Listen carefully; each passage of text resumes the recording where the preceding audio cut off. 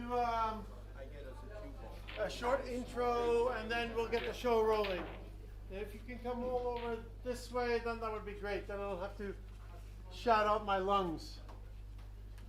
And I'm going to face this way because that's where we kind of have a camera rolling right now, which is kind of doing the overview of the room. So you're all on candid camera. Oh no, okay. Beetje naar voren. This way? That way? This way? That way. That way? Yes. Okay. Okay. I'm good here? Yeah. Okay. Awesome. Okay, so ladies and gentlemen, friends and players. To the pole.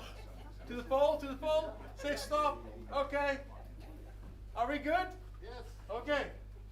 So, first of all, let me thank you for coming to the Netherlands, to The Hague, and of course, Hague 5, the home of champions. It's a real pleasure for the fourth time to welcome you here. So, on behalf of onepocket.org, the European section, and of course, our IMOPA sanctioning body, woo! Woo! I would like to thank you for coming. So before we get underway, I'd like to recognize those who actually made this possible. So of course the players, but for the first time we started a GoFundMe to raise the bar of the payout, of the game, of the location, of the organization. So this year I'd like to specially thank Joost Vollebrecht. He's here somewhere. Ivan Bellamonte, Sebastian Trolle, Sven Disselkoen, my wife, Donna. Don't know where she get that from, anyway. Joe Long, of course. Stillman Taylor. I have no idea who these people are, but thank you. Donna is your wife.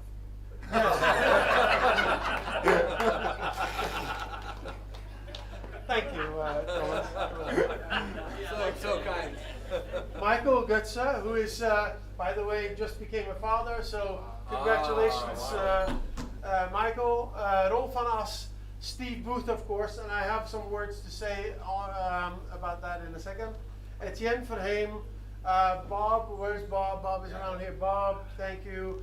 And of course, Alex Lely. Your contributions, thank you. Thank you. Your contributions directly strengthen the prize fund and help make this tournament possible. Of course, I would like to thank our sponsors. We have a new sponsor this year, GameWorks. The owner of GameWorks couldn't be here. Sebastian from Switzerland couldn't be with us today, but I hope he can join us next year. 8 Now Productions, of course, a very own New Orleans lawyer, Joe Long. So if you're ever in need of legal help in the US, he's the guy.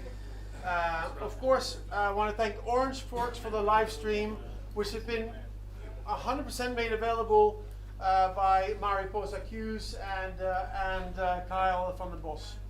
So thank you, thank you. Now, certainly not least, I want to thank Angela and staff. Again, they're hosting us here 3 days, closing down the hall, giving it to us. Amazing. Thank you. Yeah.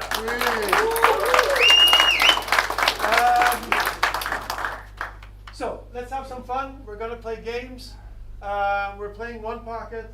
There's been a little bit of confusion about the game, about hitting a ball off the table or not.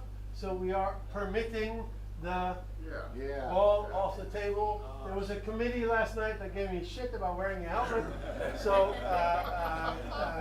yeah, that's off the table. When you jump off the table, Yeah. you get a phone. Is there any other confusion about the rules? Do we all know what the rules are on One Pocket? What was the balls in the kitchen before they go? So we are not playing with Grady rule until matches run way over an hour and a half. Okay. That's when tournament directors, myself or Anna, can say, okay, whatever the score is, we're going to start the Grady rule for this table. We equalize the minuses. So if you both go in negative, we equalize. Are there any other special considerations? Any other rules that we don't know about? Cue ball foul only, not all ball foul. Cue ball foul only. Very close contact is a 45-degree rule. Yes. Elevate 45 or shoot away 45 or more. 45 degrees. If you are not clear about a rule, before you shoot, ask. Yeah? Espen, can you explain when a ball is in the kitchen or outside of the kitchen? Very simply, the full ball needs to be over the line. Not half ball, not the full ball needs to be over line. Touching the line. Vertical projection. Vertical projection, yeah? So if you look down on the ball, it has to be over the line 100%. Where's the line? It's my line. We take the high line. Okay, any other questions in regards to rules? Who? What about it? So, the Grady rule is, if it is put on your table, the Grady rule is maximum of 4 balls in the kitchen. The 5th ball gets spotted on the spot. After the inning. Just below. When the fifth Or just ball below, is or in just the as close to the spot as possible. One fall for me, one fall for opponent, 0-0. 0-0, yep, that's correct. And the ball gets spotted after the inning. And the ball gets spotted after the inning, of course, yes. -5, finish. Espen, when we spot the ball in the Grady rules, the ball closest to the top rail, right? Spots? The ball Yeah. closest to the rail, not closest to the line, the one Closest to the rail. I thought we weren't playing the Grady. Only if it's sanctioned, only if it's put on your table. Very good, wake up. Here's a great question. Here is a great question. If someone goes to -5, does that mean end of frame? We do not do that. So you can go -25 if you want. But actually, this is very new for me. Yeah, of course. There is a 3 foul consecutive rule. Huh? 3 foul consecutive. So if you foul, foul, foul, it's end. The opponent has to call after second foul. Your opponent must notify you you're on The 2 fouls. opponent must notify. So I think it's also for the Grady rule. I think in the description of Q score said like close to the head rail. So we need to change that around. So of all of these balls, this one gets spotted. This one. Yep. Okay. But closer to the rail, not the closer to, because you get discussions on which one is. Yeah, but I mean, you put balls in position for a 2-rail, you take off a lot of the game actually. I think we should stay with this, even if people discuss. But I mean, It's already the rule. Thanks, Thomas. Thank you. this is a new world of strategies, you know. Taking away a 2-railer, just put a ball in there. Okay. You know, and you can take away a 2-railer by it. Sorry. Please, let's keep the discussions down. If you make a ball on the break and you scratch, A ball on the break and you scratch, it comes back and you re-rack and you break again. If you make a ball on a If you break, make a- whatever else happens, it's a re-rack. also. Yes. Yeah. You make a ball anywhere else, you can play. Anywhere it's a re-rack. Even when you make his ball, if you make his ball. Anywhere you rack, you re-rack. It's only if you put a ball in your own pocket, right? If the breaker makes a ball in his own pocket, it's a re-rack. If he makes it anywhere else, continue play. And the foul is eliminated if you re-rack. Right. Okay, so the first 13 matches have already been assigned a table. Players, go to your table, start matches. Here we go.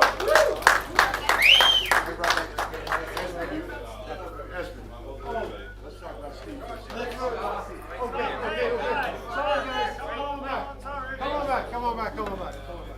It was a trap. Come on back, guys. Guys, for a moment, please. So Steve Booth cannot be with us this year. We're hopeful he will be with us next year. The reason why he is not here is he is currently going into chemo for cancer of the throat. And he has now chosen to stay with his wife and go through this process, and hopefully will heal and be with us next year. So that's that. I've added him to the tournament.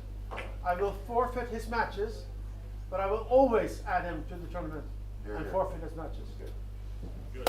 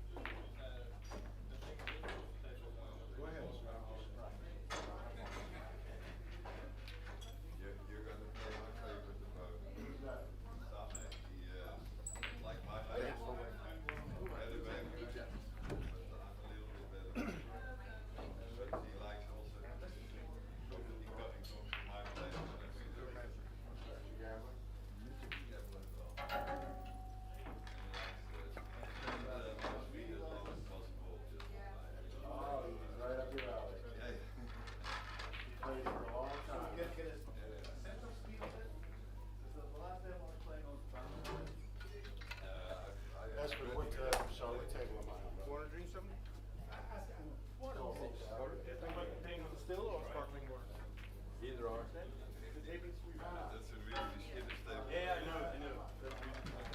The thing I can say is,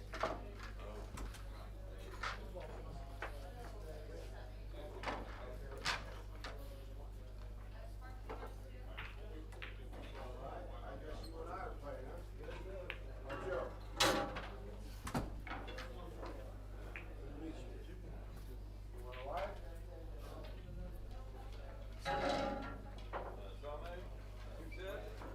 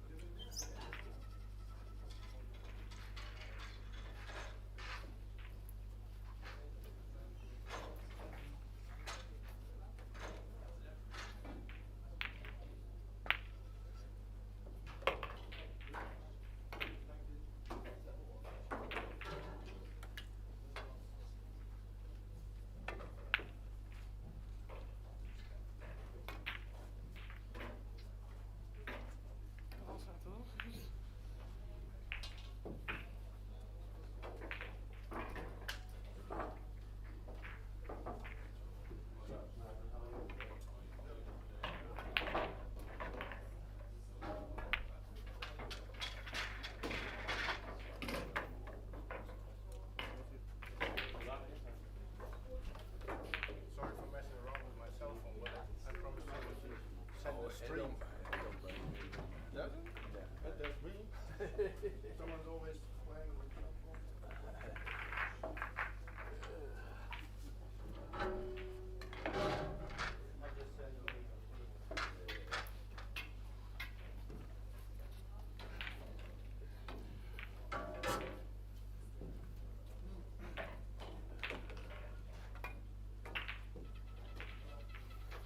Alright, we're gonna start shooting, I think.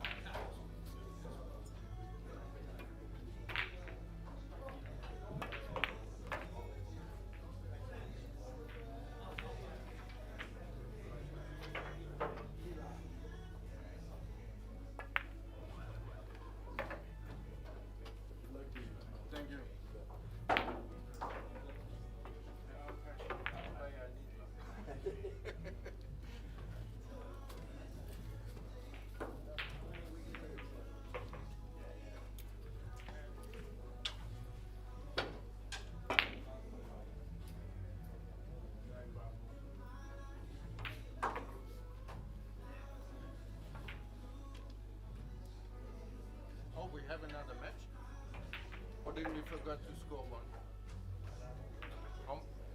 What? Did we forget to score one? Yeah. Oh, okay. Last one, I think.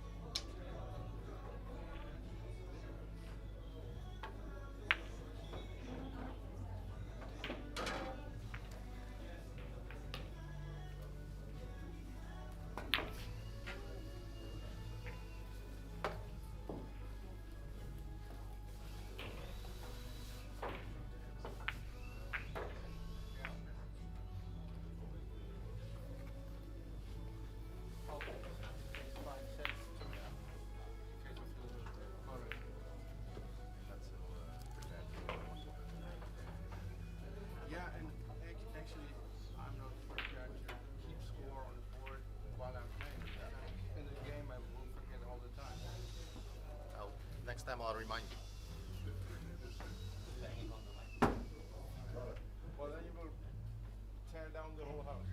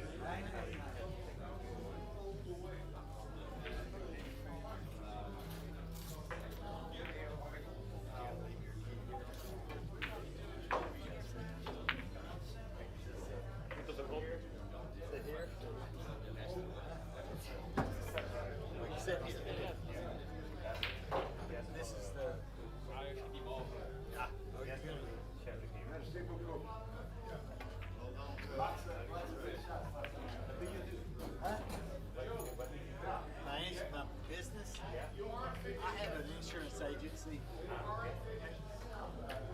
I don't work hardly. I don't. I'm sort of semi-retired. Halfway.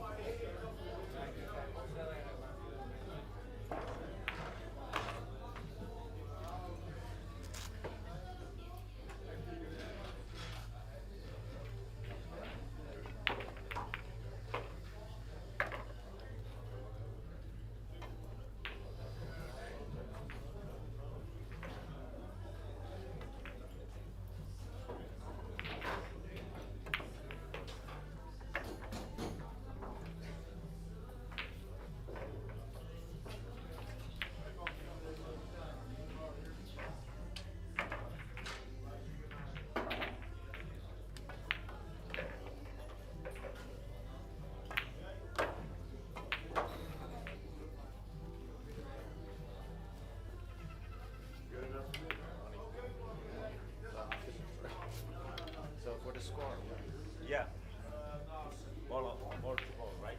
yes, this is the ball. And when someone is on 8, you press next set, you go to the next set, and when you're finished, keep pressing until it's 5 sets, and then there's a pop-up saying, okay, finish your match. Thank you. You may have to come out here and explain it. No worries, I'll keep an eye on. It's on YouTube. What's the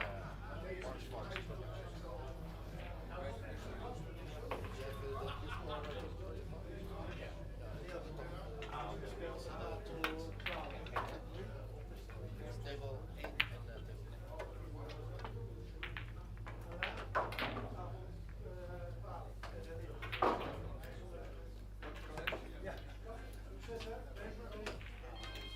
9.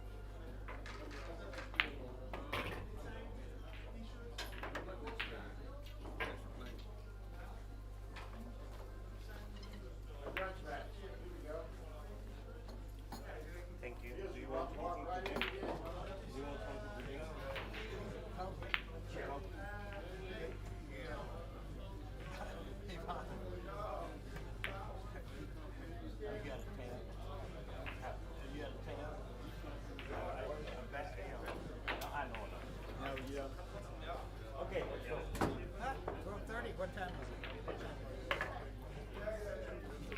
Ja, so krass jetzt nicht, aber das innerhalb 30 I think, I'm not sure, but I will try.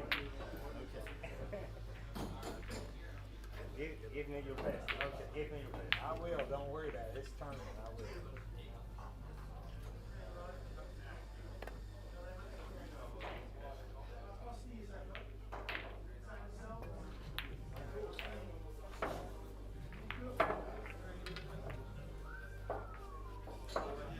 Give me a glass. Okay. Okay, I will. If you don't give me, I will give you a glass. I will give you a glass. If you don't give me, I will give you. Okay?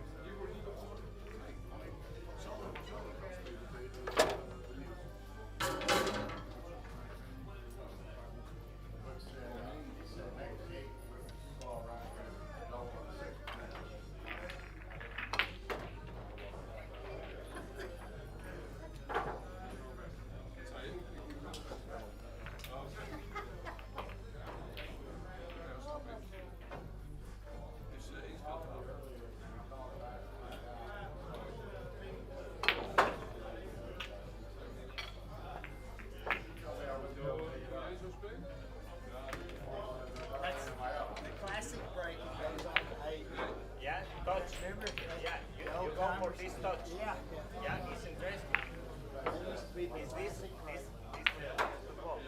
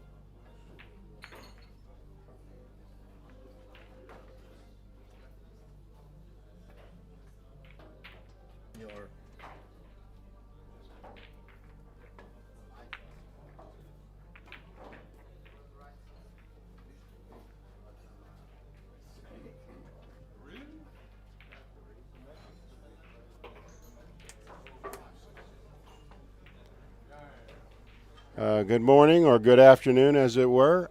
Welcome to Hague 5. My name is Joe Long, and I'm a member of OnePocket.org. We are watching two of our members here. We have Ivan Belmonte from Barcelona, Spain, and we have Robert Newkirk from right outside of Fort Worth, Texas, USA, playing a Race to 3 OnePocket. Most of our fans here are aware of this tournament. It's the 4th edition of the OnePocket.org European Championship. With me is the first champion of our event, Alex Lely. He's a European legend. Everybody knows him that's listening in. Hello, Alex. How are you? Hey, Joe. All right. Let's hear some of that world-class analysis and commentary there. Let it go. Well, I'm here to listen to you. Oh, no. Okay, so he's not going to get a rail here, I don't believe. Well, he got a rail. Oh, he did. Yeah, he did. clipped the 7, hit the long he went rail. off the side rail. Okay. Robert is an excellent player. He's 77 years old. There's about maybe 1 or 2 players on earth his age that would beat him, including Nick Varner, maybe, and maybe somebody else that I can't quite remember. But Robert is a really, really strong player, and he is a longtime member of OnePocket.org. This is his first trip to The Hague, and he's having a great time. He won on Wednesday that house tournament, 9-ball, and he won the tournament. 40 players, so that tells you something about his skill level. Yeah, Robert told me he's used to playing on much tighter equipment, and he just feels very comfortable on this equipment. He says the pockets look like manhole covers to him. So every time you tell somebody that, of course, the guy misses, you know. Now, he's playing the 14. He'll run into the 9. He'll be on the wrong side of the ball. I don't expect he's going to do too much with the cue ball, because with more speed, he'll push more to the other side. All right, let's see how he does here. He could get on the 7 if he wanted to, and that's what he's chosen to do. Well, this is actually perfect speed. Yeah. Perfect speed, because he did just enough to have something on the 7 and not overdoing it. And that's often, especially running into balls, I think one of the strongholds of seasoned one-pocket players. They play the shot with the right speed. Even if they play a power shot or a splash shot, they don't overpower. They has a very good idea of what he wants to do. And so what he did there was he's using the stack as cover, and he has achieved what he wanted to do because he's protecting the 5 and the yellow stripe. So if Ivan does not have a combination that he likes, he's probably just going to have to play something passive and thin the ball off the stripe and go to the bottom rail here. He should look at the 12-7-1 and the 1 maybe off of the 3, and then with a little more speed, if he can control the cue ball running into the 5 or 9. Okay, you're smoking crack very Why? early in the day today. Why? He's trying to move 5 balls, and this is like his first game. Let him play at least 1 game before he starts shooting all your crazy shots. Come on. Yeah, he's going to protect the cue ball here, man. This is chess, not checkers, right? Come on. Well, at least look at it. I understand. I haven't missed one from the rail since the 80s myself, you know, but it's a little tougher in the execution. Nice. Look at that shot. I Beautiful. love that shot. And as you can see, Robert takes no time. He has seen every situation and every position, and the American players have that advantage. He has been playing this game, he told me, for almost 60 years. Oh, amazing. He was 18. He started playing OnePocket. So he's got 60 years experience, so he's not going to use any mental energy on what to shoot. He knows exactly the right shot, or, you know, if you have a few options, he knows which shot suits his game best. So Ivan is in a bind here. I don't know. What do you like here, Alex? Well, he has a natural line off the bottom of the 3 and come cross table in between the 9 and 1. I like that. So he's just going to hit a smooth edge shot, shoot it with edge, and just play under the 1 ball. But he doesn't like that. He thinks he needs to do more than that. He's taking a foul. I don't like this. -1, double up to 15-1. Yeah, he's going to go down to the top rail and try to have him doubled up. He didn't quite get there, I don't believe. Yeah, he did get there, but sometimes when you're in a really terrible spot, you have to do that. I didn't think he was really in that bad a spot. I liked your shot, and I thought that he could have saved the foul. But, I mean, he's at the table. We're not at the table. He knows what's best for his game. Now, this shot is... So he cannot make the 1. He needs to do something off of the 3. If he misses the kiss, he can fall behind the 6. But no, he's just going to leave it up table. And he put him in the same spot. He said, I'll double you up. How about that? See? He's playing good. So, yes, he does play well. Yeah, you were also playing good just now. Unexpectedly, because for you guys, it's 3, 4 in the morning. 2, 3 in the morning when you got up. As soon as I got into to Amsterdam, we took a cab here, and then I got to sleep. So I wasn't okay. And he just lost the cue ball there.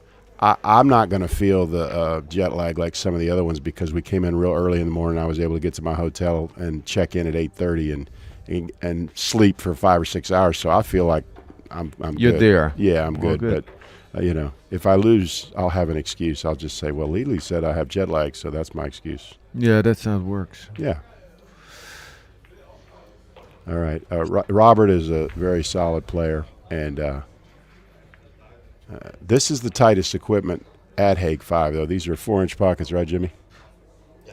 Yeah, this is the only table that has 4-inch pockets, so but he still hit it like it was a bar table. That's a good shot.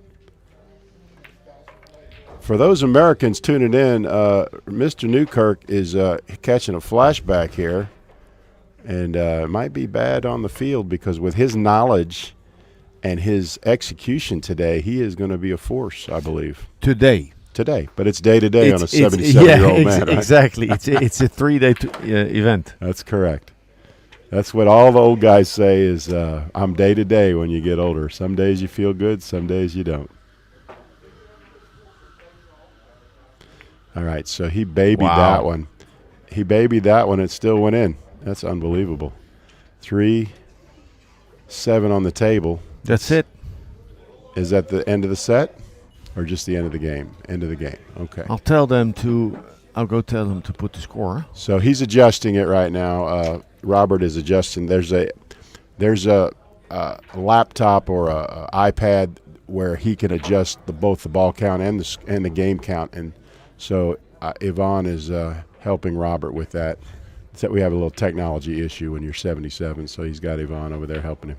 I'll take time to thank the parties that made this event possible. That's GameWorks, from Sebastian Pochon from Switzerland, who unfortunately couldn't make it. Aid and Out organizations, Joe Long, Legal Joe, Mariposa Hughes from Illinois, and Staff and Angela, the hosts, the owners of Hague 5. Yeah, and as always, Alex, we want to thank you for helping to organize this. Espen's doing a fine job as tournament director, and Jimmy with the video. Everybody pitching in to have a first-class event here in Europe, and we're all very happy to be a part of it.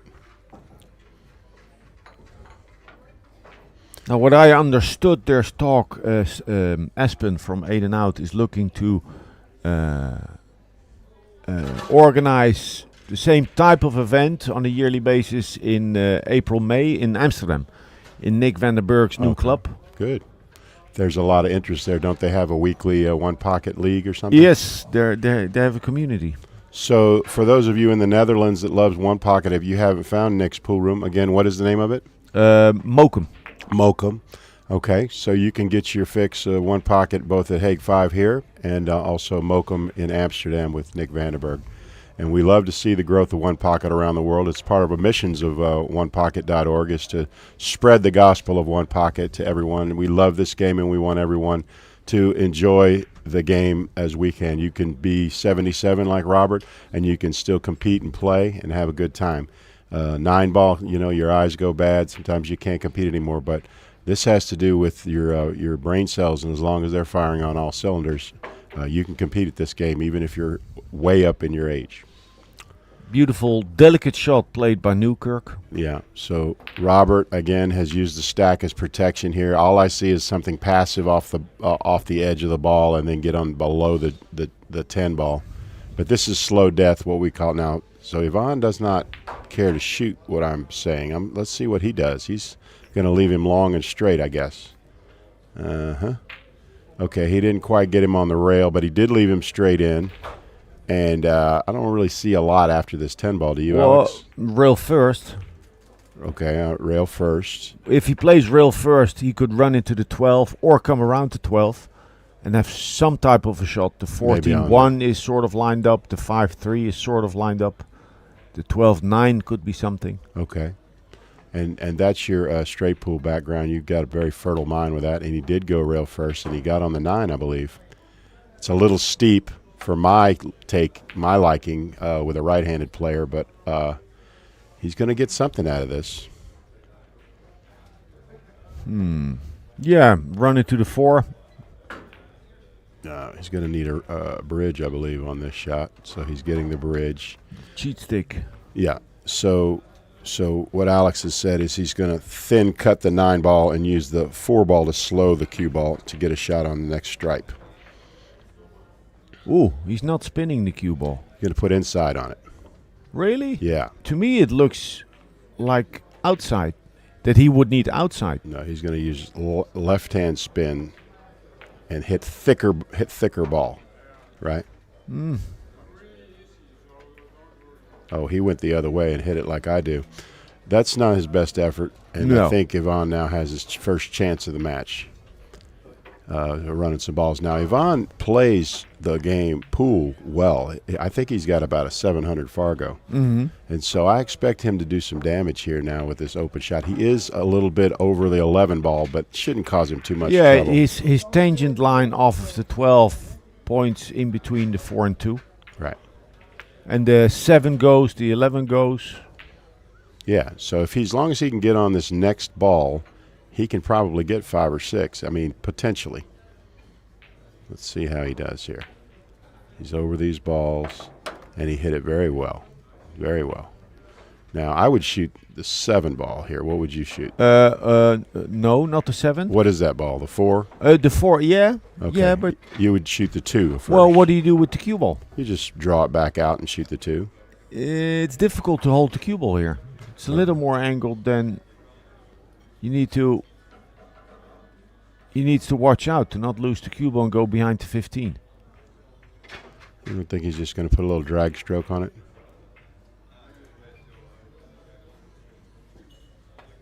Like that? He got very unlucky there. No, this is what I predicted, and he even hit it fat. Otherwise, he would have lost the cue ball more. I see what you're saying. Yeah. And you saw. So you say that you should have shot the 2 because the danger was exactly what happened to him. Even though he hit it pretty well, he still got hooked on the. Or choose to run into the 15. I see. Okay. Also, the time he took to prepare the shot tells me that it was a nasty angle. He didn't like it. So this combo, and then what? Get on the 9 here, if it goes. Or the 3-1, yeah. Well, that's good. I like. Okay, hit that one real well. Nice. Okay. Yeah. Okay, he's back in action here. Now you shoot the 11 here, or would you shoot the stripe by the 2? Well, it depends on the angle. No. I'm going. I would like, if you have the angle, to play the 7 and run it to the 5. Oh, draw it into the 5. Yeah, because then you have the 14, and after the 14, you would have 3 balls in the open. Well, he's got a full bridge here, so he shouldn't have much of a problem. He's going to shoot the 11. And draw it back and then shoot your shot. I think. But then, I would like to save the 11 as extra margin. All right, so that's a straight pool concept of using an insurance ball, huh? Okay. Nice. You get, now, I would clear my pocket here, but that's me. These pockets are not diamonds, so you can't hold 9 or 10 balls with them. But how many balls can this table hold? It's about 7 before they start jumping out? No, even 5, 6. Okay. So I usually, when I'm playing in a tournament, when I'm going to 8, I always put 4 and only 4 in the side pocket. And that allows me to always know what the score is by just looking in there without having to put my hand in there. And we actually had a dispute. Some of the players were not familiar. When you're playing with a drop pocket table, the courtesy is you don't put your hand in your opponent's pocket, okay? Yeah. You don't grab balls out of his pocket because, and I told the guy, I said, look, man, not everybody's as honest as you. So we have a bright line rule that you don't go into your opponent's pocket. You don't pull balls out of his pocket. You let him throw the cue ball to you, let him spot the balls out of his own pocket. Who was this, Sami? I don't know. It's not really important who it was. The point is that everybody plays their home in their home room. Everybody's gentlemen, everybody's friends. And then when you play different people from different countries and there's money on the line, you just want to have a rule that will prevent any arguments about, hey. Do you know the game Risk? Yes. Where you need to conquer the world? Yes. It's also the same rule where you don't take out someone's armies. You know, where you're killing his armies? That's right. Don't touch his armies. Don't touch his armies. Let him take them off the board. Yeah. So anyway, so there was a little discussion about it. The player, he had no idea that it was bad form to reach into his opponent's pocket, and the player said, "Hey, don't grab my ball, don't grab my balls." He wasn't very nice about it either. He was like, "Hey, don't put your hand in my balls, in my pocket." So we got it settled, and it was an interesting because different cultures have different, where he came from is like no big deal. Nobody's ever going to cheat, but I'm here to tell you, we gamble in America, and you got to watch your opponents sometimes when you're gambling because they might pull a move on you. I know. So what's the shot here, Joe? Well, off of the 15. I'm clearing the 9 balls. What I'm doing. He sees the 9. Yeah. Yeah, I got to clear the 9. Just leave it there. I've got a big score lead now, so I'm moving balls up table so I can't lose in one inning. And he hit it very well. He got it to his side. Okay, so now he's got it on the long rail, so it goes 3 rails to his pocket, but it does not go to Newkirk's pocket. Newkirk is probably going to just shoot the 8 in. He wants to keep the balls in play. And how about that's a shot I look at crossing the 8, running the cue ball into the 9, and then hopefully having the 8 like center table blocking the path to the other balls. I like that too. So you're going to bank it, and he likes the same shot as you. Yeah, you like take this. the 9 to the middle. Now it goes to his pocket. Yeah. That's So right. so I was looking at the same shot but a little softer, and he actually played it with better speed. So we learned a little something there. Yeah, didn't we? developing the 9. So Newkirk has shown us a shot to keep the 8 in play, move the 9 where he can attack it when he gets a shot at it, and all the balls are still in play. So Yvonne is one unlucky or bad shot away from letting Newkirk get back in the game. Now thin off the 5. I think he can bank this stripe. No, okay. You could thin off the 5, but I would rather bank this and leave him on the top rail. If it banks, yeah. Yeah, well, I don't need to make it. I just need to get it up, down near my hole. Put him on the 9. Okay, so he likes your shot better. He's going to use that ball as a blocker, and that is a great shot, and he got him right on the rail. His speed is so good. Yeah, Newkirk has come to play today, children. You might not like it. You might not like it today. As you say, it's day to day when you get with a senior citizen, but today is he's playing very well. Yesterday they matched up Belmonte because we spoke outside. Right. Belmonte lost, but he said, "I'm happy I played him because now I know how dangerous he is." Yeah. And actually, Belmonte is playing with a lot of respect. Ivan is a great guy. He came to New Orleans and played in the Buffaloes event this year, and he came with his road partner and had a great time. It soaked it all in. Got to play with all the best players in the world. And not everybody has $2,000 to do that, but he got his bucket list checked off, and he had a great time. So he is from Barcelona, Spain. I think he has at least 1 and perhaps 2 pool rooms there. He's in the process of opening another one. Okay, Yeah. good. So if you're in Spain, please give Ivan some business because he's a great ambassador for One Pocket in Spain. He supports this event. He supports the Buffalo event. He'd love to have an event in Spain. We want to get the players in Spain interested in One Pocket so that we can grow the game down to Southern Europe because, if I got to go anywhere, I'd love to go to Barcelona. I can just be honest with you. That's a pretty nice city. It is. Now, if he can't kick the 9 off of the long rail, I would look at slamming the 5 into the 9 and carrying the 3 ball to the left. And even though that's risky and you wouldn't exactly know where the 5 would go, I want the balls out. Why wouldn't you just cross the 8 and use the cue ball and put the cue ball under the 9? Why wouldn't you just do that? Yeah, much better. Yeah. Yeah, I'm banking the 8 to my side, but I'm playing the tangent line to get the cue under the 9 ball, so he cannot bank the 5. But maybe it's too steep. Maybe he doesn't like it. Maybe he just wants to soft kick the 9, which is okay. But he's desperate. He may try to bank the 5 or the 8 on you if he can see the 8. but he's probably just going to soft kick the 9. That seems like the most reasonable shot. I wouldn't want to do anything with the 5. That's too dangerous. He's going to have to spin it, though. It looks like he's going to have to lengthen the angle a little bit. Put a little right-hand spin on it. Well, he shot something pretty aggressive, and I think he's going to get punished for it because he's opened these balls up, and Newkirk now has a pretty reasonable bank. He can shoot the 5 or the 3, whichever one he likes. Yeah.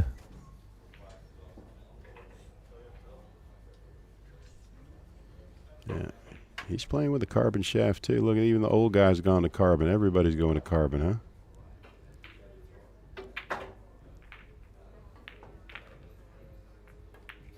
Oh, nice. Look at that. A good speed. Look where the cue ball is in case he misses it. Look, he laid him right up like that.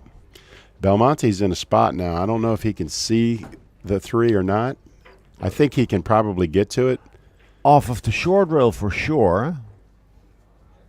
Oh, you mean swerve it around the orange ball? No, I think he can kick it off of the short rail. Oh, kick it. You mean Kick it. clear it. Clear it, yeah. Ah. He can attack the 15, which he's looking at. He is looking at that because that you win the game if you make it. Hang it, at least. Well, let's see how his speed is. Some guys don't like to slow roll balls, you know. He is taking his time, though.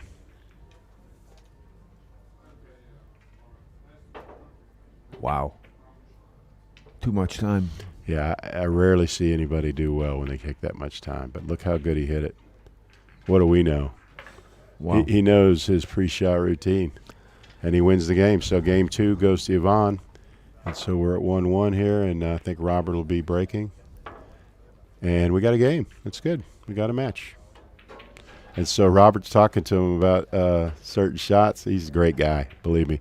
If you ever get a chance to play Mr. Newkirk, he's a gentleman in all respects, loves the game, and he's not selfish at all. If you want to learn anything, just go hit some balls with him. He can show you some stuff. He's a good teacher. He's patient, and he's a real gem that we have in the One Pocket community in America. And I'm glad that he was able to come over here. His wife is having some pretty serious medical issues with Alzheimer's disease, so he doesn't get to come out all the time. But he wanted to make sure that he came over here because he'd heard such good things about this event, and he wanted to come over here and see it for himself, and he's having a great time.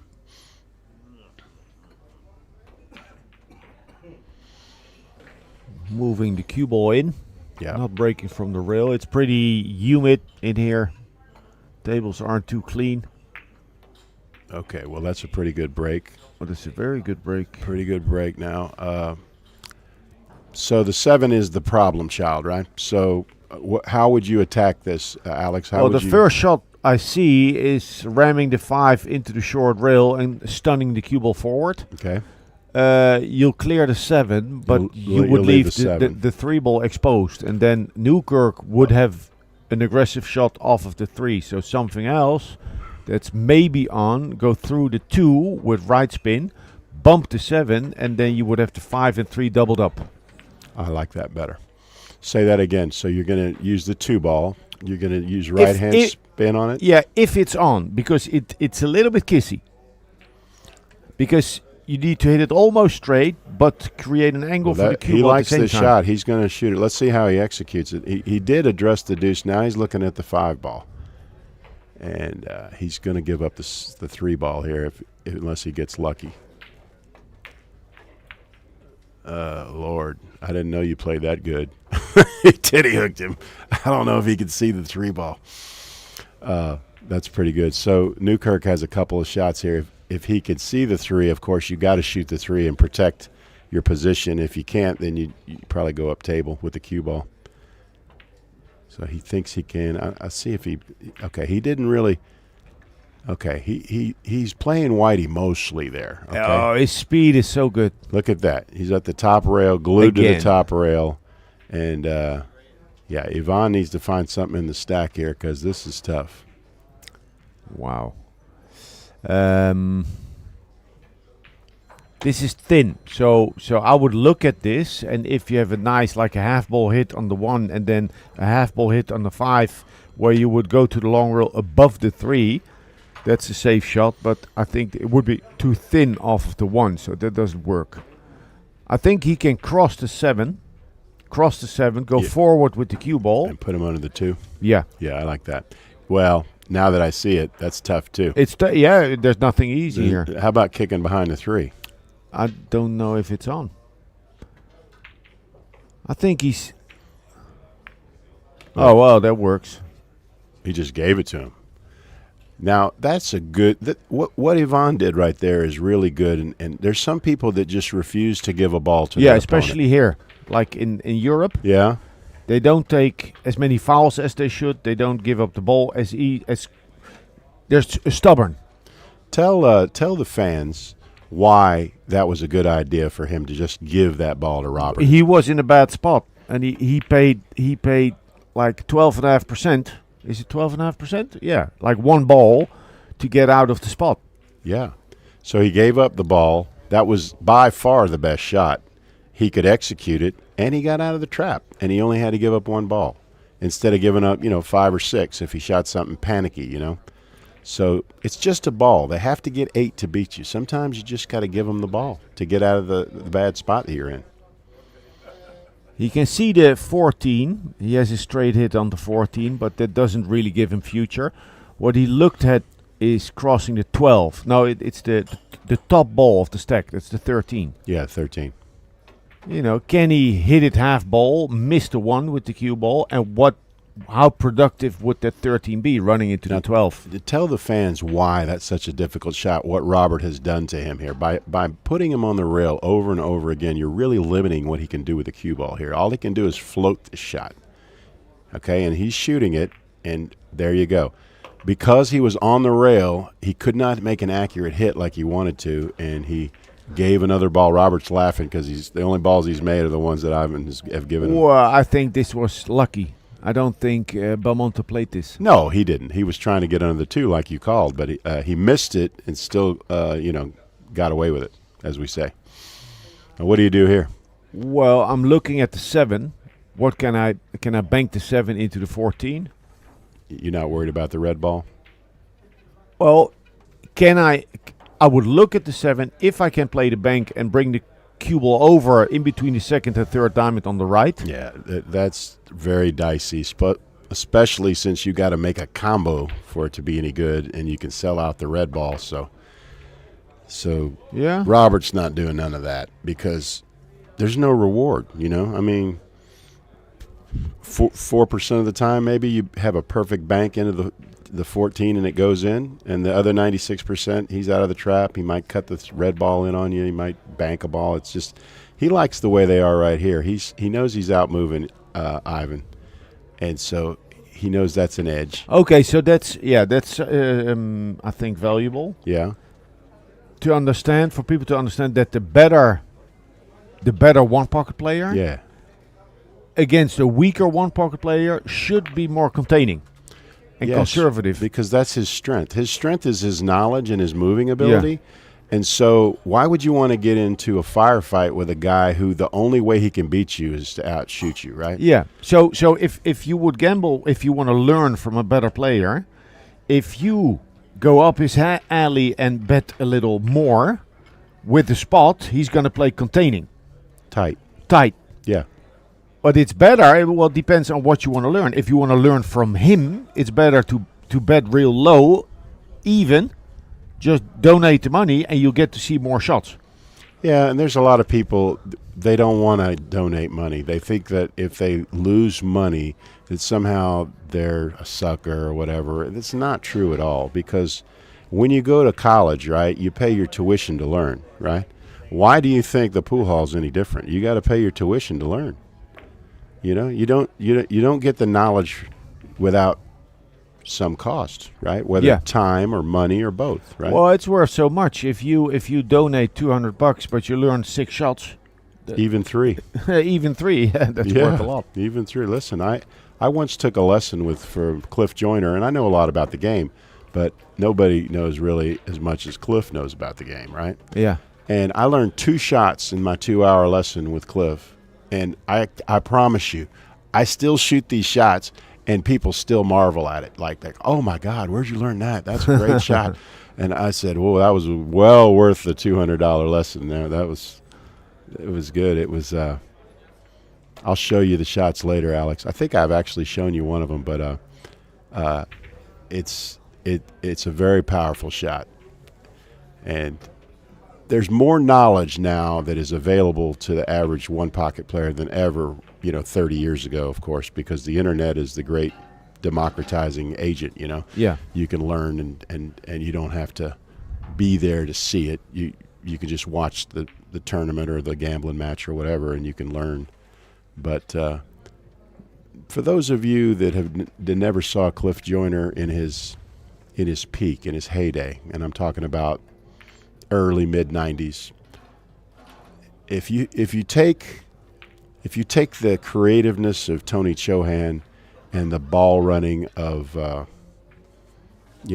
Shane Van Boning, okay, that's what Cliff was doing to people back then, okay. It was frightening, and the only guy that could beat him was Efren. He was a great player. He's had some serious health problems that's diminished his play as well as age. But at his peak, he was a treasure to watch. Yeah, a lot of powerful one pocket. Yeah. I mean, he gave up games to good players, like good players. He would give like 9-6, 10-5 to. And these are like your best little local player in your pool hall. He would just give them 10-5, just steal their money, And you're like, nobody can give him 10-5, and then you see Cliff do it, and he's doing it, and the guy's not even making a ball. He's -2 when it's over. We had a guy at our pool hall, and he gave him like 12-5 or something. He said, nobody can give me 12-5. He was -4 after it was over. He lost 4 games. He was -4, never even made one ball. Ooh. That's a little thin. He's going to give up something here. So what was he trying? I think he was trying to get a thicker hit and then caroming into the 8-12. Yeah. Slow the cue ball down. Correct. I like that shot. Yeah, he finally did not execute the shot that he was trying to do here. And Yvonne's looking to see if this ball goes, and he's smiling like it maybe goes and maybe doesn't go. The 13 is open. He's looking at it. He's wondering if it's as clean as we think it is. Now, if this is tight, what I do, and I've seen Efren play the shot, you're gonna play it with speed and slightly elevate it so the cue ball will jump ever so slightly. And then you make the 13 jump ever so slightly. Oh, it misses the edge of that ball, huh? Yeah. I got you. And even if it goes, it'll give you a bigger pocket. So, yeah, so you jump the edge of the ball in case it's obscure in your pocket. Look, he's shooting it. I think he's playing the shot. Yeah.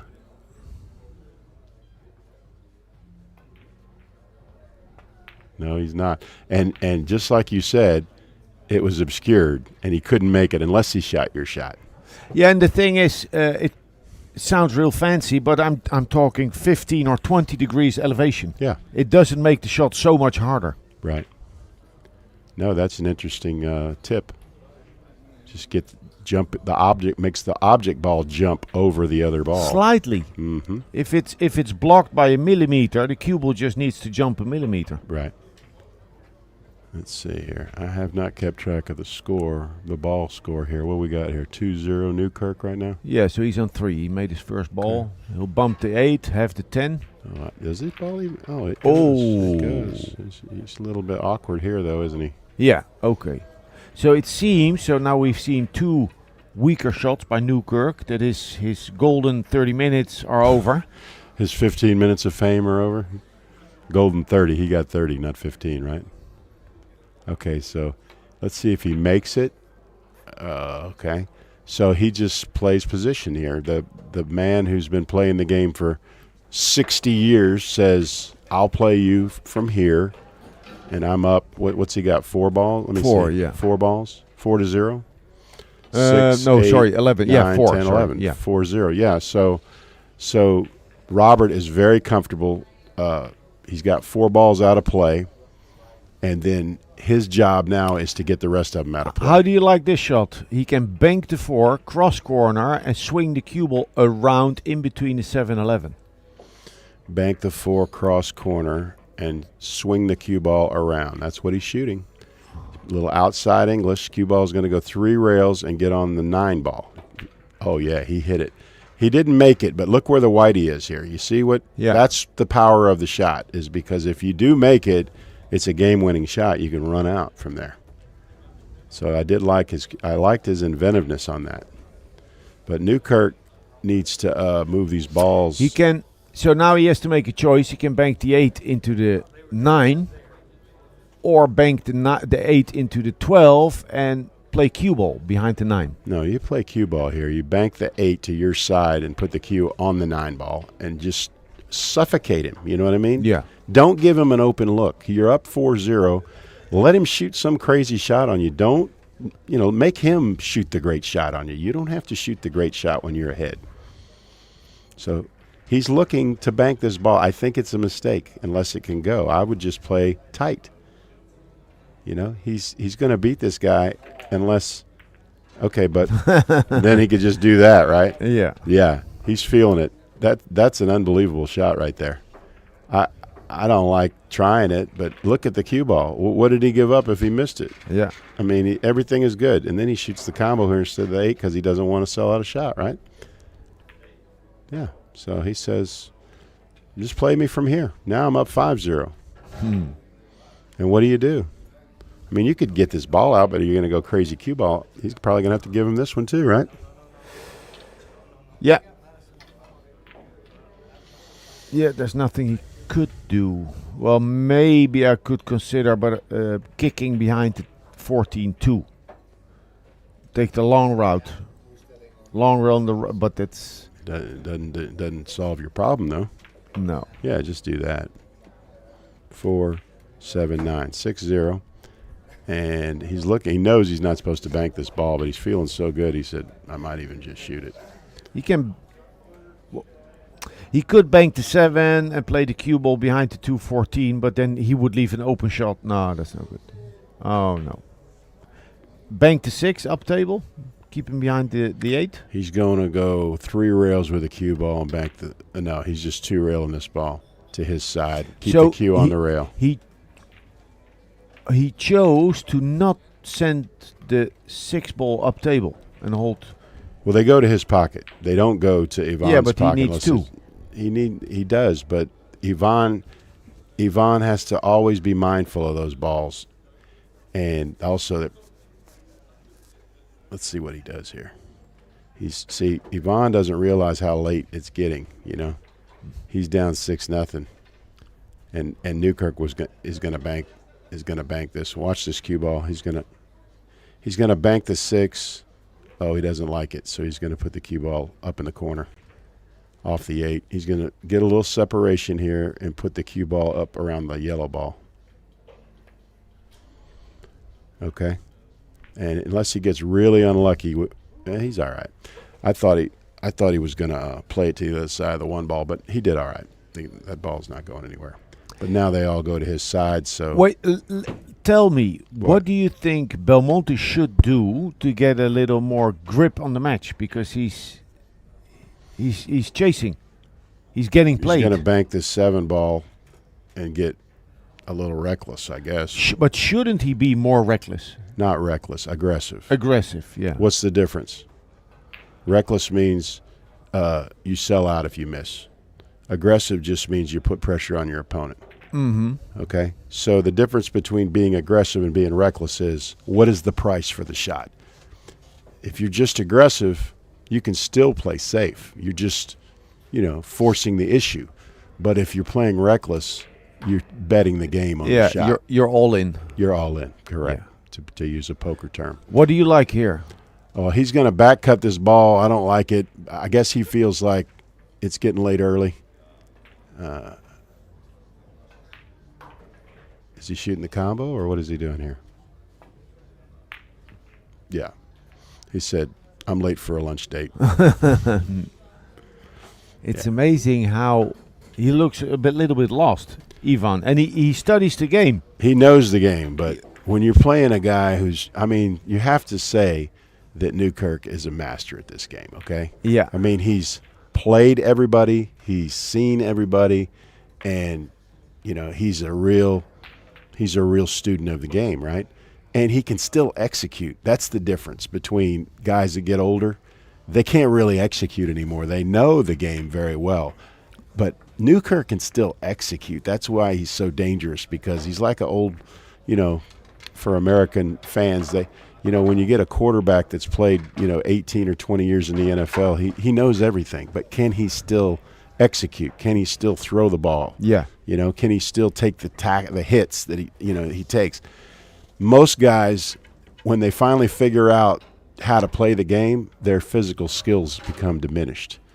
And Newkirk must have been a hell of a player at a younger age, because even at 77, he plays. He's still executing, yeah. Very good. Well, I must say, when I played Bill Rousey like 2-3 years ago, I don't think Bill played far under. No, Newkirk. Bill was a good player too, but Bill's what, 78? Yeah, but when I met him 3 years ago in Buffalo, he was Newkirk's age. No, he's still a year younger. Oh, a year older, sorry. Oh, okay. As long as they're still alive, he's still a year older.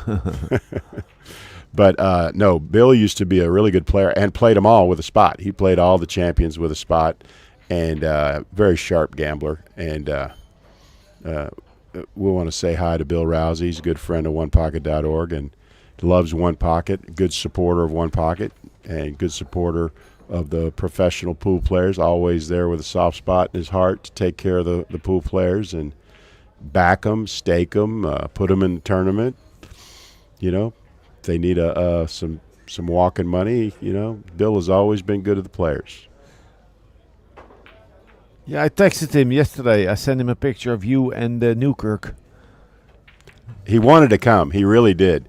He's threatening to come, and maybe we'll see him next year, because he's doing a lot of traveling in the United States right now, and he would love this. This is right up his alley. So, Bill, if you're listening, we'd love to see you here next year. Why don't you start making plans, brother, because once you come to this event, you're going to realize that One Pocket is growing here in Europe, and they have embraced your game. Yeah, it's a very sociable community.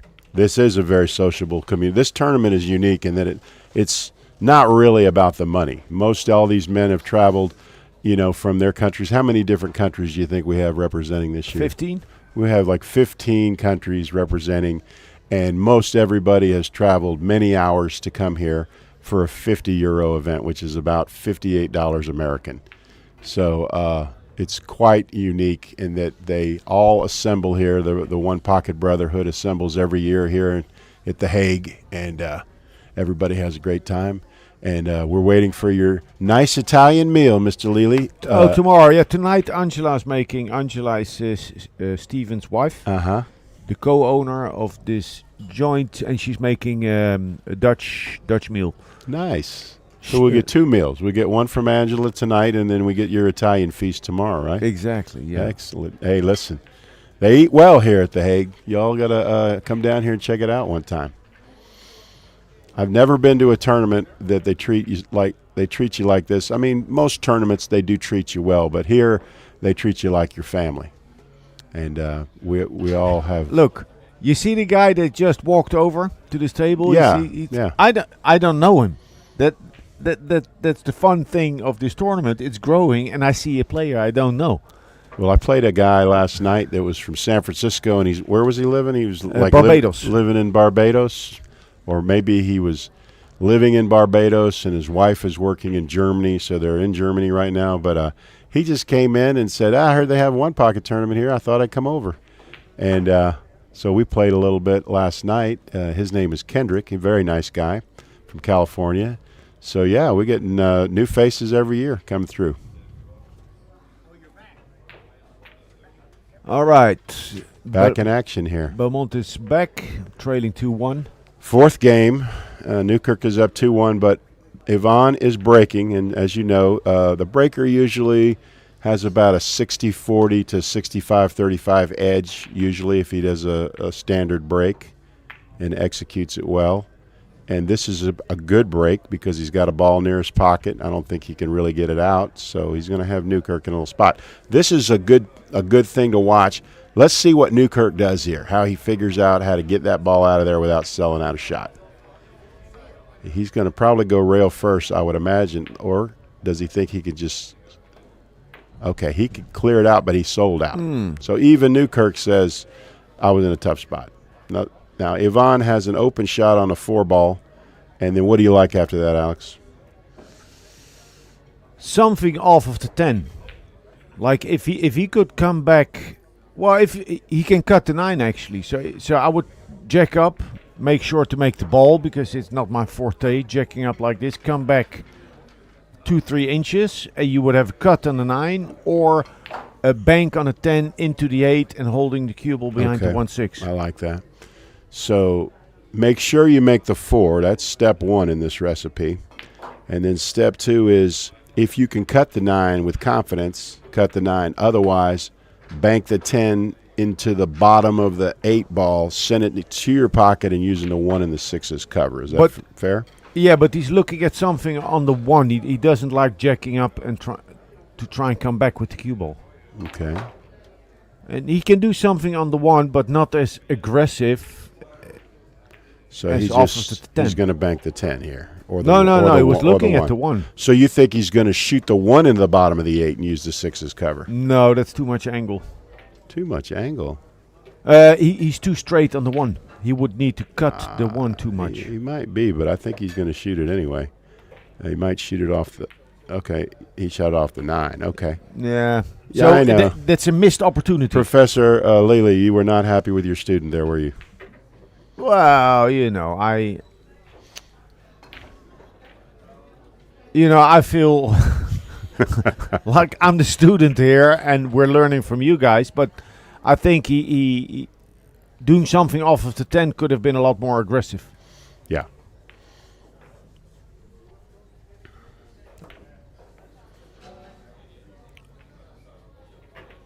Okay. So Newkirk is now he's only bent down 1 ball, which I believe he got off pretty cheap. You know what I would try to do against Newkirk? The thing that Newkirk is doing to him. He's putting him on the end rail. Squeeze him. Yeah. Yeah, like old guys don't like to shoot from the rail. Who does? Well, especially old guys. Well, old guys don't like long shots and don't like balls. They don't like to be on a ball. They don't like to be on a rail. My first serious 1-pocket session long time ago was against San Jose Dick. Oh yeah. In the 90s, late 90s. Yeah. We played 27 hours. Really? And at some point I figured out, okay, I need to leave him long. The old guys don't like long shots, huh? Yeah, and then he said, "Oh, you found my weak spot." Yeah. And then I forgot. I wasn't getting the opportunities to do it. I forgot. And then 5 hours later, I thought of it again. Oh, man. And then he said, you forgot. Yeah, but that's what happens. Yeah, that's funny. But also probably, him as an expert as he was in 1-pocket, he found a way to not let me play those shots. Kept you off the shots. Yeah. Yeah. Yeah, he's a member of 1-Pocket Hall of Fame, San Jose Dick. I didn't know him, but I know that he's a member. And by the way, for those of you that are not aware, Steve Booth is not here. He's battling some health problems, but he was inducted into the 1-Pocket Hall of Fame this year. And so we want to congratulate Steve Booth for a job well done. He is the founder of onepocket.org. He is probably one of the most responsible for the growth of 1-Pocket over the last 20 years. Wow. And so that's a tip of the hat to him. He was never a great player, but as an ambassador to 1-Pocket and a promoter, as a writer, as a photographer, and as a mentor to those of us that like 1-Pocket, we owe a great debt of gratitude to Steve Booth. So, Steve, if you're listening, and I know you are, we love you, and we're looking forward to seeing you next year. Get well. He won the 1-ball 1-pocket here 2 years ago. He did. He beat you, remember? Yeah, I remember. Still got the lashes on your back, don't you? Let's see here. Okay. So the way the balls are spread out and the position of the cue ball, it's very difficult to avoid an up-table game. But in this tournament, we're applying the Grady Matthews rule, the Grady rule.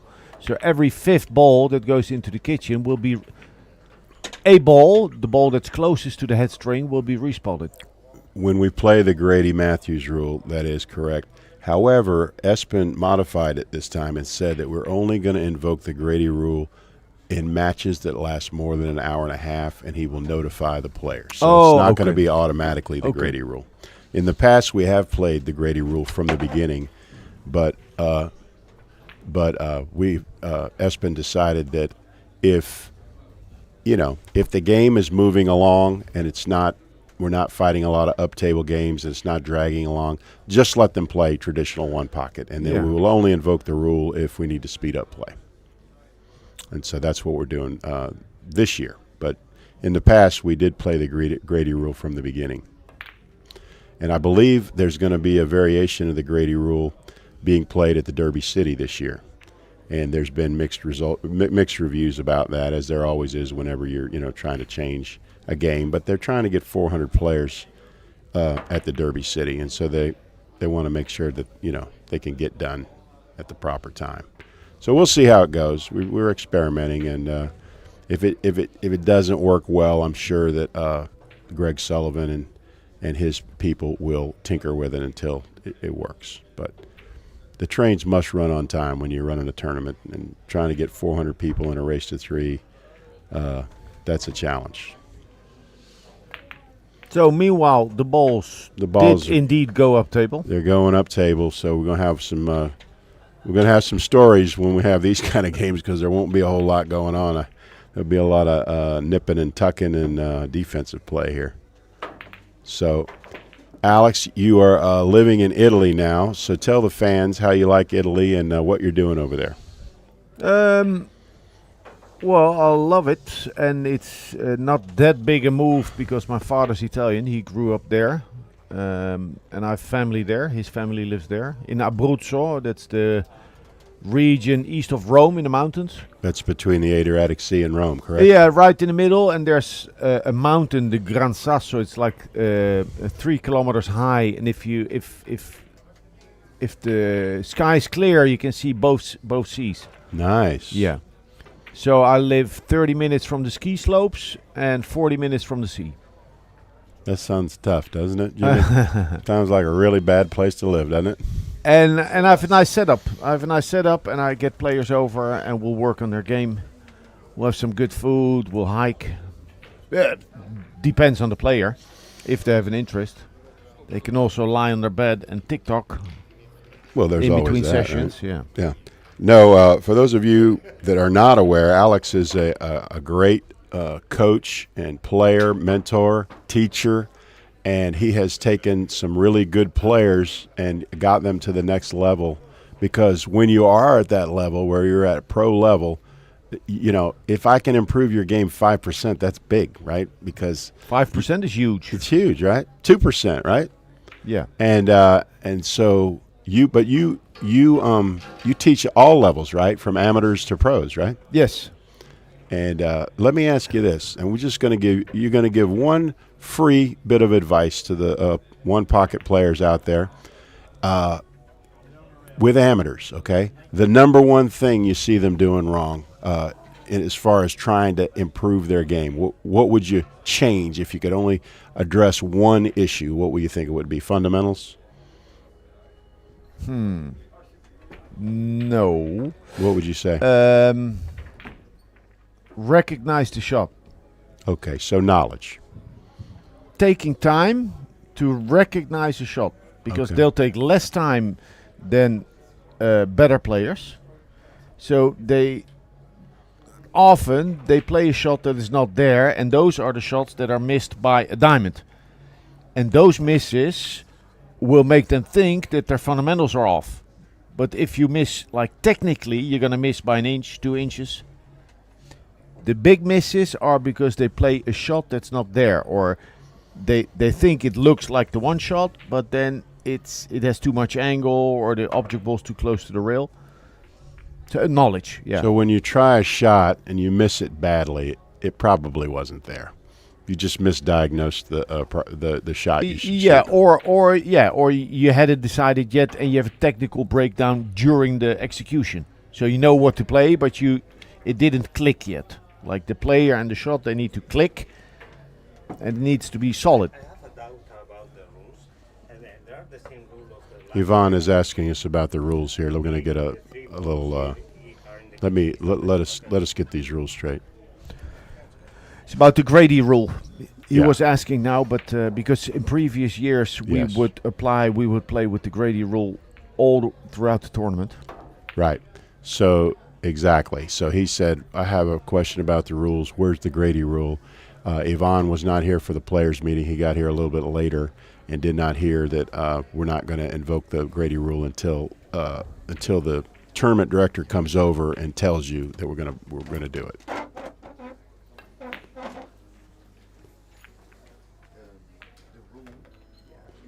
So Alex has taken some time to tell Yvonne why we're not playing the Grady rule right off the bat.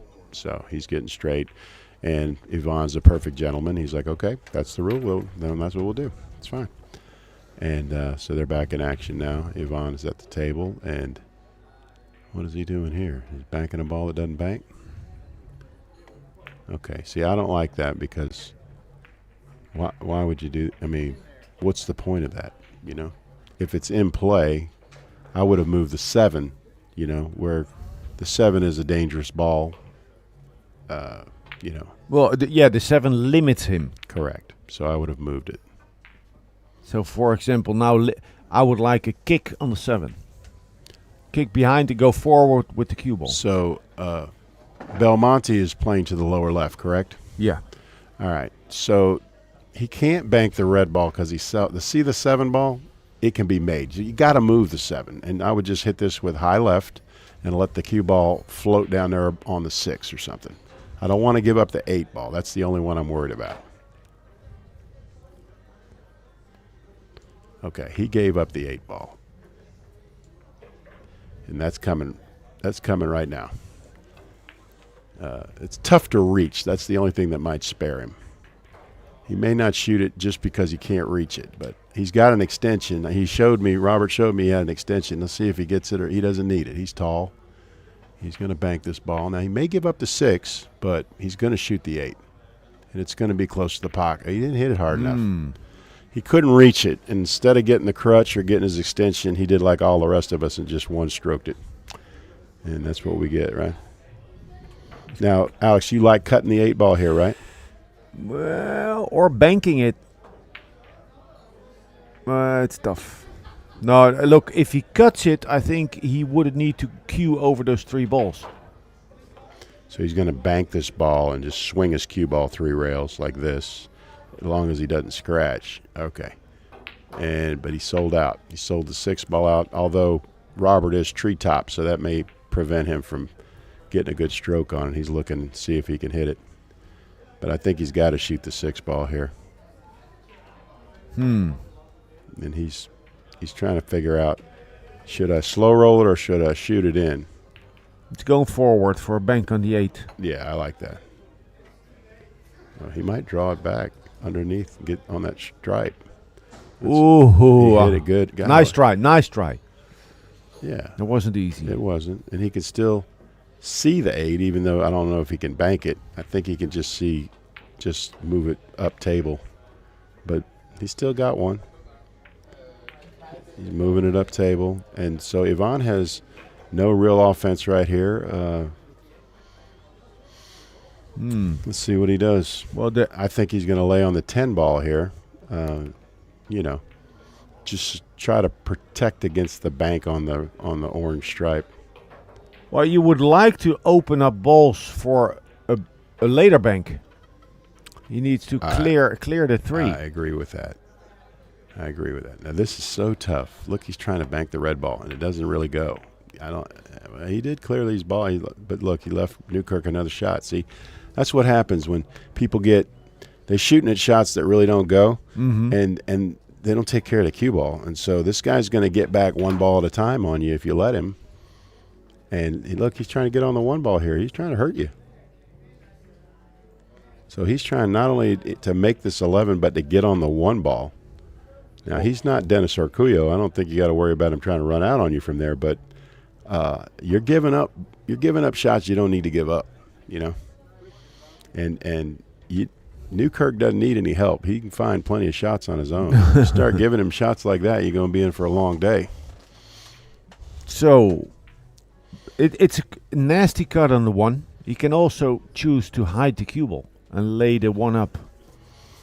Yeah, I see these Europeans. They like to shoot a little too much, I think. Right? Yeah, they shoot a little too much. But, I mean, they shoot good. I mean, but still, he missed it. Now he's left another shot, and don't think Newkirk's not going to shoot the one on him. Well, I don't think. Oh, the one on the cross banking. Yeah, you banked the one ball. And here. where did he go with the cue ball? Towards the 713? No, you put it over there by the 10 ball. So he can't shoot the 8. Yeah. But you played with the hair of a little left. outside spin, yeah. He's looking at the 7. Yeah, that's not the right shot.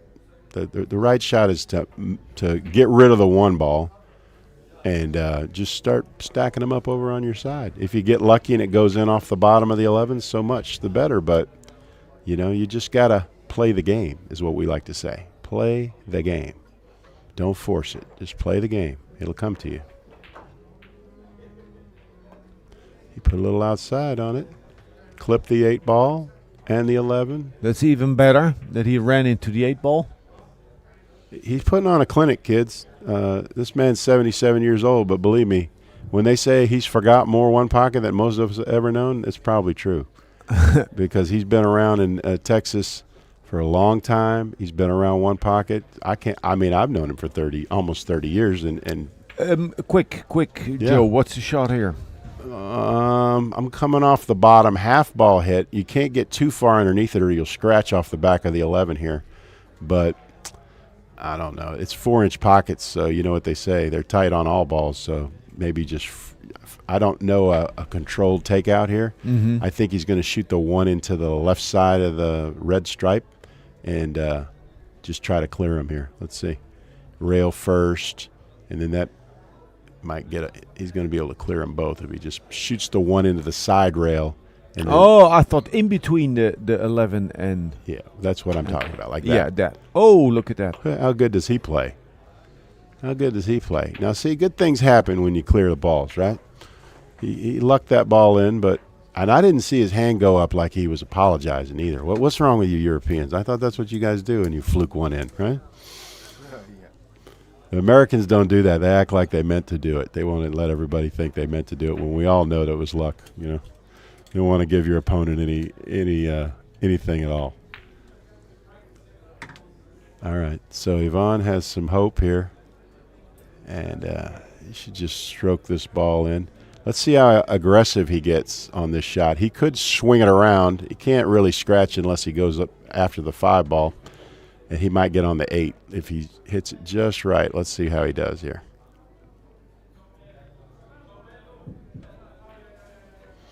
He's going to try to spin it with outside and go 3 rails and get underneath the 8 ball here.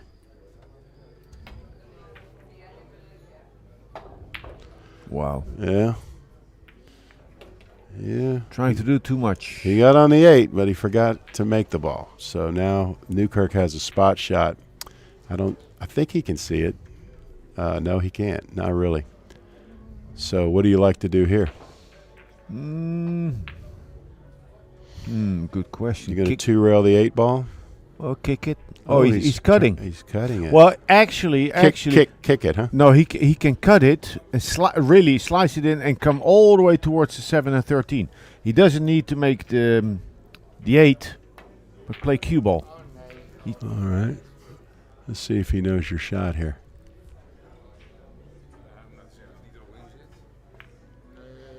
Oh, yeah. I like that. Look at the cue ball. Wow. How good does he play, huh? Newkirk, you are knocking all your action here in Europe. Believe me. You're not going to get any gambling after this match. Now, same thing. He can bank the 2 and bring the cue ball over to the corner, even though the 5 would be on for Belmonte. He has a good chance to put him in a tight spot. He's not doing all that. He's putting him right on top of the 9 ball. He's like, we're going to play a little 1 hole. Since I know you don't like to be on the rail or on a ball, I'm going to put you on a rail or on a ball. I know you don't like long shots, so I'm going to leave you long shots. Whatever your opponent hates, just give it to him all the time. All right. Now, he may bank this 3 ball. It looks like he could shoot it, cross bank it. Do you think that goes or no? Yeah, but cue ball's going to be wild. It just goes into the 7, right? With too much speed. Ah, too much speed. Is that correct ball count here? 4, 6, 9, 11. Yeah, 2-2. All right, I think he's going to shoot it. He's laughing right now. He's like, I could shoot this, but then I might let the cue ball go crazy. Everybody's watching me back home. I can't do that. I was giving you my Newkirk impression. I was trying to put the Texas draw on that. So, a waiting shot. Yeah, just as you call it, just a little tempo shot in chess is what we call that, as a tempo move.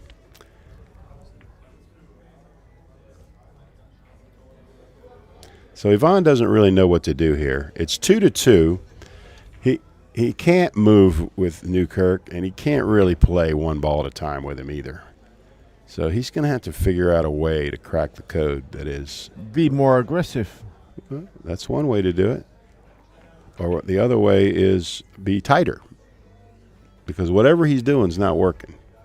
Although, I mean, he's only down 2-1, but he lost 8-1, 8-1 when he lost. So when Newkirk gets the break, it's kind of tough, you know. This table's breaking well, and so now Belmonte is playing really quick,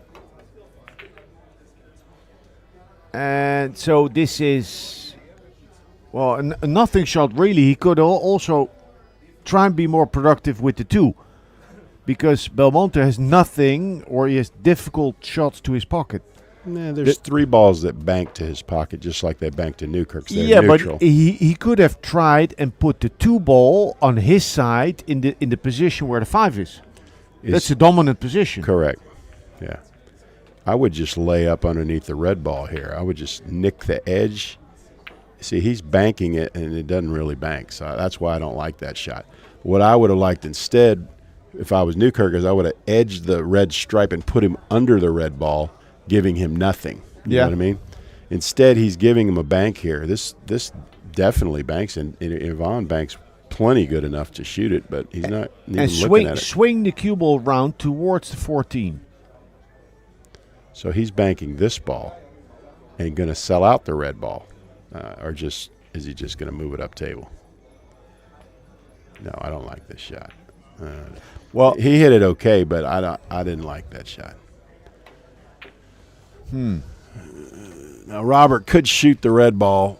Like, if he was 40, he could shoot it. But if he's 77, I wouldn't. There's no use. He's risking for the 1 ball. Correct. Well, I mean, you know, from the rail, we would shoot the red ball in and get on the 5, of course, because we don't ever, not only do we don't miss any balls, but we don't get out of line either over here on the rail. Everything is perfect, right?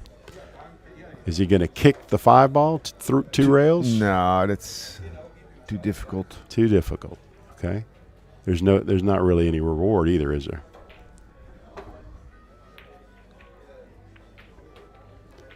All right. Yeah. Well, you can see even when we see that when we have a visual of Newkirk addressing the ball off of the top rail, he doesn't like it. You can see, you know, he's really struggling there. Yeah, nobody likes being on the top rail. Players, when you see a guy who's struggling, keep giving him the same thing. I tell Sven, because Sven is the guy here from The Hague, and we play a lot. You know Sven. Yeah. I give him 13-5, and he's always asking for input. Oh, not only does he want to gamble with you, he wants you to coach him too, right? Yeah, after you get your 13-5. Yeah, after the session is done, and I tell him, get good cue ball speed, put me on the end rail, and go for shots. Yeah. I don't want to play those shots. No. So I think that's. If he leaves you long and dares you to shoot, and he's got balls around his pocket, he's putting a lot of pressure. So I think that's what Belmonte needs to do. Just attack his pocket more and play a long cue ball. Make it a shooting contest. Okay, I like that. All right. So, and I don't mind this either. I don't mind getting some balls in play because he's not doing any good with this game, you know. Yeah. So get some balls in play. If you're the 700 Fargo, you need some balls to shoot at, right? So, and I like this. He's on the 2 ball, right? Mm-hmm. He's tree topped, so he can't do anything aggressive, right? He can't do anything aggressive. And now you got a bank if you want one. So he can bank the stripe here and get on the 14. He doesn't want to shoot it, though. He's just going to roll up on the 10 ball. Or the 13. Or 13. Make it. Yeah, make the 13. Put it in play.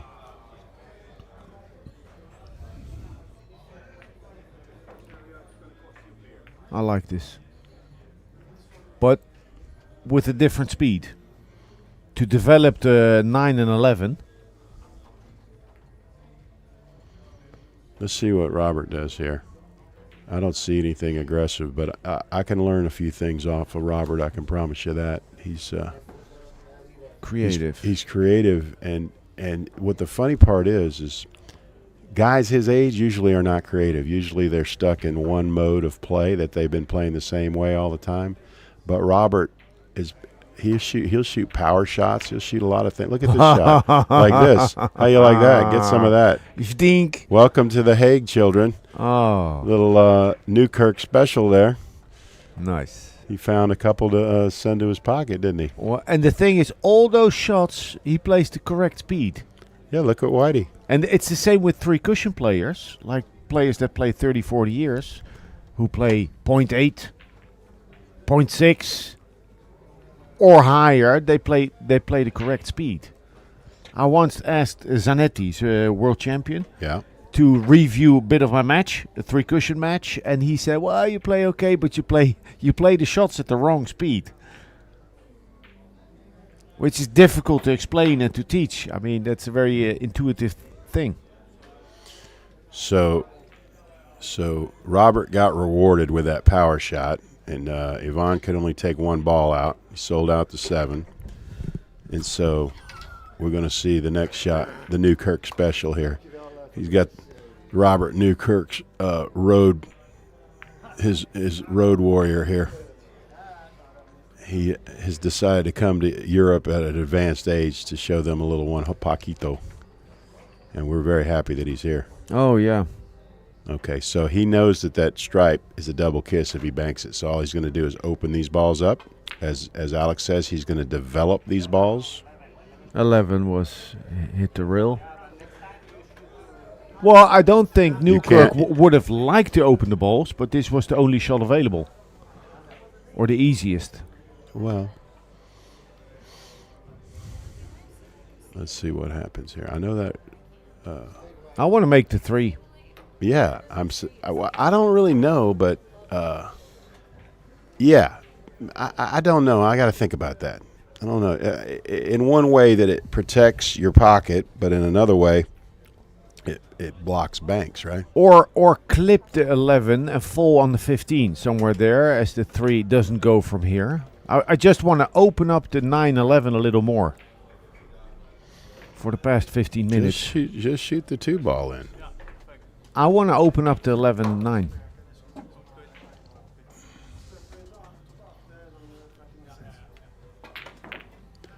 I like that shot. Oh, that's a good shot. Let's get him in play, baby. Finally, a little bit of air for Ivan. Right.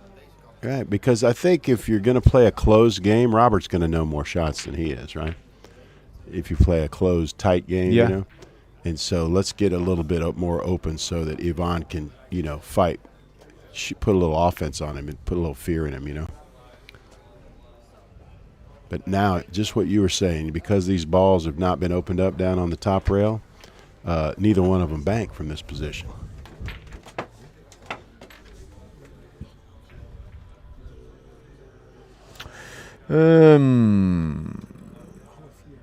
Yeah, I'll make the 3. I like that too. I mean, if you got to do something passive, now he's going to open these. What is he doing here? He's going to make the deuce? Okay. This is good too. That's fine.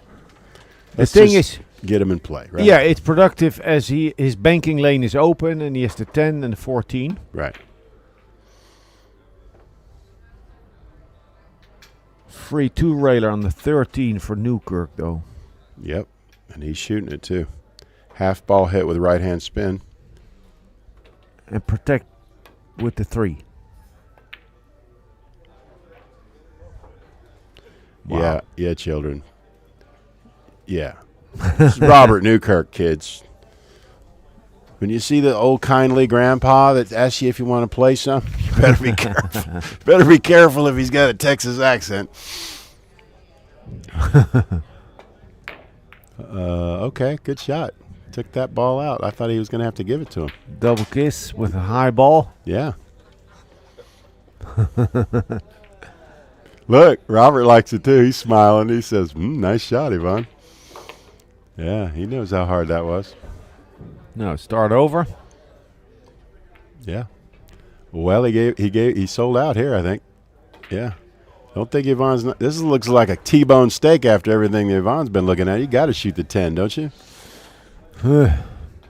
Yeah. Well, Yeah. maybe. I mean, if you shoot as straight as he does, you got to shoot this. Yeah, I agree. Even if he doesn't make it, he's going to be right over the pocket. Newkirk's not going to be able to shoot at the deuce. Go ahead and just bear down on this ball and just shoot it pocket speed so that if you don't make it, you hang it up. And then he'll have to concede it to you.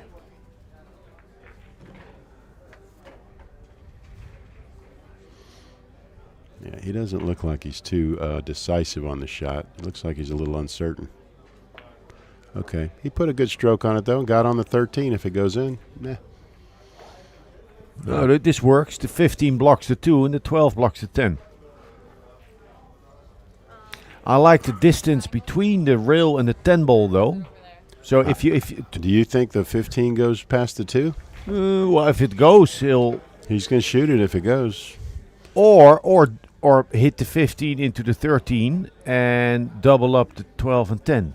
If the 12 doesn't pass the 10. Okay, so shoot the combo, but the main thing is to double up the 10 ball here. Maybe he's going all in. I think it goes. The way he's lined up, it looks like it goes.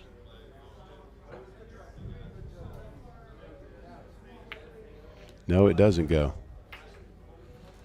Okay. All right, Yvonne, you got a shot here. You got to bear down on this 10 ball and get it. And these are 4-inch pockets, so it's not the easiest shot on earth. Yeah, but the shelves aren't too deep.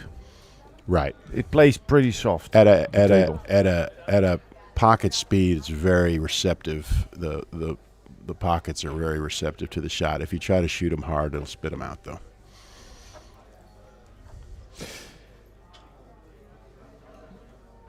Yeah, you should go for it, but it's not something you want to go for.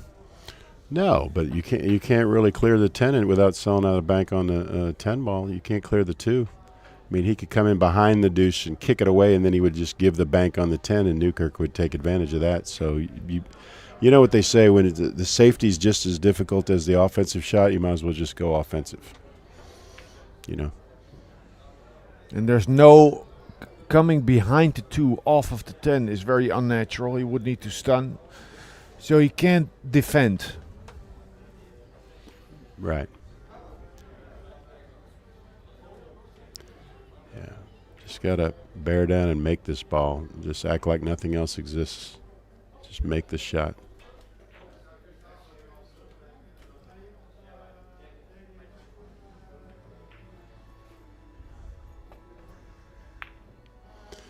Yeah, he was playing safe. He didn't really commit to that shot like you'd like him to do, Professor. He was a little bit indecisive on that one. Well, he did protect the cue ball. Not really. This is a bank. He's going to bank the 13 here and then win the game.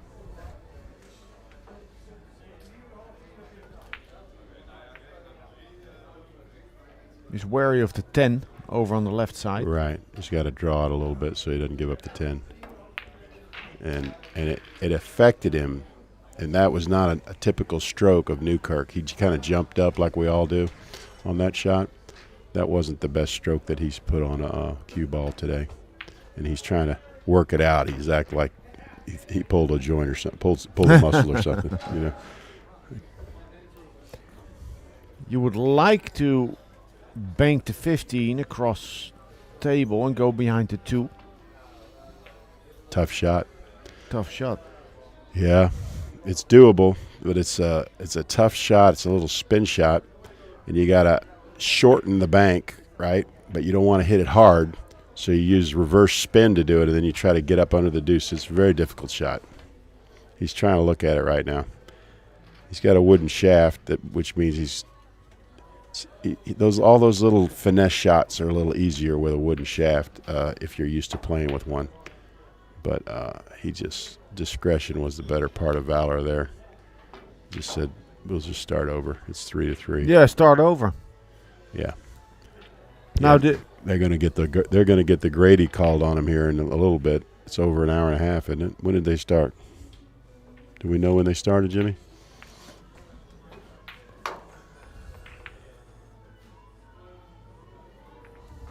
Well, 12:14.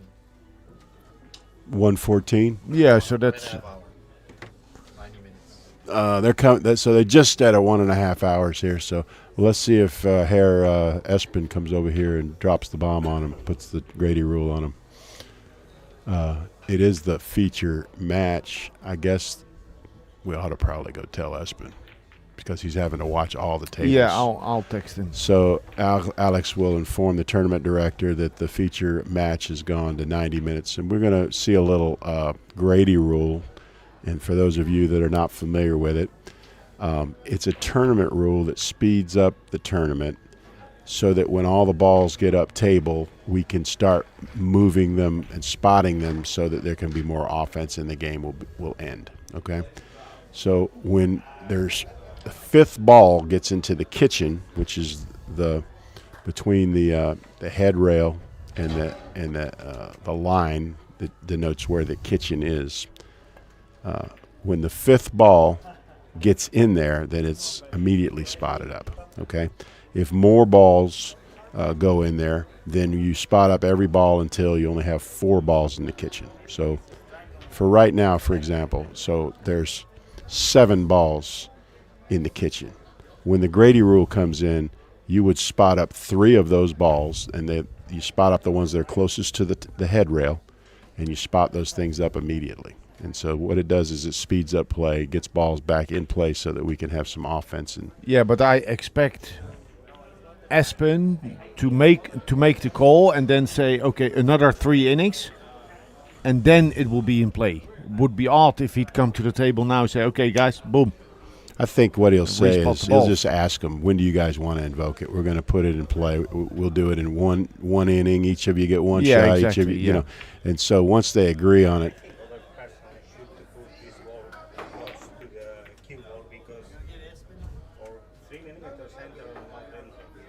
you spot the ball closest to the spot without touching the cue ball. Do not touch the cue ball. So Yvonne was asking for a ruling on when you have to spot a ball and the cue ball is where the spot normally is. So the rule is you get it closest to where it's supposed to go without touching the cue ball.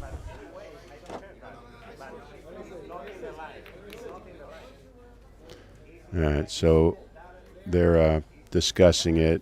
Yvonne thinks it should go over a centimeter more, so we'll figure it all out.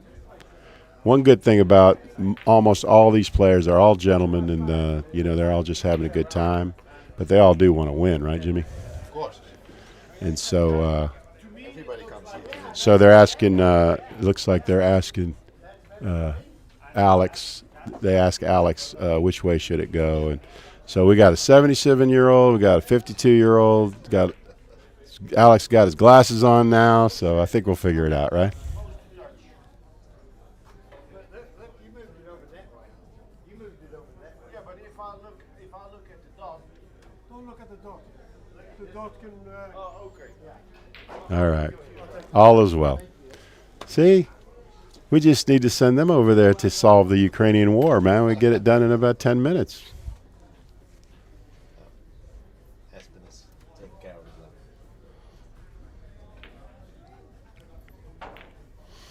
There's our tournament director, Espen.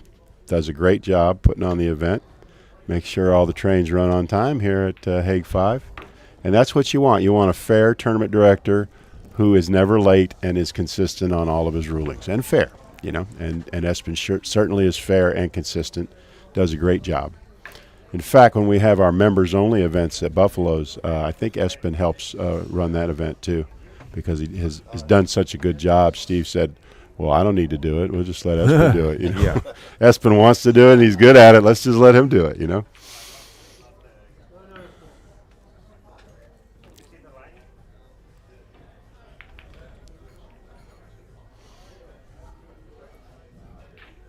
I will trust this one, yeah? Yeah, I was going by the spot. Yeah, And then they told me, the don't, spot's not right. Yeah. don't look at the spot. No, you and got to then look I- at the diamonds because sometimes the spot is not properly put on, so you can't look at the spot really. Now, when you have a serious room, they'll have A rope. a line. Yeah. They'll have a line that tells you exactly where you should spot the balls, and then that makes it real easy. Oh, a line or a piece of rope. A piece of string. String, and then two players will hold it over the diamonds. And you can tell. Yeah, that's really straight. That's good. All right, I think we're ready to go now. I think he can push this in. He can, like it's offline, but the balls are not So- frozen, but close enough so he can manipulate The the reason 12. why they took such pains to get that done is because Yvonne's going to try to masse this ball in, okay? And as long as he goes, our rule here is as long as you're elevated at least 45 degrees, it's a good hit. And he made it, and he got on the deuce.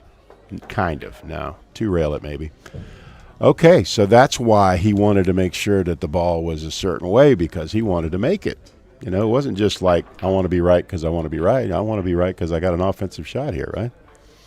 Do you see how much problems the frozen 9 and 11 have caused Belmonte in this game? Yeah. Like Yeah, for by the not- last 20 minutes, they're Yeah. blocking a lot of shots. That's right. But he's ahead. He's ahead, yeah. But he's got to give himself a ball here. All right. So he's up 4-3. So we think that it's hurting him, but maybe he feels like because I know fewer shots, I want to keep him locked up. I can play a simpler game against Newkirk because he knows more shots than I do. I'll just play him one ball at a I time. remember at the Derby, I was playing with the Mexican guy. He shows up in Chicago a lot. Older guy. I forgot his name. Mexican guy that shows up in Chicago. And you walked in, and he was in Chicago. He was right behind Ike. I forgot his name. Anyway, he's 60 Okay. now. Okay. And I was moving with the guy. Oh, yeah. And We you were gambling with him, And, right? and you came in to watch. And this is at the Derby City, and I'm in with Alex, and Hey, I'm watching it. 5 minutes. And you said, what are you doing? Yeah, I said, you're what's your Fargo rating? At least 600, isn't it? I said, you're playing a very safe and comfortable game for this man. He's a great mover and a banker. The last thing he wants to do is get in a shooting game with you. Start shooting at him and put some heat on him. And you started doing that, and you just broke him within 20 minutes. In 1 minute. Yeah.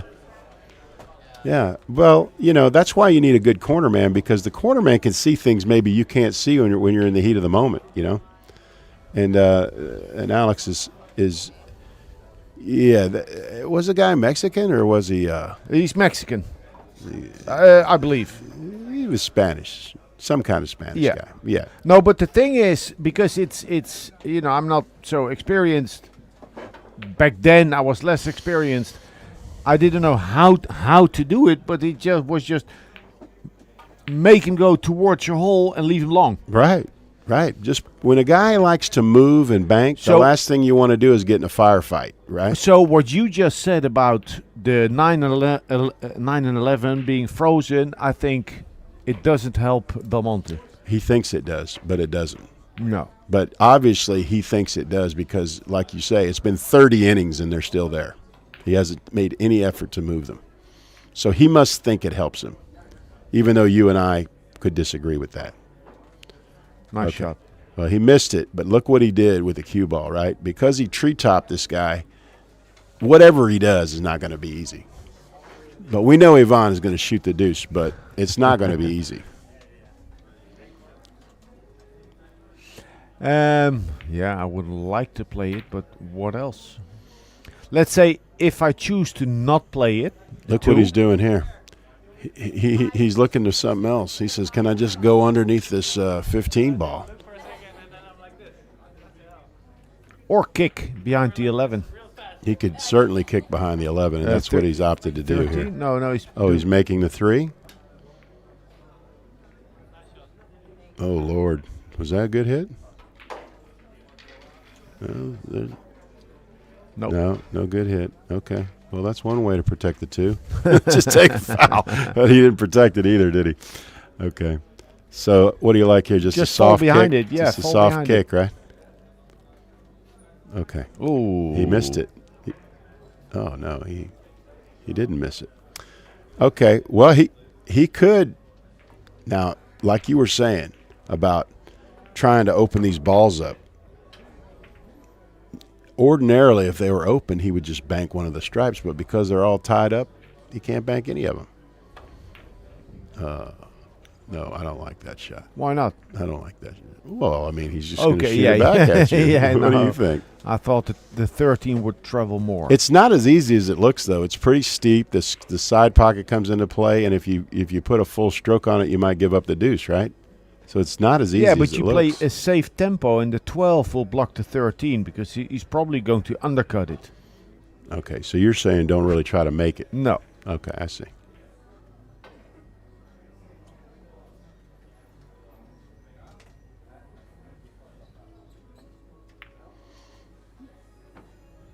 Okay, he did what you said, but he didn't block it, but he got it near his hole. He overcut it. Yeah. If you undercut it, you're behind the 12. But this is good too. Keeps him on the defense. I don't know. He might try to bank this into the deuce. He looks like he wants to go. I mean, I would have already cleared that ball by now, but he looks like he wants to go. What about double kiss it back to your pocket here, the little Jersey Red shot here? And, I never played that shot. Ah. Which doesn't mean it's a bad shot. I just don't see it. Yeah. I haven't mastered it.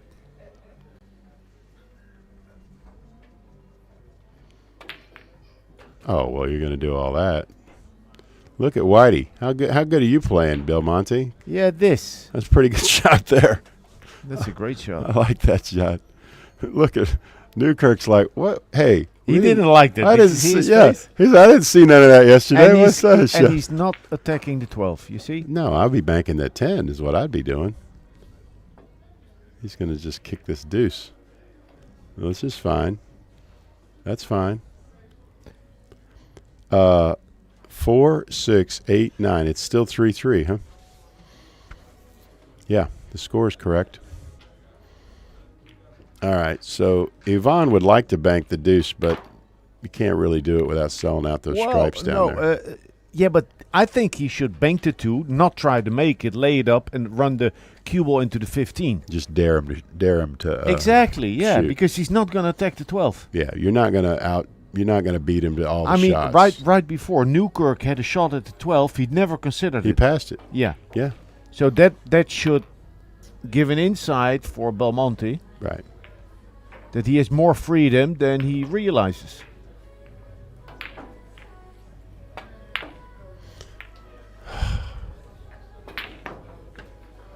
Now the thing I told, so a friend is coming and he never played a one pocket tournament. He's played 2 hours of one pocket in his life, and I told him, like, I can't teach him one pocket, but I think I gave him 2 tips, and one of them was don't always play to your hole. So Belmonte didn't play the 2 ball because he didn't feel like he could make the 2, but you don't need to make it. No, just put heat on him. Just put heat on him, exactly. Ooh. Overcooked it. Oh, he missed the. I was worried about the 15 ball selling out, but he went around the 13 and he went in between the 13 and the 15. That's tough to do. Yeah, he's laughing about it. Now, 2 rail and bump the 9-11. Yeah, let's please bump the 9 and the 11.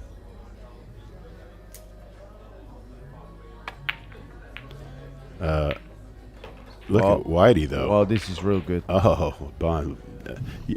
Yvonne, you know, Rob is a really nice guy, but if you do shit like that to him, he's not going to like it, okay? You got him behind the 13. He can't shoot the 15. He's not having as much fun. And look, he doesn't want to move these balls either, but he might have to. He might have to. If he sees the low side of the 10, it's relatively easy to finish below the 2. Correct. He can also choose to take a foul. No, he just says, okay, have one ball. Yeah, I'm going to get him in play here. Smart. Yeah, they're used to playing on a return table, I could tell. Neither one of them ran to the pocket like they're used to playing where they just all come up in the bottom, at the bottom rail. So Newkirk was in a tight spot and he just sacrificed the ball, but not really because Belmonte still needs to make it. Well, I mean, it goes to Robert's hole too, right? Yeah, but the 2. He's not shooting it. Yeah. I don't know. I mean, if you're cutting this ball in, but you won't shoot the 2, I guess because it's free, huh? Don't undercut it. No, you got. If anything, overcut it or miss it. How about going to sewer like the rest of us do? Yeah, that's why I don't shoot it because I scratch too much on it. You know. If you shoot it, be willing to take a foul. Right. To miss the whole ball. Hit it thin, or miss the whole ball. Don't hit it at all. Yeah. Yeah, don't hit it fat. All right, so now Robert grew up playing 9-ball with 2-shot rollouts. So when you fouled, right, if you made a ball and you scratched, you had to spot it up. So they became masters of the spot shot back then before they played 1-shot ball in hand. Mm-hmm. So his generation, they try to make 17, 18 out of 20 spot shots, you know. Let's see how his spot shot. I don't even think he's going to shoot it because he hadn't shot offense in an hour, right? So he's just going to take the 2 out. He could play it with an angle to attack the 5 and run into the 2. He could, but he doesn't have confidence in that shot. So he knows himself, and he just said, "I'll beat this guy. I'll beat this guy the grinding way." Yeah. You know what I mean? I don't have to, make a spot shot and run out on him. Oh, I like it. Yeah. So he's going to do the same thing here. He'll probably clear the 11 too. Shoot the 13, 2 rails, clear the 11, put it to his side, and just leave the cue on the bottom rail. Some guys would say, "Why don't you bank the 11 and run another 13?" No, he's not doing any of that. He's just going to clear the 13, and if he can get the 11 out, it's a bonus. All right, he did it. He did it in a way I wouldn't have done it. He's starting to play really passive. Passive, yeah. Correct. I think his blood sugar might be running low. Dr. Lely, is that your diagnosis? Well, from the rail, not only do you see all the shots, but he prescribes all the medications too. Get your blood sugar right there, Robert. Well, do something because this game is taking over an hour, I think. Yeah. Or close to it. Did they get the warning yet? No, hasn't. I don't think the text is coming now. Dr. Lely is going to speed up play. I texted Espen before. No, he hasn't read it. Okay. I'll go over there. Okay, so Alex is going to inform the tournament director that this game is lagging a little bit and we're going to get the Grady rule invoked.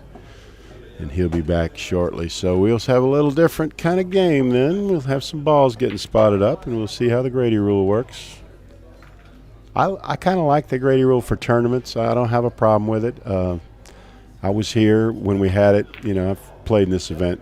This is my 3rd year playing in this event, and we used the Grady rule both years, and I didn't have a problem with it. It's just sometimes you forget to spot the balls, but, it's new for everybody, so it's no big deal.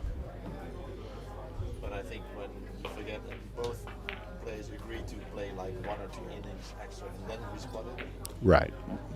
Like once you are aware that it needs to spot, let's just each of us shoot, and then we'll spot it. That way nobody gets an unfair advantage, right? That's the case with this one too. Is he going to bank this ball? No.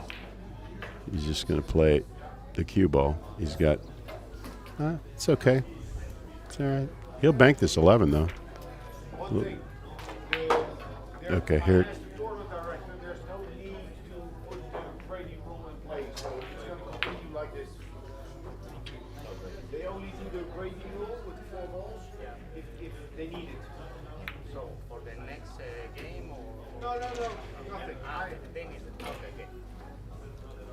Okay, so he says no Grady rule this game. We're going to finish this game out. And then we'll see what we do after that. So he's banking this ball. Oh, that's a bad shot. Oh, he is getting a little tired, kids. That's not the Newkirk we saw in the first game, is it? I would get some sugar. Okay. The thing with sugar, you go up, and what goes up must come down, but it's an important 10 minutes from here. Right. Time All right, out. they're taking a break. Okay. His concentration is So not there. Robert just told us that his concentration is not there, and he pointed at his head. But Yvonne has also taken a little break, and we're going to get back in action here. Are you going to the Derby City, Alex, this year? Or what are you doing? No, I don't think so. You don't think so? No, I don't think so. Any events in your future? Are you In the States? Well, anywhere. No. No, I'm happy where I am in Italy, and I don't feel like traveling a whole lot. I'm going to Estonia in 2 months. I'm working with a couple of trainers there, which is a fun project. But for the rest, I'm hosting players at home, which is more fun for me and for them. Sure.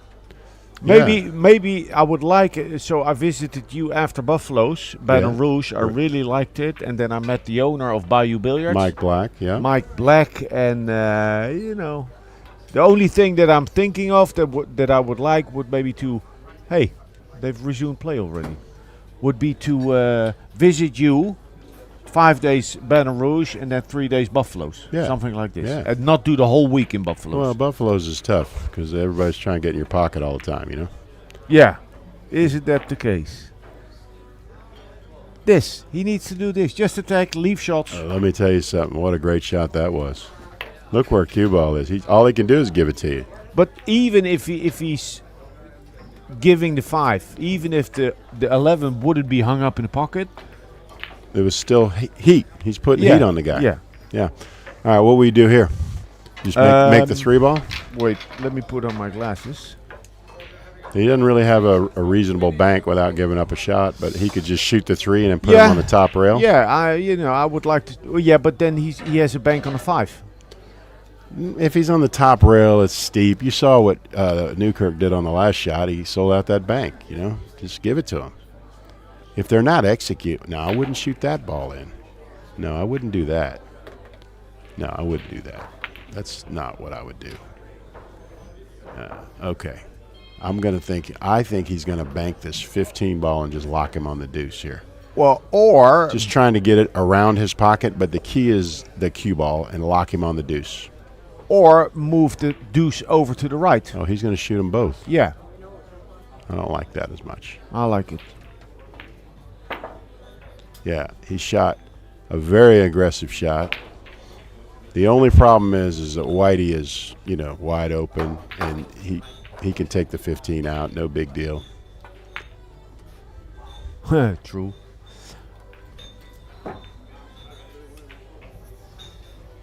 You wouldn't want to try to bank this ball. That's the trap, is trying to bank it. Just take it out. Well, if you're feeling good, it's bankable. It's bankable, but it's also a double kiss. There's all kinds of problems. Look how good he hit it, though. What do I know? Nice. Great shot. Yvonne, keep shooting, babe. Don't listen to Joe. You know your game. He's on 4. Yeah. No. Yeah. Play the 5. You like the 5? I like the 5 more than the 12. I like the 12. You like the 5. Yeah. Potato. The shape is easier on the from the 5 to the 12, I think. It's just high right.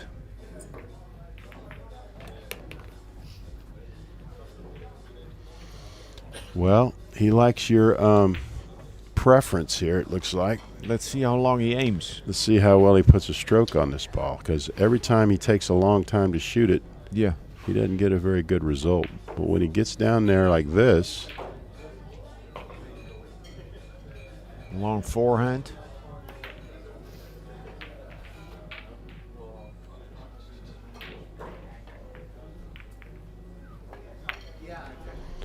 I cannot believe that he can make balls being over the ball like that. Can you, Jimmy? Most guys, if they stay over a ball like that, they got no chance to make it, right? He's got a lot of concentration. Well, I was watching Kazakis. Yeah. Alex Kazakis. Right. He can be on the ball long time. He can. It's like a very workmanlike. Many small strokes on the cue ball, and he's there and he's there. And I was watching, and I'm thinking, I can't do that. If I aim as long as he does, I get like cramps in my neck or I get a headache. And then I thought, okay, how can I eliminate that? How can I take out the pressure? And if you squat a little more, you take more pressure on your legs, but you relax your eyes. Ah. It's like Zsolnoki, the Hungarian. He plays like that a little bit. So more squat, and then you're more upright. That's a good shot there. Now he's got a bank on the 13. Oh, rocket. Three is in the way. I'm not trying to make it, Lily. Why are you always trying to make the ball? You just put it on your side, bro. Play the 2. Oh, you'd rather play the 2? Yeah. Okay. That's makeable, and you can hide the cue ball. You can kill. That's a better shot. You're right. That is a better shot, Professor. You can kill behind the 10 if you're feeling good, maybe on newer cloth. On this cloth, maybe it's best to just roll the ball and try and get it close. He hit it pretty good. I mean, he did try to go under the 10 a little bit, half-heartedly. Well, half-heartedly, the speed was good. Had he hit the ball a hair thinner, I think he hit a fine shot. I mean, now Newkirk's got it. And Newkirk's old school, he doesn't kick it to the side rail. He goes behind it, which is the way the old people do it. But the new people hit it to the side rail so it goes in front of their pocket and they leave you a long shot. See? That's the difference in taking those balls out. 30 years ago, everybody came from behind. Later, they said, oh, now we can spin it and hit the side rail and make it go in front of our pocket so that we get the first bank, you know? but still coming off of the short rail. Yeah. And then crossing the ball. Correct. Oh, okay. Yeah, instead of coming behind it where you leave them a long rail bank. Yeah. Now the new players, they bank it to the side rail so that it goes in front of their pocket, and they're going to get the first long rail shot because the other guy has to move that ball, and then they get the first shot. So that's a little evolution of one pocket, and you can see that Robert still likes to take the ball out the traditional way from behind, you know.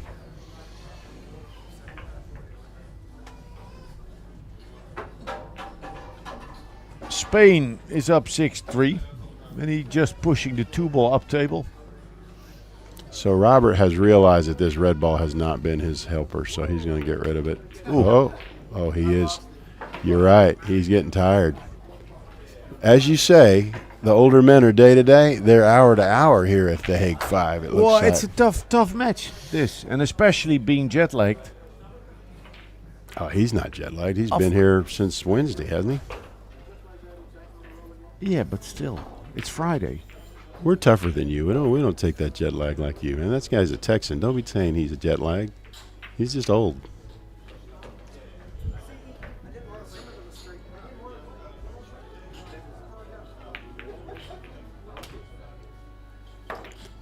He's having fun, though. I know that. Even in this match where it's like torture right now, you know? Yeah, it is. He's still having fun. Because, like, his friends in onepocket.org are watching this, and they're like, yeah, this is real One Pocket here. You guys all running out, having fun. No, we want to torture you a little bit here, make you play these long matches. Oh. He's trying too hard. Too much aiming. So, can you bank the Oh, no, I'm sorry. The 14? No. Well, he's not going to that pocket. He's over on the bottom right. He could make the 13, but it's not a nice bank. He might shoot the deuce here. He is looking at the 13. I don't necessarily like the 13, but I think he wants to kill something. He's been bunting balls around too long here. That's a pretty good shot. He didn't make it, but all right. So Ivan just missed a similar shot to this, but he has to shoot it, right? And then the play. 3? Yeah. Why? Why? You have to shoot it, don't you? You're not going to shoot it? Yeah, you have to shoot it, but I don't like shooting it. Let me ask you something. In the Netherlands, are you allowed to smoke crack here? Because you sound like you're smoking crack if you won't shoot the 3 ball. or is it meth nowadays? I can't keep up with it, Jimmy. What is the drug of choice nowadays, man? Whatever it is. It's one pocket. Yeah, It's one pocket. yeah, Jimmy one says. pocket. One pocket is the drug of choice here at Hague 5. Is he looking at the 30? Yeah. What He's is he having looking at? second thoughts. Just roll the ball in and bank the 13 like everybody that's watching. They've already made the 3 and banked the 13, right? I can't roll this ball. You can't? I would, if I attack, I'll stun. But that's something we discussed over in Bayou Billiard. I Yeah. would play it like this. Yeah. We found like that I'm very uncomfortable rolling the ball Yeah, soft. we noticed that your tempo is always violent and hard. Yeah, and it takes you need to be comfortable rolling the ball in this game. Correct. If he hits this with inside, he won't scratch. You just overbank it with inside, and then you get on.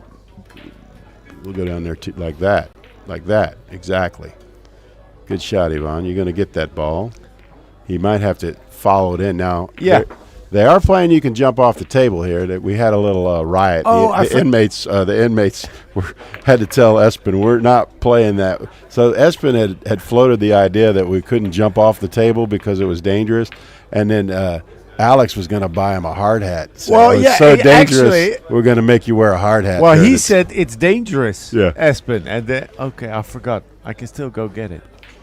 But then during the tournament the rules meeting, Espen relented and said, "Okay, the inmates are running the asylum now. They've staged a riot and said we want to jump off the table. So we're still old school jumping off the table here, you know."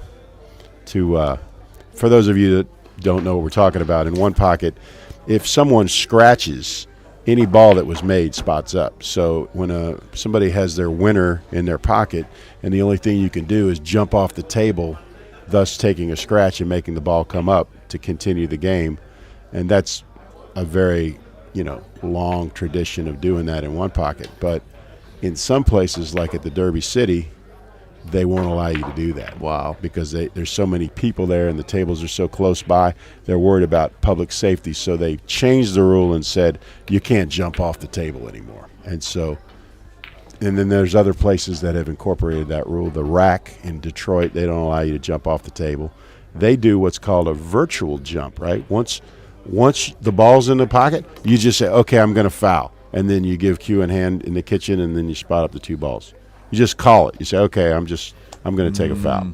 Well, obviously, some people don't like that because sometimes I know. it's hard. I've been in rooms where you have to show once that you're able to do it, Yeah. and after that they'll give it to you. Oh, you get certified. I'm certified ball jumper, huh? On a diamond, it's tougher than on other tables. Right. I find. I don't know why. Deeper shelf. No, it's well maybe, but it's also the jumping of the ball. The cue ball, you have to work harder to make the cue ball jump over the distance. Well, let me tell you, Yvonne has fought himself back to almost tying this game. If he can bank this 7 ball, he can tie the game 2-2. The problem is Newkirk gets to break, and he's won 8-1, 8-1 on Yeah, his but break. that was the other Newkirk. That was the one with the high blood sugar, not the low blood sugar, Yeah. right? Okay. So Alex is right. When you get to this age, your consistency ebbs and flows, and we've seen that in this game. This is quite a grind here. Now you can double kiss this one if you don't hit it right. Doesn't look like he's playing inside. Whatever he did, he made it. No, he didn't either. Now, here we go. So he's going to have to follow this in. There's no balls outside the kitchen, so the game will continue. But he's got him where he wants him now. Now it's 7-1. So what do you do here? You just play the passive shot here, right? You just put the cue ball on the bottom rail here. Yeah. That's what I do too, because you don't need to do anything aggressive. You only need one. Make Newkirk do all the crazy stuff, right? Yeah, let Robert shoot all the tough shots. I want to clip the 13 Yeah, just like this. out of play. Yeah, just like that. Perfect. Now Belmonte is not touching any other ball than the 7 or 8. And that's because he only needs one, so he doesn't want to bring him into play, right? Yeah, and that's a thing one pocket players in Europe haven't grasped yet, because there's no high stakes gambling. It's more like fun play, so they don't protect the lead strongly enough. And that's a good point that Alex says, is because there's no high stakes gambling, these guys haven't lost matches by not playing the right way. Once you start losing matches by not protecting your lead, that's a lesson that you have etched in stone, because you blew that money that you should have won. Last year's semi-final, the one I lost against Nick, Right. like 359 days after I lost that match last week, I finally had the heart to watch it back. And you were commentating, and you said about 29 times that Nick should have protected the score. He ended up winning the match. He won, but he was playing with fire. Yeah. Just leaving all the balls in play. I remember that. And then Nick watched it too, and he said, I watched the commentary. Yeah, I got it. I got to protect the lead. He said, Long told me like 25 times that I wasn't playing it the right way, so I got to protect the lead. I got lucky though, but he's a great player. I figure, he says, if I don't move as well, maybe I want him in play because that's my best way that I win. Maybe that's the way he thinks. No, it's the finish line. Like rotation players always aim for the finish line. Yeah. To finish the game. It's Yeah. the same, for example, when pool players play snooker, they play to clear the table. Instead of, it's not ingrained to accept a 20-30 break and defend the cue ball. Good shot. All right, Yvonne has tied this match up 2-2, and I know Robert's going to have to take a break here because that game took a lot out of him. We saw that, so he's going to take a little break, and then he'll be at the table breaking, and it's double hill. And we couldn't ask for a closer match. Yvonne is showing a lot of heart here. I thought he was outmatched in the beginning. Yes. And he has figured out a way to be very competitive in this match. So, Spain, your man is doing you proud today. Let me see. We have players from Hungary, from Iran, from Slovakia, from the States, of course, from Poland, Belgium, Wales. What else? Italy. Does Wales count? Isn't that part of the United Kingdom? Korea, Sweden. That's South Korea, right? Yeah. Okay. We don't have any North Korea. They can't even eat in North Korea. I don't think they're coming to Hague 5 to play pool, are they? All right. Who else? Turkey. Turkey, okay. Denmark. We got, Sebastian's from Denmark. Who else do we have? We have a guy from Sweden, Chris, what's his name? Christian, not Krister. I think. Christoph, Christar? Krister Lindberg. Krister, he's from Sweden, and then Espen is from Norway. Espen is from Norway. Well, I mean, he's kind of like you, isn't he? He can like call both of them home now, right? Yes. Yeah. Well, I'm like half Italian, half Dutch. I think he's fully Norwegian, but he lives in the Netherlands for 30 years. How many years you got to live in the Netherlands before y'all claim him? Huh? He's got 30 years. I think he's got to be a Dutch man now. Yeah, doesn't but he? I'm trying to sell the tournament. So when I said there are people from 15 countries. Oh, you're trying to give me as many countries as possible here. So Christian didn't come this year, did he? And who's our parliament member from Norway? He didn't make it either. Roy Steffensen. Yeah, Roy. Yeah. Roy couldn't make it this year either. But he and Christian came last year and had a good time. And we shout out to the Norwegians. We hope you come next year. We always like seeing you guys come down here and represent the Vikings. Y'all both play well, and you're complete gentlemen, and we love to see you when you come. And bring the rest of your Viking hordes. We like to see all you guys. I know you play one pocket up there. And more Finnish. They're also playing one pocket in Finland. Yeah. They have a regular tournament. It's called the Simsalabim Open.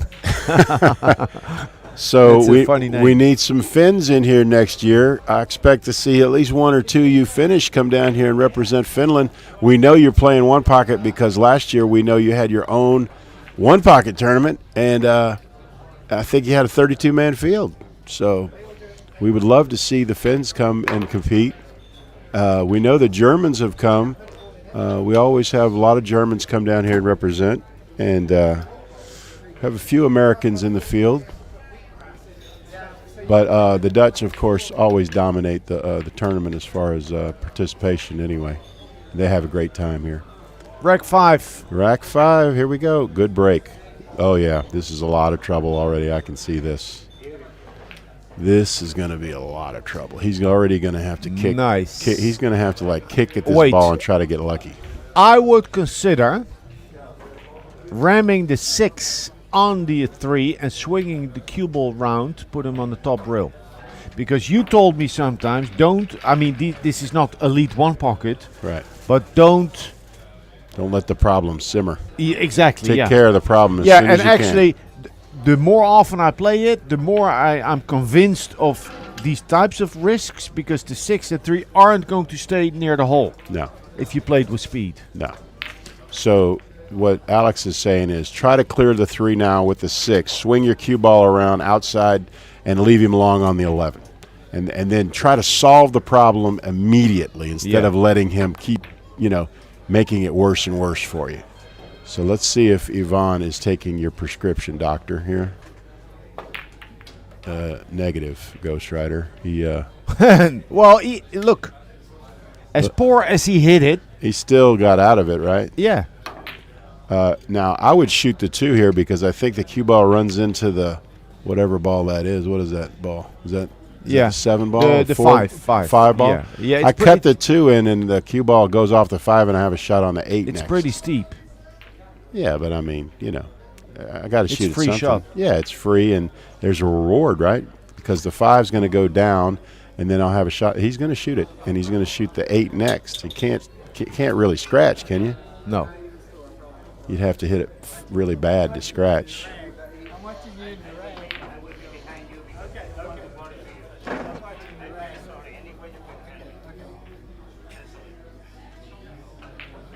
All right, so here it comes, and Newkirk likes my shot here. He's cutting the 2 ball in. He's going to run into the 5. It brings position. He hit it fat. No, it went in, and he got on the 8. Hold on. Oh, no, he didn't get on the 8, but he made the ball. Okay. I deserve better than that. Yep. Newkirk says, I deserve better than that. And he did. Put him on the stack. Yeah, so this is a simple shot. You want to put him between the 7 and the 13 here. Get a rail and let it come by him, just protecting the 3. And that's about as good as you can do right there. Nice. Perfect, right? Perfect speed. And so now Yvonne has a problem because he just can't nick the 7 and go to the bottom because he'll cut Newkirk will cut the 8 in. So what he's going to have to do here is is he going to take a foul? Well, I think he can elevate, clip the 12, and put the cue ball top left where Newkirk is walking now. And he likes that shot. He's going to do that. He's obviously heard your coaching here, and he just whiffed everything, and he's going to take a foul. But sometimes you have to take a foul, kids. There was no foul. He clipped the 12. Oh, he did? Yeah. Okay, good. All right. Now, look, I think this is a nice shot. He can play a half ball on the 10 with a bit of inside. So he's banking the 10 towards the 8 or underneath the 8, and check the cue ball, and cue ball goes up table again. Okay. There's a lot of room for the cue ball. So you're going to back cut the 10 with inside is what you're saying? No, you're banking the 10 to the right. Man. Like this. Yeah, he shot it like you told him to. Was a lot of room for the cue ball. Yeah. He must be listening to you. Can they hear you right now? Are you really coaching somebody? Or is it just great minds think alike? I make a good call now and again, but in general I feel very incompetent doing the commentary. No, you know what you're doing. No, I'm learning a lot. You got the beautiful mind, so you know too much. See, he's a straight pool player, so he sees all these shots, and I don't like during the year. I should, but I don't watch enough one pocket. There's so much to learn still. That's the beauty of the game. It never stops. What are we doing here? Are we trying to cut the 5 in? No, fall on the 10. You got to open that 10 ball up. Yeah, that's what you. No, he's banking the 8 ball. You can't do that. What's wrong with you? I thought a rolling cue ball, this shot, but just softer and focus on a good cue ball tight on the 10. Okay. So it's a little funny because he's going to have to stiff it, and that's what he's looking at right now. I don't like banking. He doesn't like it either. It's not worth it. No, he says, I've got control of this table. I've got 2 balls. I'm going to play the game. I'm not going to let him out of. I'm not letting him out of the problem. I'm going to leave him long, and just play the game because it's double hill, and I got complete control of the table. I'm not going to do anything dumb. This is like one pocket of people in Europe who play but haven't had too many flying hours in one pocket. When the table's like this, when there's nothing really obvious, they have a hard time. Well, they force the issue. Yeah, they force the issue They because see they look shots- for something to their hole. They see shots that don't exist, and make mistakes when like there was nothing there, and they make a mistake. Like I was playing earlier, and the guy just felt the need to shoot at something every time he got at the table, and I just waited. I didn't have to really even do anything. It's about understanding how to be productive without trying to pocket a ball. Right. Like you were talking about opening up balls that are tied up for later on down the road. For later on, yeah. Yeah. Yeah. It's all comes with experience, right? Playing, like you said, getting the hours into the game where you realize you don't have to win the game every time you get to the table. How do you like a ticky on the 13 and laying him on top of the 11? It's easy. And you're opening up the 13. I like, this is what he's going to do. He's going to 2-rail into the stack here and open them up. Like that. Get some of that. I like it. That's right. Yeah. Give you some of that North Texas one pocket, sir. We're going to open up some balls for later on down the road. Okay, the 3 and 10 don't go, and Belmonte can use that to his advantage. He can bank the 6, but he's a little bit straight. He can also carry him off of this 11, if that helps him. So you're saying bank the 6 into the 4 is what I would do. Yeah, but that's too much of a cut. No, He's into gonna the lose. 4? He's gonna lose the cue ball. Come on, man. Yeah. You just spin it into the 11. It just takes all the energy out like that. What's wrong with you, man? You need to turn your one pocket card in, man. What's wrong with you? So a shot that that you see players play, if it's on, it depends if it's on. He can bank the 15 into the 6, but sometimes they'll bank it 2 rails. Umbrella shot, they call it. Umbrella shot, like long Yeah. short into the 5-8. Right. Opens them up like an umbrella. Watch this. He's going to shoot it 2 rails off the bottom of the 7 or the 8 here. You want to put some spin on it, and you want to overbank it so to make sure that it comes off the bottom rail and hits the 7 Yep. and the 8. It'll open them all up, and the key is the cue ball is going to end up with the stack protecting it.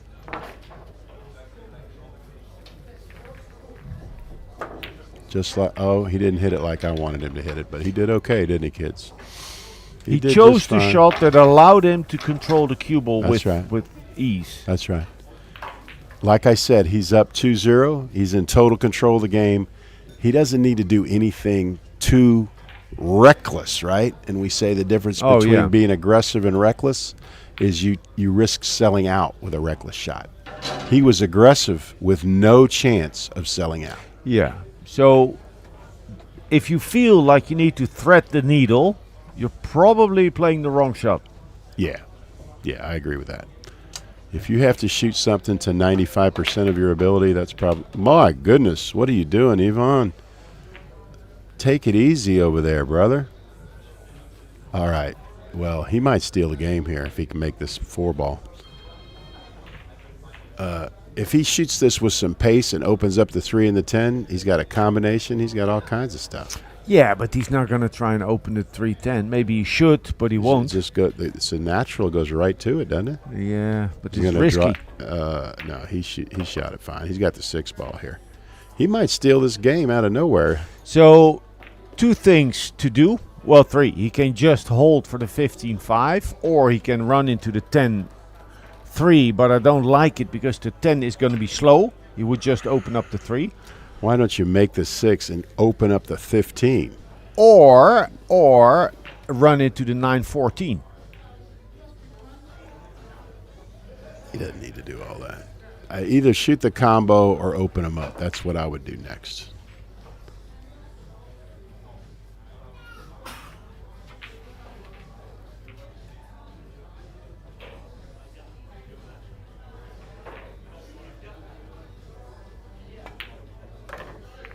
And he did. He went halfway, Jimmy. He went halfway. He didn't open up the balls, and now he has no shot. And Newkirk's going to get back to the table.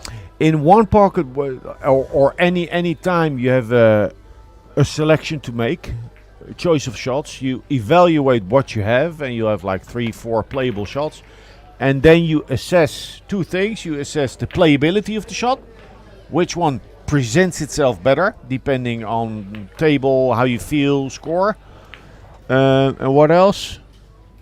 Risk. Well, who the opponent is. Is there a need to be aggressive? So this 2-railer on the 13 ball, I'm going to shoot it into the 3 ball and open these balls up and leave them on the top rail. That's what I'm shooting. I'm not shooting necessarily to make the 13. I want to shoot it where it goes into the 10 and the 3 ball and opens them up. Because right now they can't go anywhere. He couldn't hold the cue ball there. He needs to come to the right, to the side pocket. Yeah, you don't want to hold it there. You want to go forward. Now look, it looks like he's playing a high ball, and this looks kissy, but it's not. It's not kissy. He can play high left and correct. Go twice across. It's a variation of one of the shots that Cliff taught me. Is where, we're bragging on you, and you do that to me, Newkirk. What's wrong with you? Come on. But actually, no, he's mad at himself because he knows that he's supposed to be able to execute that a lot. I mean, that's not a hard shot for him.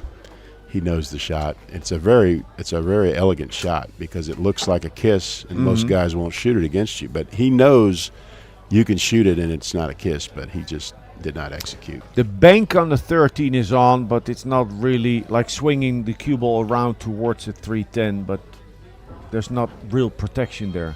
So you would shoot that with high right. Yeah, but it's the cue ball I don't goes like it. Screaming around the table, and you hope you don't open up the 10 He can also ball. attack it and leave it high, the cue ball. Okay, well, I don't like this. That was very passive. No. Professor Lely gives a failing grade on that. That was too weak. Yeah, so because Newkirk has the same situation where he's let these tied up balls stay here for too long. It's affecting his ability to win the game. He may shoot this combo off the 9 here. What do you think about that shot? The 14, 11 off the 9 and let the cue ball drop down. He's looking at it. He's looking at it. He's looking at it. He says, should I shoot this on this young man? He says, I'll just bank this one. It's fine. Oh, he's going to bank it into there. Okay, I like that. See how hard he hits it. He hit it. Oh, my goodness. He hit it into the point. Oh, the wheels are falling off, Newkirk. Might not make it to the end line here. He's getting a little tired, isn't he? Yeah, tired and tight. When fatigue and pressure come together. That sounds like one of those new age articles people write. When fatigue and stress overwhelm the player. Okay. So he's going to open these balls up. They've been saving him. He's going to open them up. I see it. He's going to 2-rail the 10 out and send the 3 ball towards the balls. Yeah, but the 3 ball is going to be slow. He needs to really hit hard here. Well, I'm worried about him selling out the 13 if he draws his ball.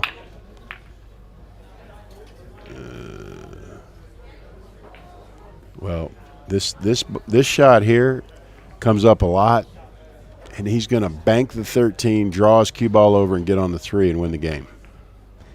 That's what he's going to do. Stun. Yeah. No draw, but a lot of speed required. He doesn't like it because he's too straight on the 13. Yeah, it's a little flat, isn't it? Now he's looking at a combo, which is high drama. I like this shot better than that shot. I like, so, but this is aggressive, yeah. Banking the 11, and then you're gonna run into a full hit on the 14 would protect your cue ball. Continue, and then have a shot on the 9 after. Yeah, I like that. That's fine. He may come to that shot. Actually, you're a little ahead. He's going to shoot this ball, but I think the 11 is probably the right shot. You're right. can't stun it because it's too flat. See? Nice. Yeah, he hit it perfect. Nice. Didn't make it though.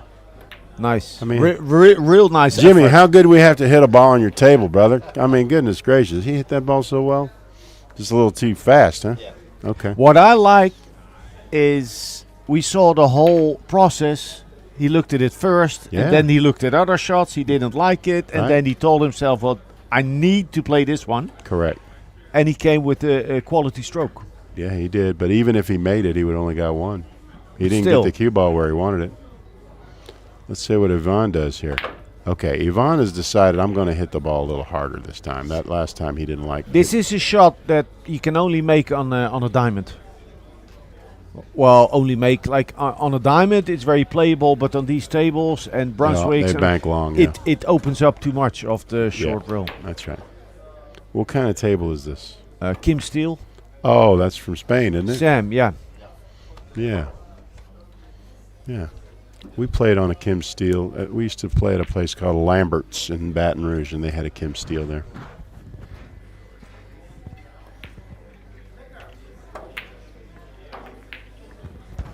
I think that's a good shot. If he can't see the three ball, I think he's going to have some problems. Yeah, 'Cause he the way these balls are laying right now, if you make one mistake, Newkirk can run out.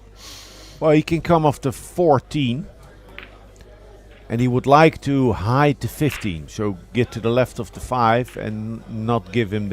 But he can also hit the 9 into the rail, and then into the 3. Yeah. The problem, though, is these balls are the way they're laying. You just make one ball, and either side can run out the way these balls are laying. So you got to be careful here. Oh, that was very creative in a bad way. He left him another. He's going to bank this into the. Is that the 5 ball in the bottom into the rail? 5, yeah. he's- Now here I would be paranoid about the side pocket, because I want to bring the cue ball towards the side pocket. Nah, he's fine. Yeah. Yeah.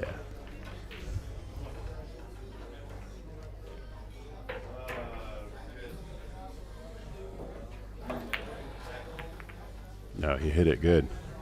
That's a good shot right there. No, he's not happy, but he hit it. It was good. I thought it was a good shot. So the sucker shot here is to bank the 3. I think only the suckers bank the 3 here. I got to clear this ball. The 5. No, I'm clear of this 5, yeah. Yeah. Of course. Yeah, I mean, we're double hill here. We can't be playing around. Yeah, I like that shot. And his cue ball's on the bottom rail, you know. As the game goes on, Yvonne is playing a little stronger, I think. The 5 banks, and he can go up table with the cue ball. Yeah, but he's not. He's doing not it. looking at He's that. not Why doing not? that. Because he's tired, brother. He's not going to shoot that difficult shot when he's tired. Okay? He's just going to move the balls up table. He says, I'm going to beat this guy. I'm just going to grind him out for the win because I can't play the other way right now. I'm not confident. No, I think I'm tired. that's a false sense of control, because the previous game was won by These Ivan the 8-1. difference is these balls are all in play. Those balls were not all in play. Well, give it 10 minutes. Let's hope not. I don't like an Let's hope not. Let's hope not. I don't like an up-table game for Newkirk. He didn't look good. In that game, you're right. But generally speaking, Newkirk is supposed to be the favorite in an up-table game. Generally speaking. Well,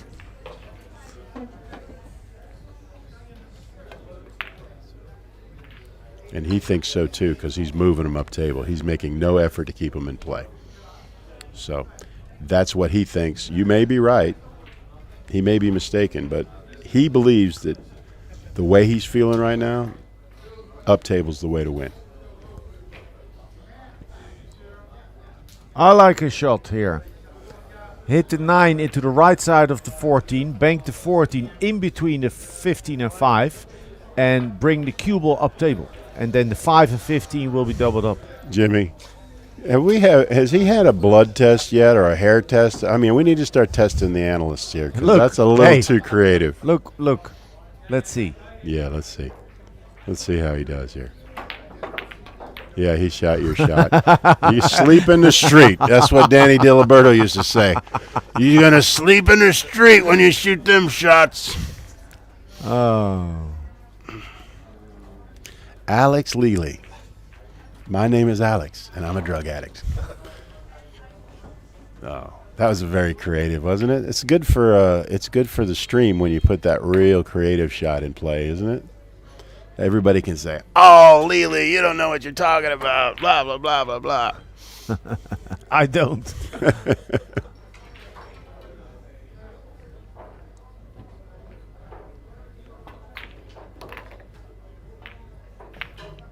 He hit it good. Nice. Hit that one real good, but he's struggling on shape. You know, he was just happy to get that one to go down, right? Now what? He you can play the 5. He can play the 5, but I don't know if he wants to. I don't know if he's looking for a bank. He's like, can I please just bank a ball here where I don't have to bear down and try to make it? If he doesn't like attacking the 5, he can clip the 14 and go towards the yellow, the 1, the 9. But he's attacking. He's attacking. Don't undercut it. If anything, overcut it. Overcut it. Don't undercut it. He told me how big these pockets were. Let's see how big the pockets are, Robert. Oh, look at that chicken wing. The best chicken wing we've seen right there. Oh, look, he's talking. He's like, what the hell did I just do? At least he owns up to it, Jimmy, when he knows he hit a bad one, right? He's like, oh, my God, I can't believe that. For the people who tuned in later, on Wednesday, they had the tournament here, 9-ball tournament, 40 players played, and Newkirk won it. Wow, look at that shot. Well, now here comes your bank on the 15 ball. It's dangerous, though, because all those balls point towards Yvonne's hole, but I have to go here. I have to shoot this ball. Of course. I have to go. I have to go. Watch out with the spin. Yeah, you got to hit with just high right and just float it over to the top right pocket. You just want to get this ball. If you can just get it to the hole without scratching, you're good. Oh. He hit it okay, and he made sure the cue ball got taken care of, you see. That's what I liked about it, is he took care of Whitey, because if he doesn't take care of Whitey, he might sell out the 14 or the 10 or something like that. And for Belmonte, the 15 is at a difficult distance off of the rail. Like if it would be closer to the rail, short rail, long rail, would be easier to deal with. Correct. It's one of those intermediate. It's not close to the rail and it's not real far away where you can take it out a different way. It's kind of in between. Let's see how he does, because we've recognized this is like a difficult takeout here. Let's see how he does. Poorly. Okay, so he played it like the 5 wasn't there. Right. And so we predicted that he was going to have problems with it, and now Newkirk has a chance to close the match out. He needs 5, and they are in play. Let's see how he does.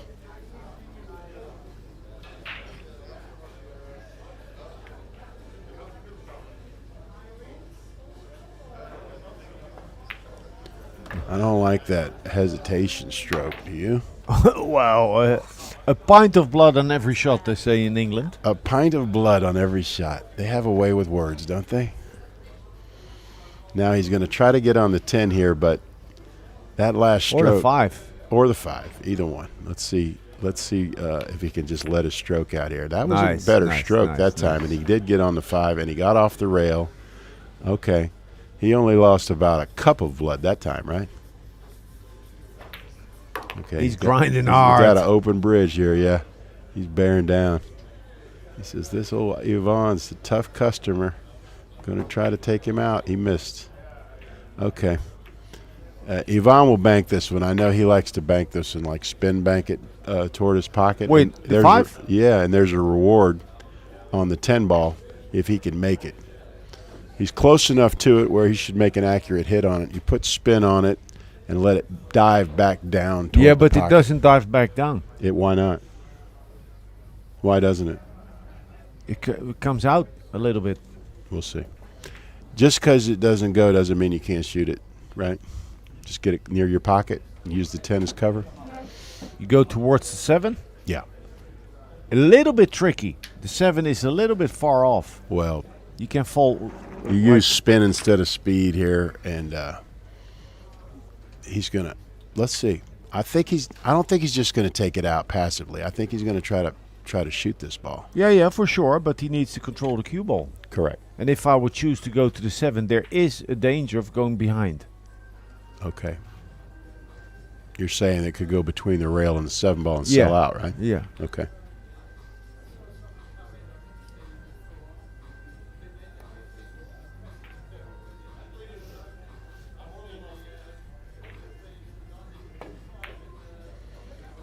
And he hit it really well. It didn't go, but he executed that shot very well. He got the ball, threatened in his pocket, but more importantly, he took care of Whitey and did not sell out the 7.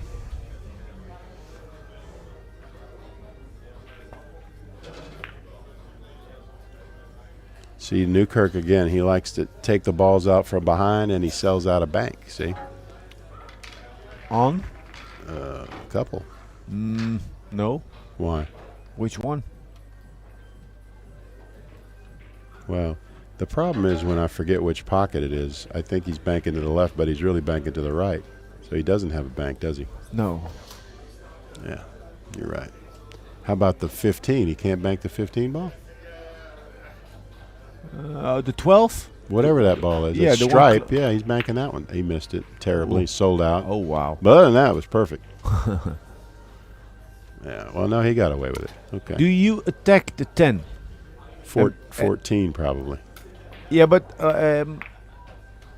oh, look at this. He's looking at a bank on the Two-way 14 shot. and a carom on the 10. Yeah, you bank the 14, and then your cue ball goes into the 10, sending it to your pocket. This is an Evan Lunda shot. Evan loves these kind of shots. I saw him play Jeremy Jones one time, and he shot one of these and made both balls. He played him for like $10,000 at Buffalo's. That was Evan Lunda's coming out party when none of them thought that he could beat Jeremy. Even. Oh yeah, he robbed him. He beat him forehead. I think he beat him forehead in about an hour and a half, and then Jeremy said, "I'll play on the tight table tomorrow." So they played on the TV table the next day, and 6 ahead, and Evan beat him. But to be fair, though, I mean Jeremy's. He's not playing much pool anymore. Evan's at the top of his game. I mean, he's won Buffalo's since then. He's won the U.S. Open twice. I mean, Yeah, but Evan's a great player. This is before Buffalo's, yeah? Correct. This was during the Buffalo's tournament. This is Oh, before Evan okay. won the tournament, though. Really? Yeah. It was like I'm going to say we had our 10th. Look at this shot here. Wow, what a shot. I think it was about the 5th year that we had the tournament. Evan was like still in his 20s. He was starving to death. He was begging me to put him in action, so I let him play Jeremy. He was sleeping under the table. Oh, really? Listen, Evan, he'll have $3,000 in his pocket back when he was like in his 20s. He'll have $3,000 in his pocket. He'll sleep under the table because he don't want to pay for a hotel room. He was tight. He was tight with his money. Don't worry, he's never going to be broke. Evan Lunda will never be broke. He's good with his money. He has always handled his money well, which is rare for a pool player to be a good money manager. But he manages his money well.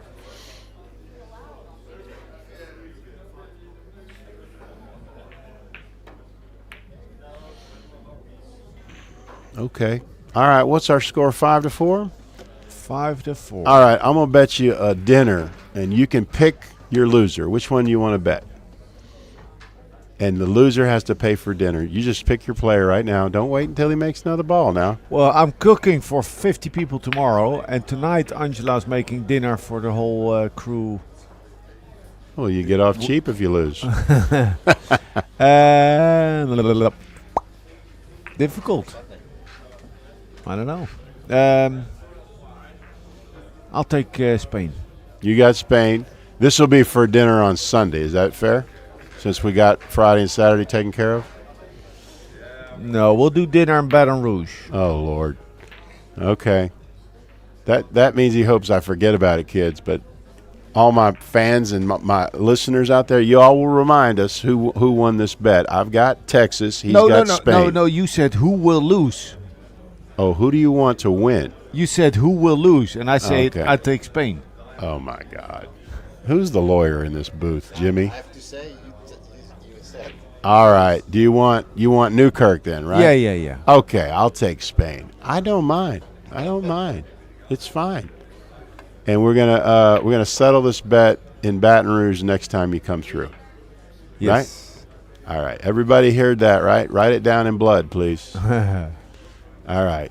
Let's see. Tuesday steak night at Bayou Billiards. Oh, yeah, it's a $15 ribeye. How about that? You get a $15 ribeye, $15. Like this. It's huge. It's huge. I was like, dude, why don't you just make it a smaller steak? He's like, it's not that big. I was like, Lord, if you went to Europe, this is like feed a family of 4, man. What's wrong with you? The meals in America are way too big. That's why everybody's so heavy, They give too much food. You go to Europe, everybody's skinny because the meals are like, like my wife went to McDonald's. She said, look at this fish sandwich here. It's half the size of the one in America. Oh, is it? Oh, yeah. I said, that's why they're skinny here in the Netherlands. They don't eat that much, They're always on bicycles. You guys are very healthy. Listen, we went into the grocery store, and I'll just tell you the difference between an American grocery store and, in this case, a Dutch grocery store. So the grocery stores here, you go in, they got fresh fruit, fresh vegetables, they got the meat, they got, all the stuff. They don't have all the junk food that they have in America, right? The grocery stores here remind me of the way our stores were in the 80s. We didn't have all this sugary junk food in the 80s in the grocery stores, but now, and I mean, they've decided they're going to get everybody addicted to sugar, and they can sell it a lot easier once there's sugar in everything. It's easier to sell it, right? And hopefully America will change that, and we'll get back to a healthier ways, because Lord knows we need it. But here, you guys don't have all the sugary food. You have, fresh vegetables and fruit, and you're eating good sizes, and your bicycles are everywhere. People are using physical exercise. You're doing it the right way. We need to get back to that way in America. I was eating grapes in the U.S. I had bought somewhere, and they were sugared. Yeah. They felt like they were too sweet, huh? Yeah. Yeah. They sugared the grapes. That was crazy. So we have the Secretary of Health and Human Resources is Robert F. Kennedy Jr., and he believes that these corporations did this on purpose to get people addicted on sugar, so that not only can we sell all the sugary food to everybody, but then they get sick with diabetes, and then the big pharma can sell us all the medication. And I don't know if that's a conspiracy theory or if it's true, but all I know is I wouldn't want Robert F. Kennedy to be my adversary, because he's a multimillionaire. He took the job because he believes he wants to make America healthy again, right? Mm-hmm. And he teamed up with Trump. Like he's not a Republican, He comes from the Kennedy family. He's a Democratic royalty, right? He used to be Democrat, yeah. Well, yeah. I mean, I think he changed to take the cabinet position, right? Yeah. I don't disagree with you, but I think for some viewers could be a little too political. Yeah. Whatever. Whatever, good one. Listen, freedom of speech means sometimes you don't agree with the other person, right? If you're only going to listen to opinions you agree with, that's not freedom of speech. That's an echo chamber, Yeah. So you may not agree with me, and that's okay. I still love you. As I say, I fight for your right to be wrong.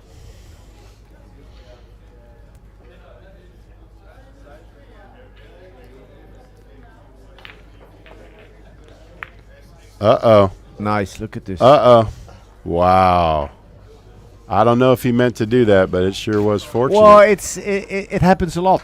Yes. You limp on two thoughts, and then you'll miss the shot, but you'll take out the ball. Or sometimes you'll make the ball, and you were trying to play a two-way shot with defense. Half of it done. Yeah, and then you make the ball, but you see the result, and you would have sold out.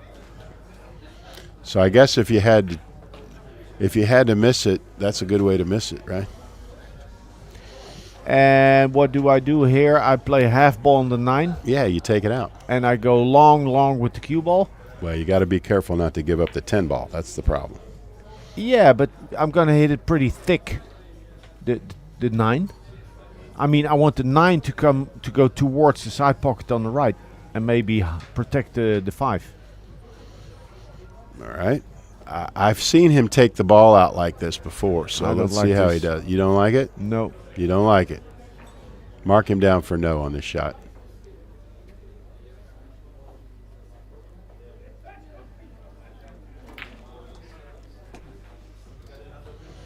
All right.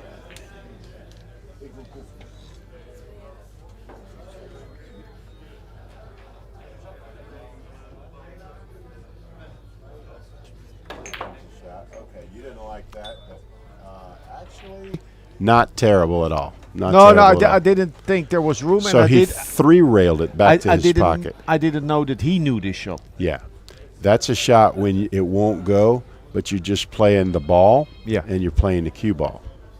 Chicken winged it. He did okay though. Did you see his elbow go fly out like that? That's not. Yeah. That's not normal for him. No? No. All right, what do you do here? Just play the game. Move him up table. Yeah, nothing to play here. Just play the game. All right. He did well to put that 5 in this position. The 5 goes, doesn't it? 2 rails. Well, it's difficult to make it go flat. He's not on trying these to. tables. He's not trying to make it. He just wants to get it around his pocket and play the cue on the top rail here. This is a shot a lot of Europeans don't do, and he didn't execute it very well. But as long as you get your cue ball on the top rail, you're going to limit your opponent. 7 banks. The 7 banks. He's looking at it too. As soon as you said that, he's looking at it almost like he heard you. Now, yes, if he wants to stick the cue ball on the 5, the 7 will be slow. He has to cut the 7 a little, doesn't he? Yeah, but he can also not attack the pocket, just bank it like to his half of the table and put the cue ball on the 5. I see. So playing all cue ball, really. Yeah. Just move it to your side and then prevent him from moving the 7. Yeah, in the and next then shot. in the next inning, he can maybe add the 12 or add the 9. I like it. That sounds like a good plan. He doesn't like it, though. What would this be? The he's 9 off the 12? No, he's banking the 9. He's banking the 9. But I think the 7 passes, doesn't it? Does it? Maybe it doesn't. Maybe the 7 doesn't pass to Newkirk's pocket. He's banking the 10, isn't he? No, not banking. What? What was that? What a nice I shot. liked it, though. Look at that cue ball. What? Let's go, Spain. I'm hungry. Let's go. Beautiful Good shot. I love it. I didn't see that. He played the... I don't know what he played. Can we see a replay on that, Jimmy? No? Okay. It's a mystery what he did, but it was a good shot. Uh-oh. Uh-oh. Can I do anything but double kiss those balls? Uh-oh. Newkirk, wheels are falling off. All right. Does this ball bank without being double kissed here? I think so, yeah. Okay. If you play straight stun, and you see the distance that the cue ball needs to travel... Yeah. Now, okay. Explain to the people what you're talking about here. Act like they don't know what you're talking about here. Well, most of us think this is a kiss. So how do you beat the kiss? Straight stun. Straight stun. And it also means friction-induced throw. It means that you can hit the ball a little thinner because the object ball is going to pick up running side. Okay.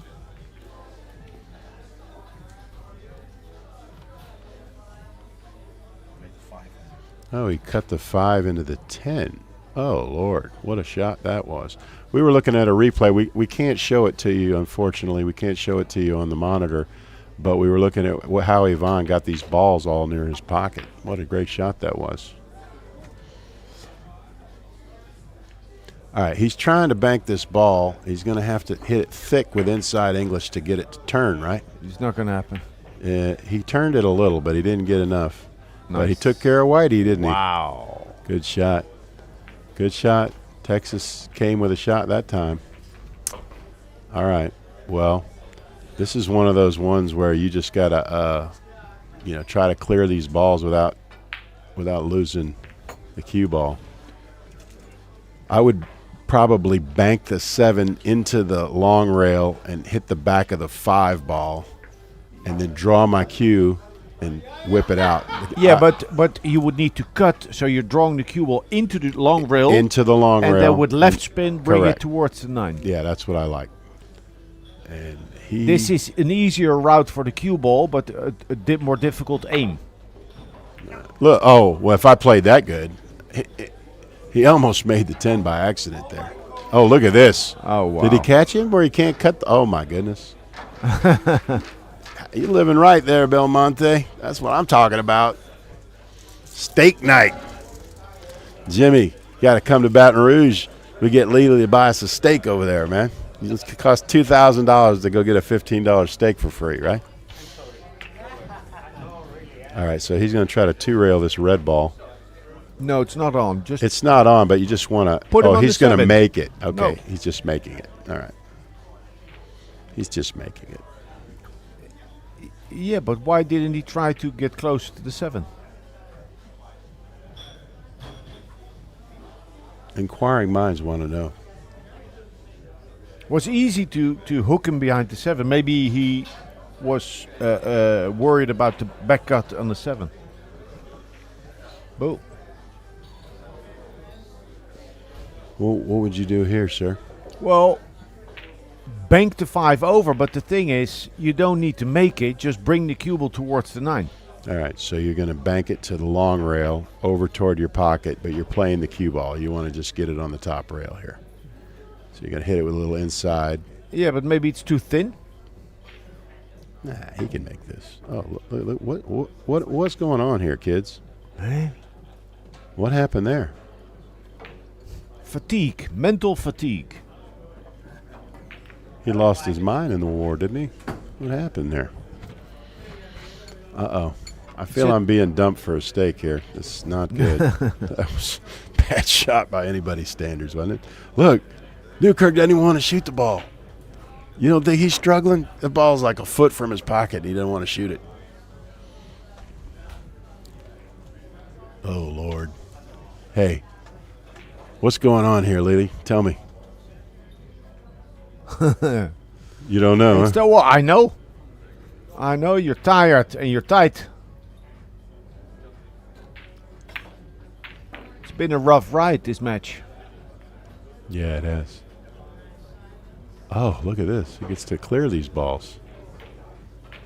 They don't go, right? Do you bank the 13 or what do you do? No, what do you do, Lily? I hit the 5 straight. Oh, you clear them here. Yeah. Oh, you're saying because they don't They go. don't go. I can shoot an offensive shot here. Yeah, but then later, if he would bank a ball onto the 2 balls, Sure. that suddenly is Sure. 3. That's the risk. No, they go. I'm taking them out. Okay. Or maybe kick on the 9. Depends on the distance between the 9 and 5. If it's like 5 millimeters, I would kick on the 9 What and if hook. it's 4 millimeters? Uh, He's banking the 3 here.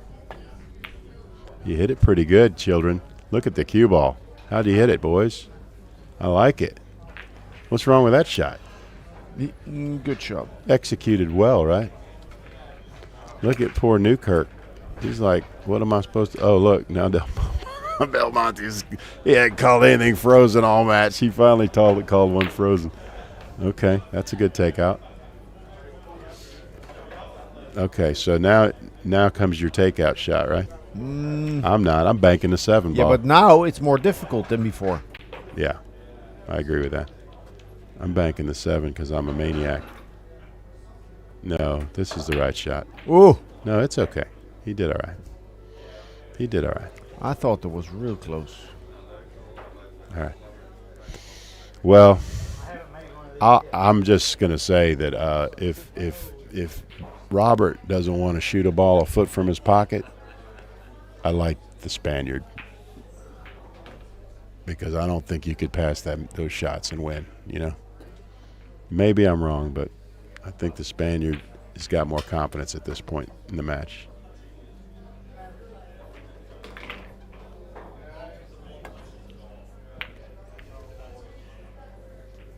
Yeah, he's going to cut the 9 ball here. What's the odds of him making the 9 ball, Alex? Is it 50-50 or better? No, better.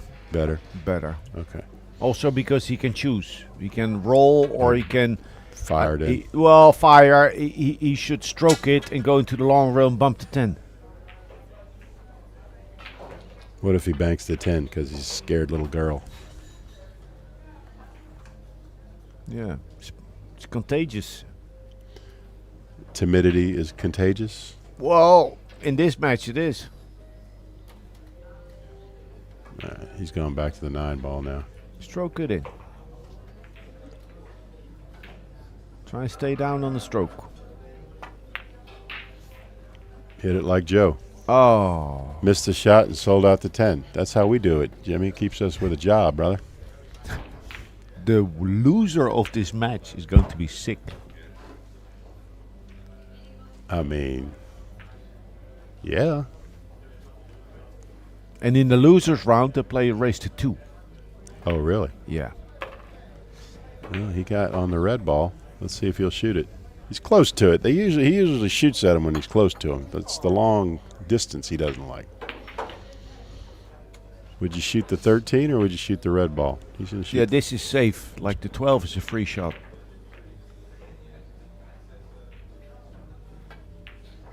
Nice and easy.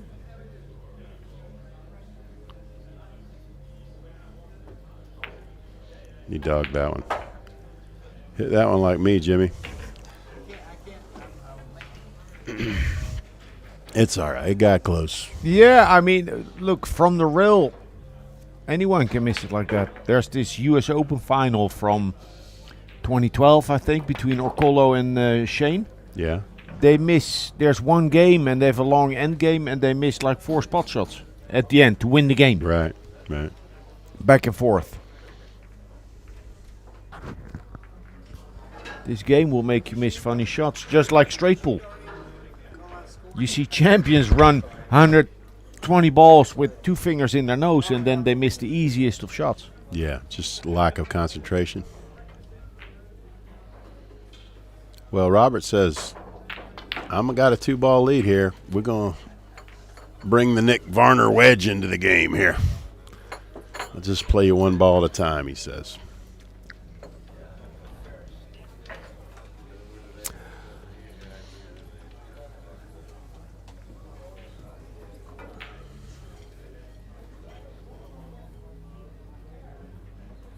This is kissy if he tries to kissy. It's a definite kiss if he tries to bank it.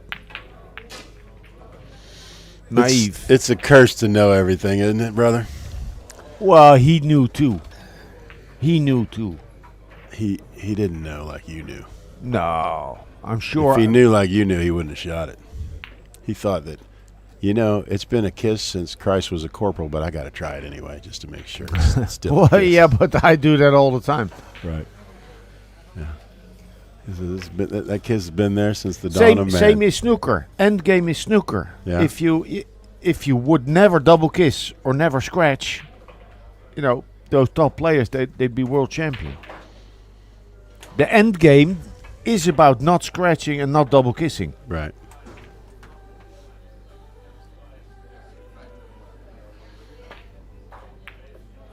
The way he hits that ball is good.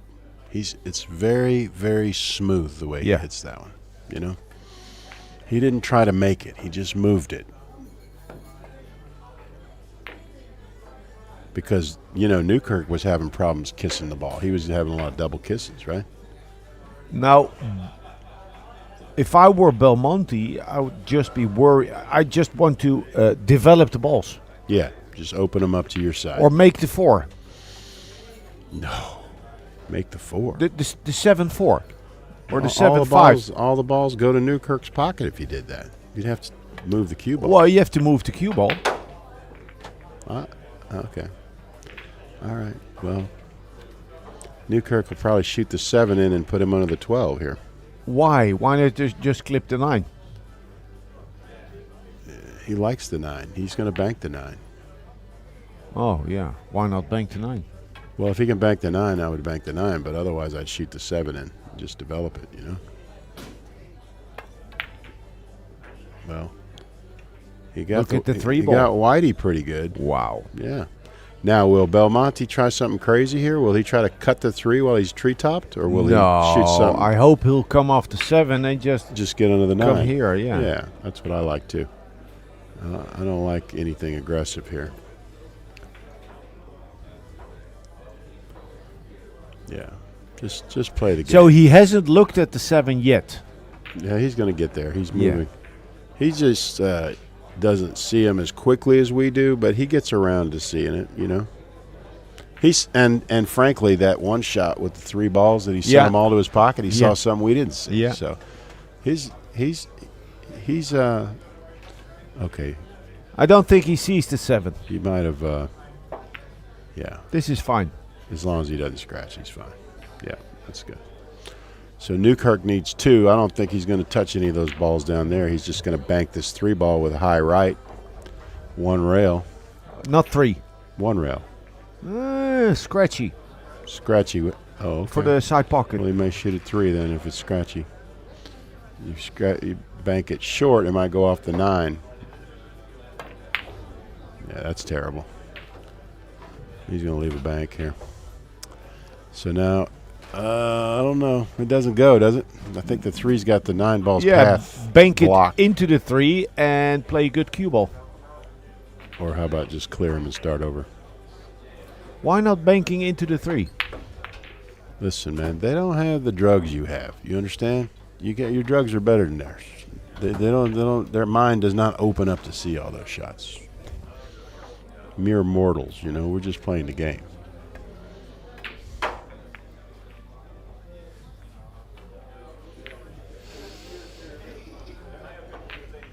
I was just looking for an for information. Oh, is that what it was? Why wouldn't he bank into the 9? Yeah. And the answer is you don't share your drugs with him. See, he didn't see it.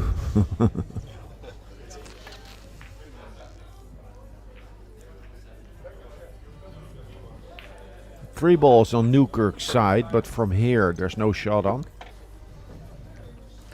Newkirk has actually the bottom left here. So remember he broke, and so that red ball is the only ball on his side. Now before you said make a ball and hide the cue ball, what Newkirk would do. But if I'm leading 6-4, I'm a little bit wary of hiding the cue ball there, because from there my opponent can maybe pocket another ball.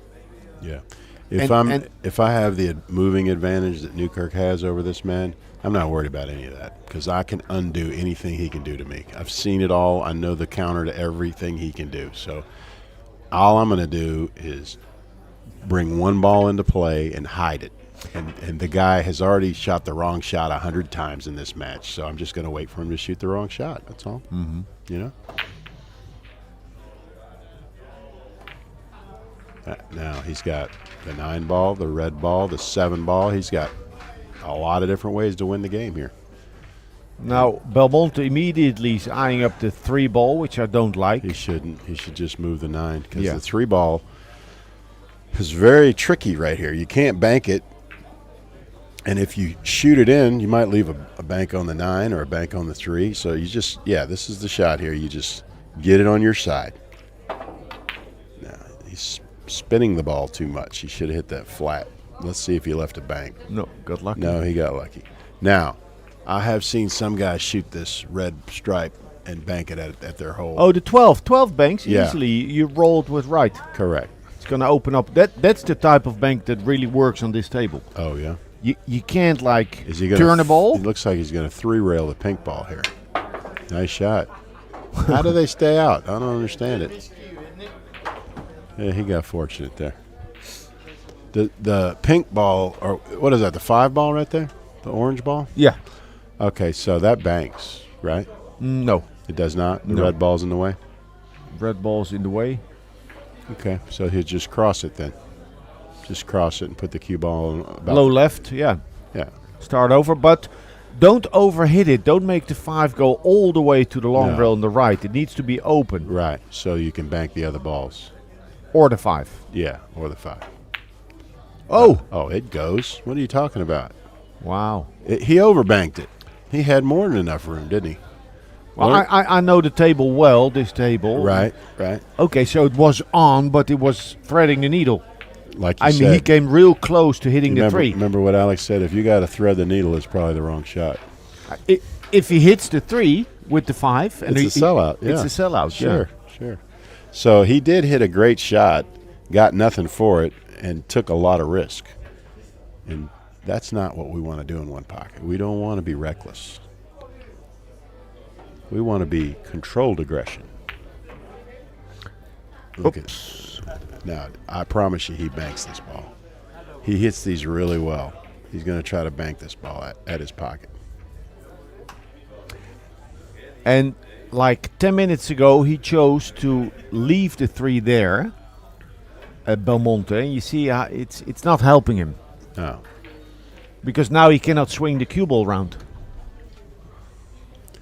All right, so he's going to sell out because his natural path, the cue ball, is going to leave the 3 straight in. But he should have the 5 ball should be like. How'd he hit it, children? Wow. That's nice. Now the 3 does cut, but at this point, I don't see Robert trying to do that. Might shoot the 9 ball. The 9 and then go behind the 12. Okay. He has a natural angle. Okay. And he likes your analysis here. I would think. He can also just choose to attack his pocket and give the 5. Yeah. He's going to cut this 9 ball and try to use the stripe as cover, which is a lot. Maybe not. Okay, he hit it well, though, I think. I think he hit it well. So what he chose to do, he said, I'll give him the 5, and in so doing, I'll have the best chance of making my ball. Right. Like commit to it. Yeah. Yeah. And then he just sold this one because had he sold out, had he not made the 9, I mean, he would give 1 ball position for secondary ball would have been real hard for Belmonte. So would you cut this ball, needing all of them, would you cut this ball in? Yeah, you have to. You have to? Yeah. Okay. Slow roll. Slow roll. Well, no, slow roll. I play the speed to hang up the 5. To hang the 5. Okay. So that means you're not hitting it too hard. Or too soft. He just gave up the ghost. He needs to hit this ball here or he'll get under the 7. All right. Will he shoot the 7 ball 2 rails or will he just play 1 ball? He's just going to play 1 ball. He says, I'm not bringing any other balls back. Look, he double kissed it again. Oh, Lord. Well, the thing is, what he tried to do, which made the shot a little bit harder, is not, and what many players here will do, less experienced players, they'll bank the 5 just out and all the way up to the short rail. Mm-hmm. And then it's not a threat anymore. I see. If he puts it like center table. He could get a freak scratch here off the back of the 3 ball here. Oh. Okay. Does he bank the 7 for the win here, or does he mess with the 5 ball? I like the 5. You try to make it, or you just move it out of play? No, bank it up. I'm up 7-4. Yeah. Just play the game. Like this is what I said before. So the 5 is open, even though he overcut it a little bit. He didn't tie up the 3 or the 5. Yes. They're both of them. So now your opponent can't just bank freely at you because he's got to worry about that side of the table. Right. I agree with that. All right, Yvonne. It's time to make the 3 ball and get some balls in play, kid. There we go. Get him underneath the 5 ball. That's nice. Perfect. Oh, that's like nice. That. That's a good shot. So you're behind, right? So you want to get the balls in play and you want to be aggressive. Yeah, so look, the 7, 2 railer on the 7, it's a free shot, but he does bring the 7 into play. But it's too good a shot to pass. To pass, yeah. So speed is... You shoot it hard enough to make it, but he didn't shoot it hard enough to make it. So interesting. Not a good shot. Interesting. I thought he would hold the cue ball there, top right, but he played to hide the 7. Well, I mean, that's giving him the benefit of the doubt that he just didn't get weak and not hit it hard enough, you know. But he took care of Whitey, and that's good. Now, see this shot? This is a tough shot after a long match, isn't it? Yeah. And it's not worth anything. It's worth 1 ball, but you could lose the game. Well, he hit it good, though. Usually you sell out that shot when you don't make it, but he hit it good. This banks. Banks? This banks, yeah. Okay. Let's see if I think it No, kicks. He kicks. Yeah, I don't think it banks, but it might bank. But he didn't think it would bank. So, all right. No need trying. So this That's is what he thought. this is the problem with Ivan's position right now. He needs them all, right? Yeah. Every shot that he shoots, he's betting the game on, right? And so you got to get the balls in play so that when you make one, you can get paid off. You can't just beat Newkirk to the ball 4 times and beat him, okay? You can't hope to do that. So what he needs to do is get the balls in play so that he only needs to get one mistake out of Newkirk and he can steal the game. Yeah. So the 7 ball right now is his biggest threat. He needs to 2-rail the 7 ball without hitting the 13. He's not trying to make it. He just wants to get it on his side of the table and not give up a shot. A lot easier said than done here. I like this. Banking the 3. You do? Where's the cue ball going? Top rail. Yeah?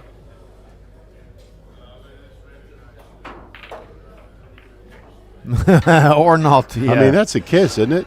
No, my viewers are saying, Professor Lely, isn't that a kiss? Well, if you hit with right spin, a little bit right spin, you would leave him an angle on the 7. A lot of angle. Right. But then again, like the 7 is in a tough position. So if you can solve that now, that would benefit. All right. So later. the only way this works is if he puts a lot of left-hand spin on it and gets between the rail and the 7 ball. But I don't like that. Now he's going to bank the 13. I like that a little better. Yeah, he's going to try. He needs to hit the 5 ball with the cue. When he banks this, it's going to hit the side rail, and then he didn't hit it enough, though. He sold out the 7 ball. But I don't think that I think if Newkirk can move the ball, he's got to move it rather than shoot at the 7. Yeah. 9-ball players at home could think, okay, why wouldn't you attack the 7? But it's after a grueling match like this, it's difficult to hang the 7 up. That's right. Even just hang it up is difficult. Right. And if you mishit it, you leave an open shot You let and the an guy easy get bank back on the in 7. the game, right? Yeah. You don't want to let your man back in the game. And even though you could make that ball, you could miss it too, okay? And so when you're ahead in the game, you're going to get some shots like this. Look, see? Ivan lost a little concentration, and now he's given ball in hand. So because Newkirk was patient, knowing that he was going to get a better chance, now he's got a hanger, basically, for the win and the match. 76? 77. From Fort Worth, Texas. Made the trip. There we go. And beats Belmonte 3-2. And there's the handshake, and Robert Newkirk advances on the winner's side. Ivan must go through the working man's side, but he is still far from dead.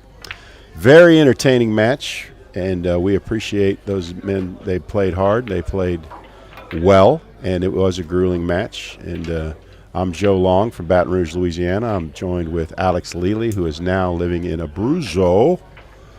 What is that, province? Abruzzo? Abruzzo is the region, Abruzzo. Abruzzo, the Abruzzo region of like Tuscany, Italy. Like Tuscany and Umbria and Sicily regions. He used to be the plague from The Hague, but now he's the what? You're the Godfather from Italy now? Is that what you are now? The Godfather? I didn't get a nickname yet. He is the Godfather of Imopa, which is the European, what is it? The European... Ministry of One Pocket Affairs. The European Ministry of One Pocket Affairs. Hey, guys, have fun. Yeah, we're going to sign off now until the next match. This is Joe Long from OnePocket.org with Alex Lely from OnePocket.org. We're going to give it back to Jimmy, and we appreciate you, Jimmy. Thanks for letting us sit in.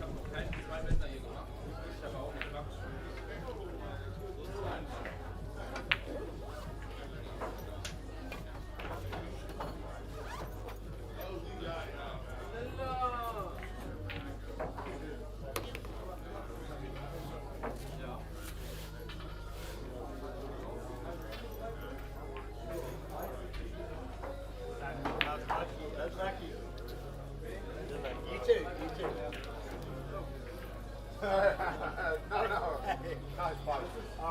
got there and fell dead. I can't know. I can't make it.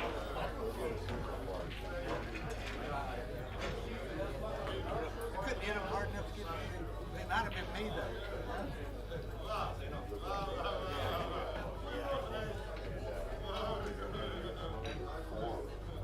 Changed it.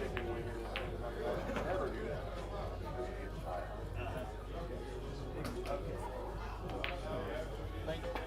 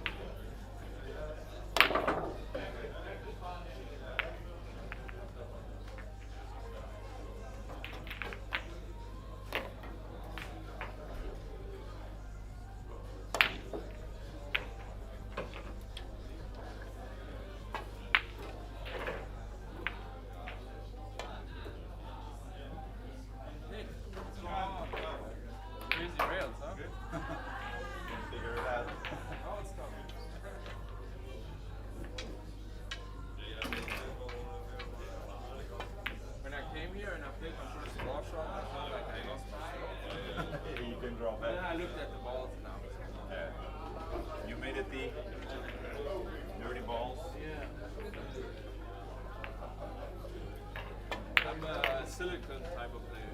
Yeah, the wax ball. Wax.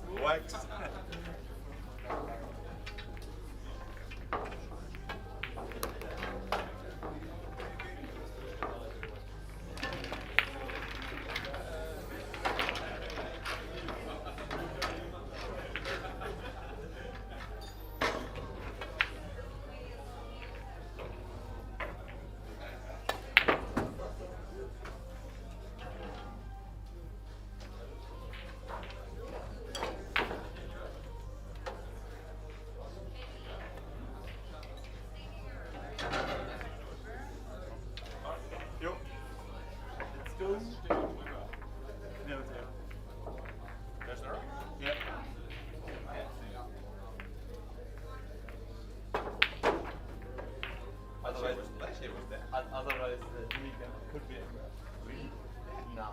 Yeah, because I remember I made a flash shot. Okay, then it's one of your side. Okay.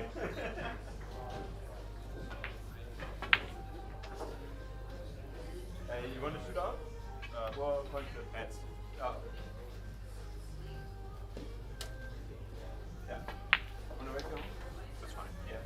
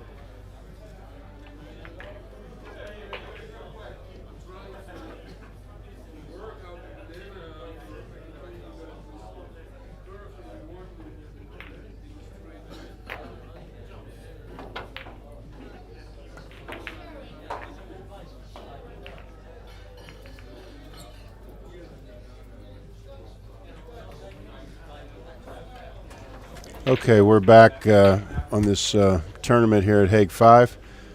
George, would you introduce yourself to the fans, please? Yeah, thank you, Joe.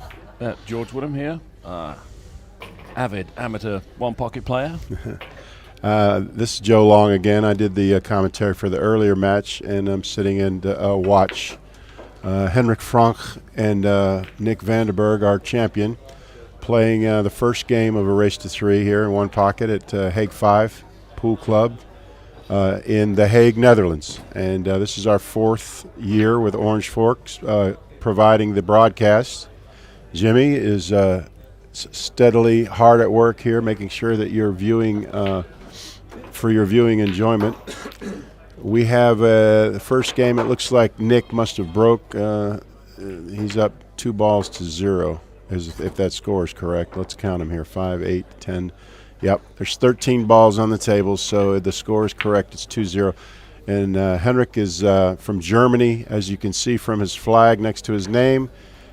He started playing one pocket about 3 years ago or so. He came here with his friend Michael, and we want to say hello to Michael and congratulations on the birth of your new child. He could not come to the event. Michael is a university professor, PhD, research professor. And he's a new father, and so he's taking care of business at home in Germany, and we want to congratulate him and his girlfriend on starting their new family. All right, so this 3-railer looks reasonable effort at it, but he's going to leave a bank here on the 11 ball. And Nick is processing the game, and he's a rotation player, but he did win this event last year, so he is picking up one pocket, and he has a club now in Amsterdam, and they have an avid local one pocket community there. So one pocket is being played in Amsterdam. I think they have a weekly. A monthly. Okay. One pocket. A monthly one pocket get together. I think it's every 3rd Sunday. Oh, okay. So George knows all about it, and that's a good shot right there. Did not make it, but threatened the pocket. And let's see what Henrik has to do here. He probably should shoot the 1 ball 2 rails into the 11 is what I see, or whatever that. Yeah, is that the 11 on the bottom rail there? If we got the 13 near Nick's hole. Oh, 13. So, yeah, I would probably shoot the 1 2 rails into the 13 and stick them on the 9 ball if I could. Henrik is looking at the 10-6 off the 14, off the 14. But no, he's looking at the 11 ball. He thinks the 11 will go off the 14 here. The 3-11, I believe, is what he's looking at.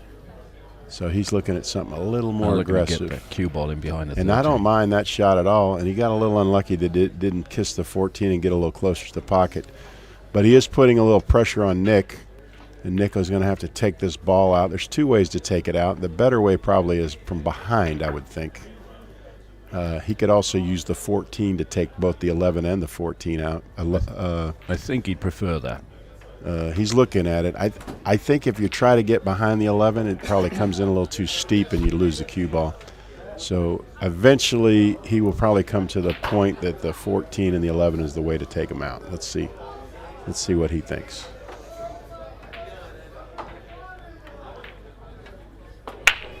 And he may just give him the 11. He may just decide to give it to him, and that's what he's. No, he's. I don't know. That's okay. That's okay. Well, he's protected his one power ball there, the 13.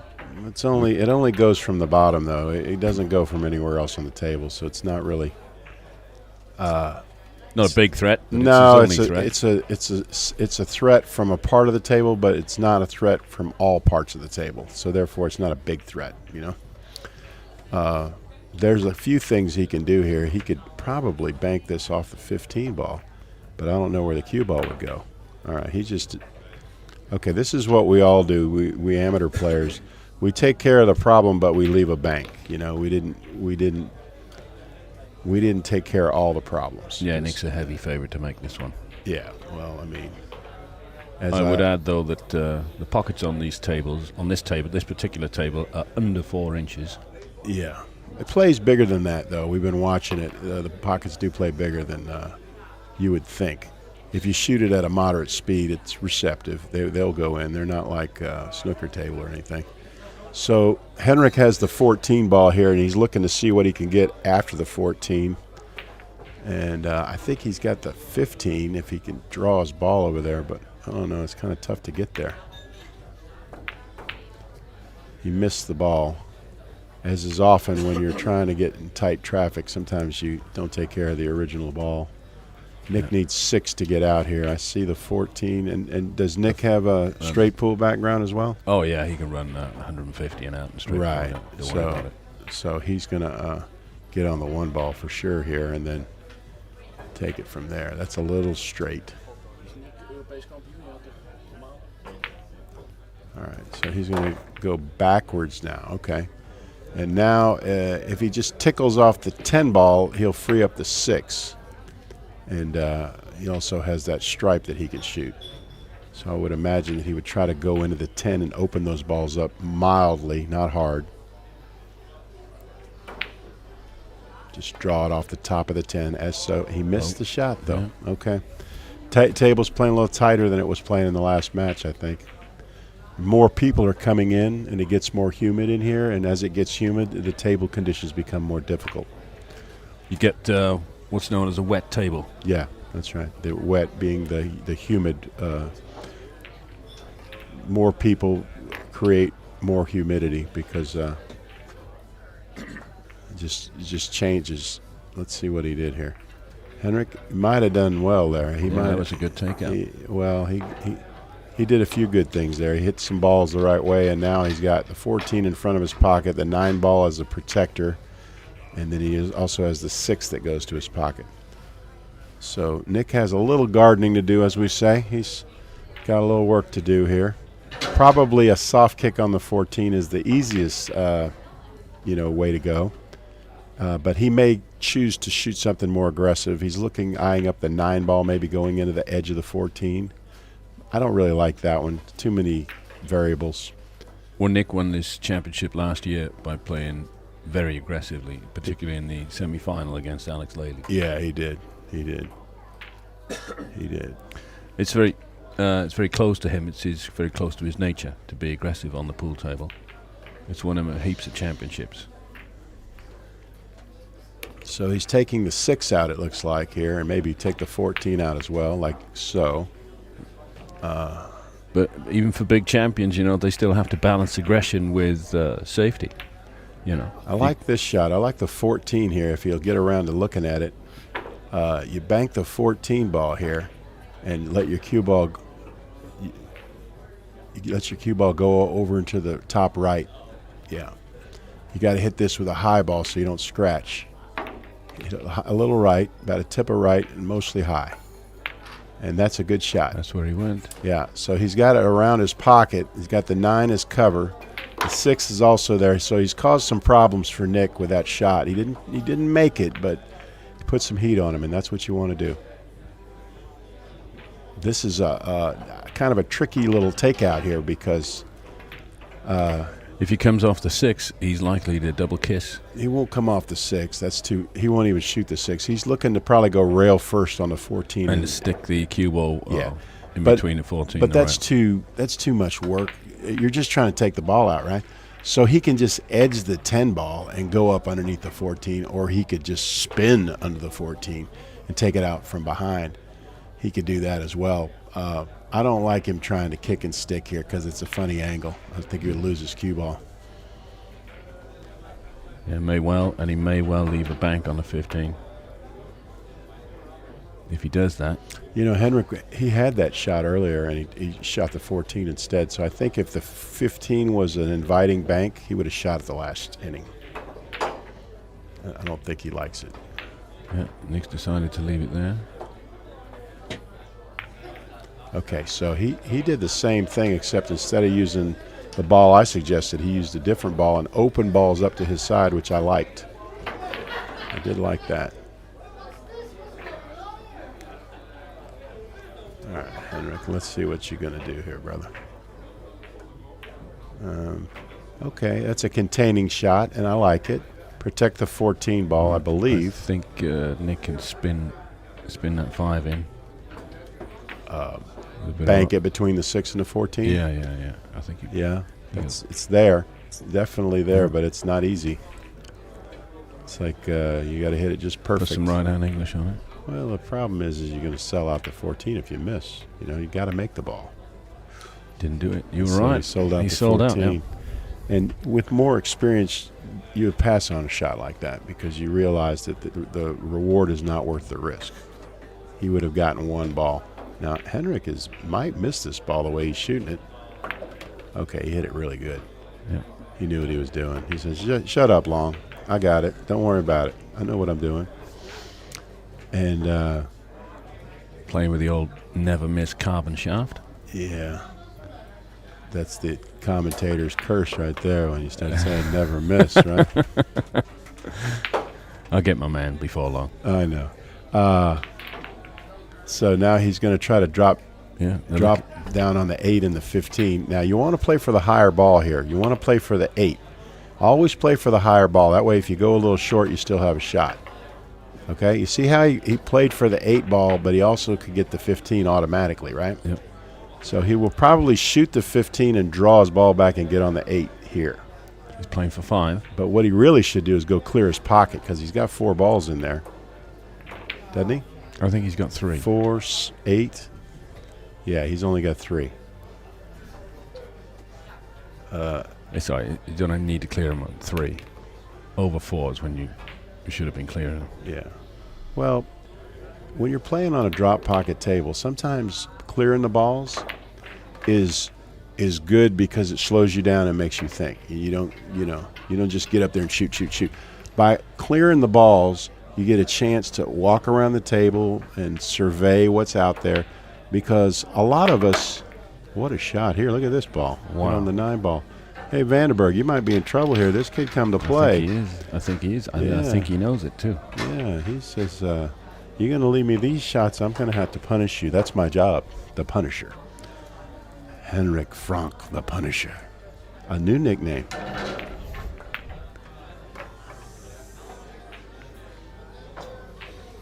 Quite a few nicknames out there. I ran into a guy yesterday they called a sniper. The Sniper, that's Khan Salim from Germany. Yeah. Oh, yeah. That's Ray Hansen put that nickname on him when he was over in the United States. He was playing in the tournaments, and he said, Khan Salim, the Sniper. Well, he put one in the back of my head. Yeah. Last night. You To got to warm hit me that up. a little harder there, Oh, Henrik.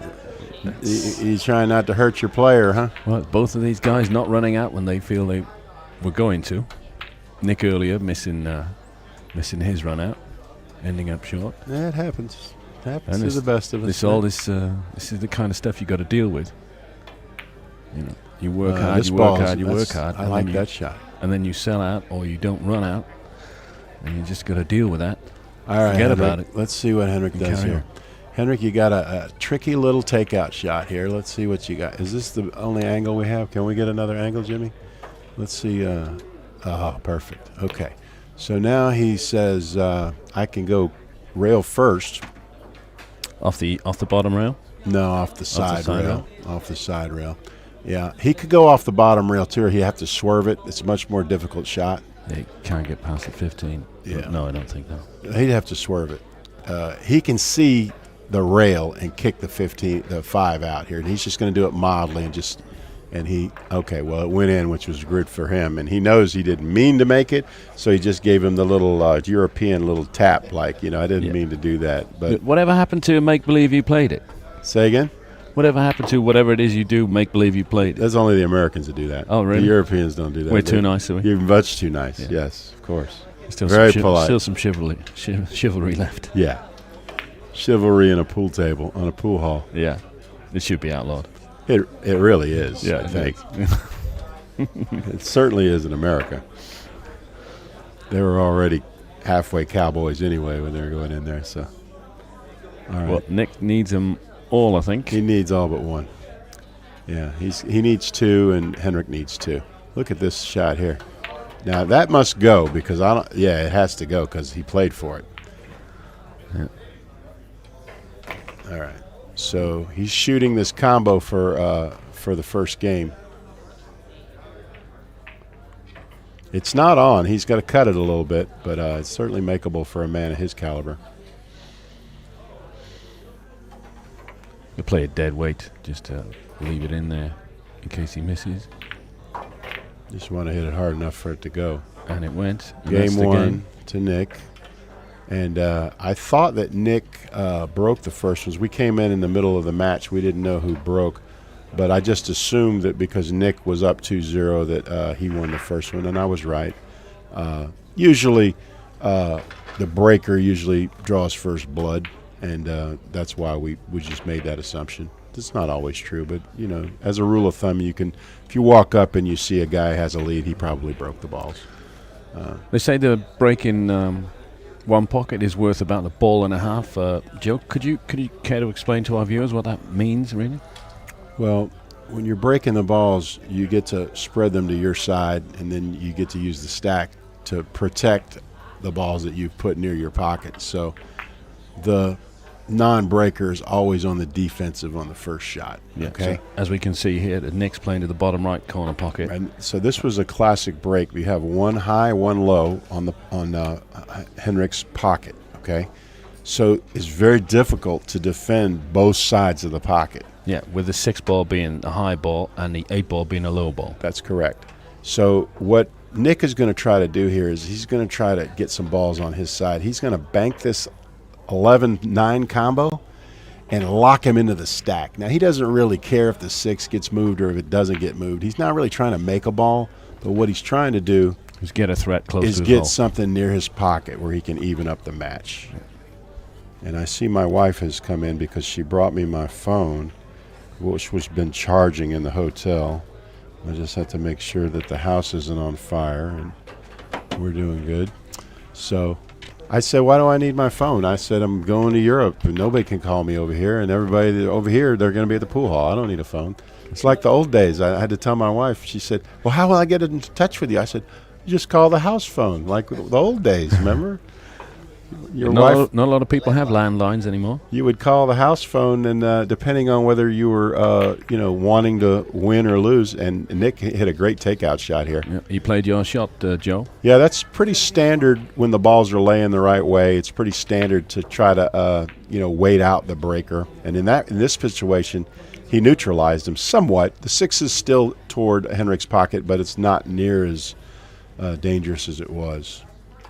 And so now Henrik is looking at doing this. This is over the stack, trying to 2-rail the 9 ball at his hole and not get a double kiss. Good luck. Okay, discretion was the better part of valor there. He decided. He didn't go that aggressive. Well, he said, I can't really execute that shot. And so I can shoot this one and put him high, and we'll just play the game from here. The 9 ball will bank at Henrik's pocket. If Nick decides to shoot the 13 toward the stack, He's going to leave a bank on the 9 ball. Yes. You think? Yeah, I was just going to ask you. Sometimes I feel I like driving the 13 ball into the stack, driving it into the rail and then into the stack, trying to move balls my way. Yeah. Would that be advisable at this point, do you think? It's a little more difficult. It looks like it's tending to go lower than that. Yeah, goes lower than the stack. You would have to manipulate the ball to get it to go to the stack. Obviously, you had to. So this shot here is the 9 ball. Now watch how he locks him in the stack here. You should go off the bottom of the 13 with some pace. Okay, he chose to go the other way, and he let him get the 9 ball. But the 15, Meg, is that the 15? Yeah, you can't really shoot that one. He's got a shot here at the 9 ball. Yeah. Shoot it into the whatever stripe that is. Drive it into the stack. Is that no, not the stack. What's that 13 ball below the 10? Yeah. Yes. Yeah, I would bank the 9 into that ball. But the key to the shot is to use the stack as cover. So you don't want to spin it out where he can get at that ball. Anything you push toward your pocket, you want to protect it with the stack. So he's going to bank this 9 ball, and the key is not to spin it out where he can just see see what he did. He went all the way around and used the 6 as protection. That's a great shot. Okay, very nice. That's an advanced shot. That's most one pocket players know that shot. That's the old bank it at your hole and swing the cue ball 3 rails around and get underneath the cover. Yeah, he played it rather confidently. Yeah, he knew what he was doing there, so that's a good shot. Now, he's looking at trying to bank this ball. The problem is the 9 and the 1 ball are very inviting, and it's hard to shoot this ball offensively without selling out. Look at this guy. Oh, my goodness. Henrik, settle down. Good shot. Oh, yeah. We like that. He's now got 1 over the hole and 2 near his hole. He's got the 6 ball. Yeah, he's got some threats near his pocket, which is a very good shot. Yeah. I'm going to be interested to see how Nick gets out of this because this is not easy right here. No, he can't see the 6 because the 13 ball is covering that. No, all he can see is the 10. And can you hit the 10 thin enough where you can get the rail and then spin it under the 6? That's a difficult shot. Yeah, maybe. Very difficult shot. Well, that's tough too. I was thinking punching into the 8 and then driving that up table and he's glancing off the 12. He's looking at that right now to see if there's even a possibility of that shot. Thinking he might be able to stun through down below the 6. That's a difficult shot. No, I don't think that's there, George. I think he's just – now this is for all you one pocket players that are just learning. You see how he's going through all of his options on the table? He's not in any hurry. He's in a bad spot. He's just trying to figure out the best way to try to get out of this trap. Okay, this is what we call a trap here because, he's in a lot of danger right here. He could give up 3 or 4 balls. Yeah, very much so. And it doesn't look like he can bank the 13 to his hole. I mean, he doesn't have an aggressive option either. The 6 is in the way for a make. Yeah. And what good is it to bank it over there if you can't make it, right? Exactly. The only shot he hasn't looked at yet is the long rail kick under the 6. Yeah. The 1 rail or the 3 rail? 1 rail. Oh, yeah, the 3. You can't. The 11's even blocking that, the 3 rail. So when you shoot the 1 railer, you got to manipulate the cue ball to get the angle you want. He's finally decided that that's the shot. Or he could leave him long straight in on the 11. These are tight pockets. I don't like that. No, I like this better. Yeah. Even if it scratches, at least he gave himself a shot. All right. So he's going to give up a ball here. Now, Henrik has a chance to punish him a little bit here. You just don't – you want to make sure you get a second shot here. Yeah, you want to – he's going into the 12, but he wants to get away from there because there's no – he doesn't have a shot if he leaves it there. He's going to hit this too hard. No, he didn't hit it hard enough. He was trying to spin it to create the angle he needed, and he didn't get there. Now, what would you do here, George? What's your options here, brother? Well, there's obviously a bank on a 13 ball, but you're sending the cue ball up to where you'll leave Nick the 1 or the 9 if you miss. So how do you prevent that? You shoot at the 9 ball, and you try to shoot it, and the shot is – you can shoot the 9 into the rail and then off the back of the 1, and then it billiards back toward your pocket and you clear the 1. That's a really good shot. I don't know if Nick knows it. I don't know if Henrik knows it either. You shoot the 9 into the rail, then it hits off half ball hit on the 1, and then it goes right back to your pocket, and the 1 ball goes up table. Now, he's aimed it like he's going to shoot it. Let's see if he knows it, or if he's just going to clear the balls. He went directly into the 1 ball. He did all right, though. Look at Whitey. Yeah. He did It's all good right. cue ball. That's good. That's good. He rearranged the furniture. That's what we call that when you change all the balls. And Nick has a bank here, but it's not free by any stretch. The 9 here, I would say. Just mildly off the 9, and then your cue ball will just glide over there under the 11. As long as you don't leave a bank on the 9, you're good. He doesn't like it, though. He's shooting something else. He's shooting his hole. No, it's not his hole. Oh, Lord. Yes. Are you going to do that to him, Nick? Well, you deserve to be punished, Nick. That was a terrible shot. Excellent execution. The old one pocket man in me says you shouldn't reward that kind of shot, man. He should be punished for that shot. Bit more chivalry going on there. Nick tapping the table. Yeah, he knew he got lucky. He knew he got lucky, but he didn't really get lucky because look where Whitey went. Yeah. You know, but no, Nick is a pro and he's definitely a gentleman. He's more of a room owner now. Obviously, his focus. He opened his room Mocha earlier this year. Yeah, he's sporting the shirt. Mokum is his pool room, and he's got it on the back of his shirt there. They redid an old supermarket and fitted it with 16 9-foot pool tables. So the pool world in the Netherlands is strong. There's a lot of interest in pool here, huh? Well, there has been for the last 30, 40 years, really. Lots of great champions have come out this part of the world.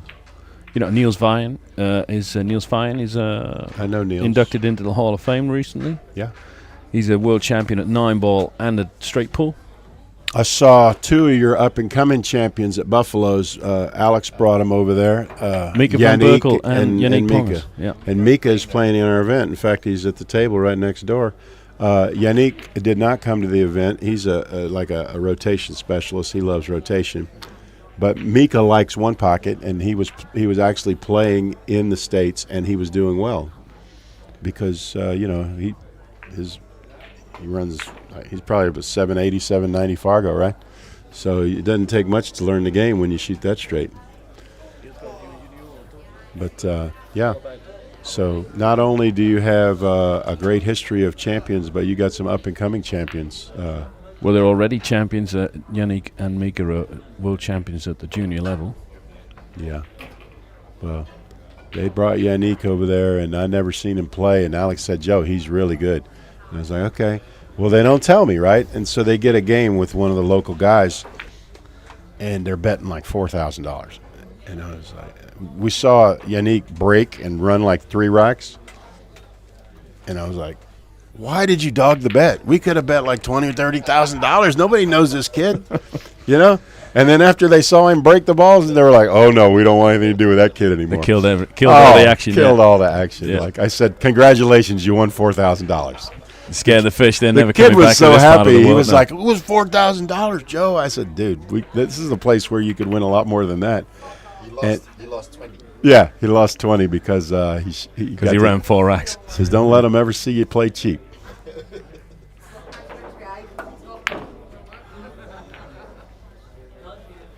Well, Henrik went all in there. Yeah. That's what happens when you're an amateur, you know. You go for a shot, you miss it, and you give a little air to the killer, and the killer does what? He kills. That's what he does. Yeah. The killer does what he does. Right, so he's looking for 7 more. So the straight pool champion has all these balls laying here. What's the odds that he gets out from here? Pretty good, huh? Well, it didn't run out the last time when we all thought he was going to run out. Well, you know, even monkeys fall out of trees sometimes, you know. So he'll be looking to go one better.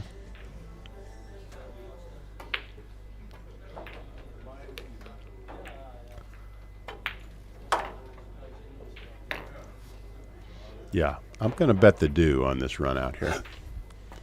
I'll bet the do. I got you for 20. For 20? For 20, yeah. Was that 20 American or is that 20 euros? European. Why don't I wait and see if he runs out, and then I'll let you keep your money, George. Oh. I can't be taking money off of you. No? Co-commentator. It's not a whole lot to be taken from me. Well, that's the problem. That's the I'm thing. laying a big price if I start gambling with you. With so. me? You Yeah. wouldn't be gambling, would you? No. Would you? No, I wouldn't be gambling. No. Well, can't be taking money off Well. of George.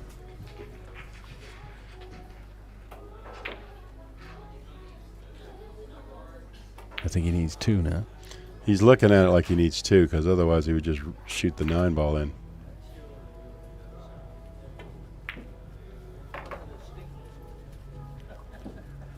Maybe not. No? No, he needs 1 more. He's acting like he needs 1 more. That's 5. You look down there for 6, 7. I know Henrik didn't put any balls up, and I don't see a coin on the table, and there's only 7 balls, so something happened. Henrik has some balls that he didn't mark. So Nick van den Berg looking for 1 more to go 2-0 up.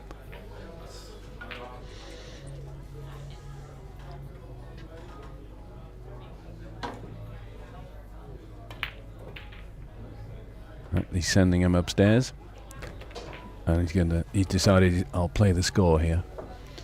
Yeah, last year I was chiding him for not protecting his lead, and so he said, I've learned, I will make sure that... I'll take 2 tenors, by Say the way. again? I'll take 2 tenors or 4 fivers. Oh, is that what you want? Well, it didn't run out, did he? Did we make a bet? Oh. Oh, you're kind of sharp, aren't you? You're trying to get very paid. well, counsel. You're trying to get paid when you don't even make a bet.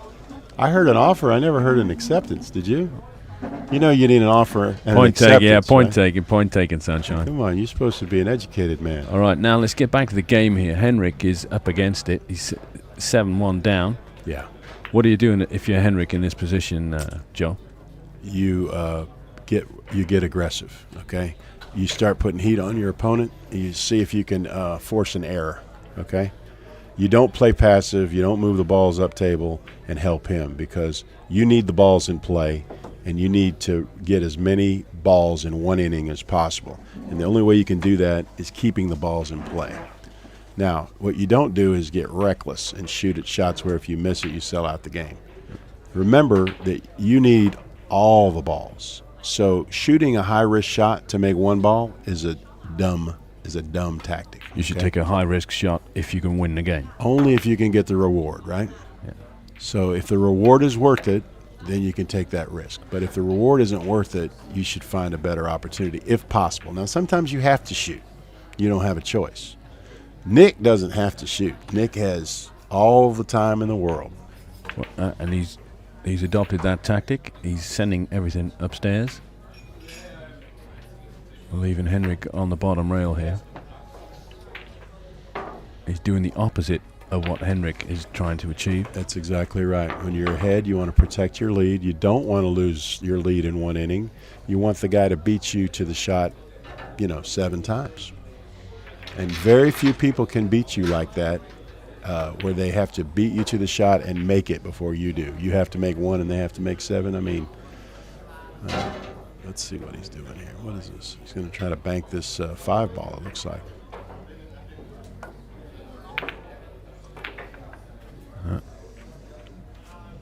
He got a roll there. He didn't leave a bank, so he got a little bit of a roll. Nick's going to shoot the combo bank. I think so, yeah. I don't like it. I like to play. Oh no.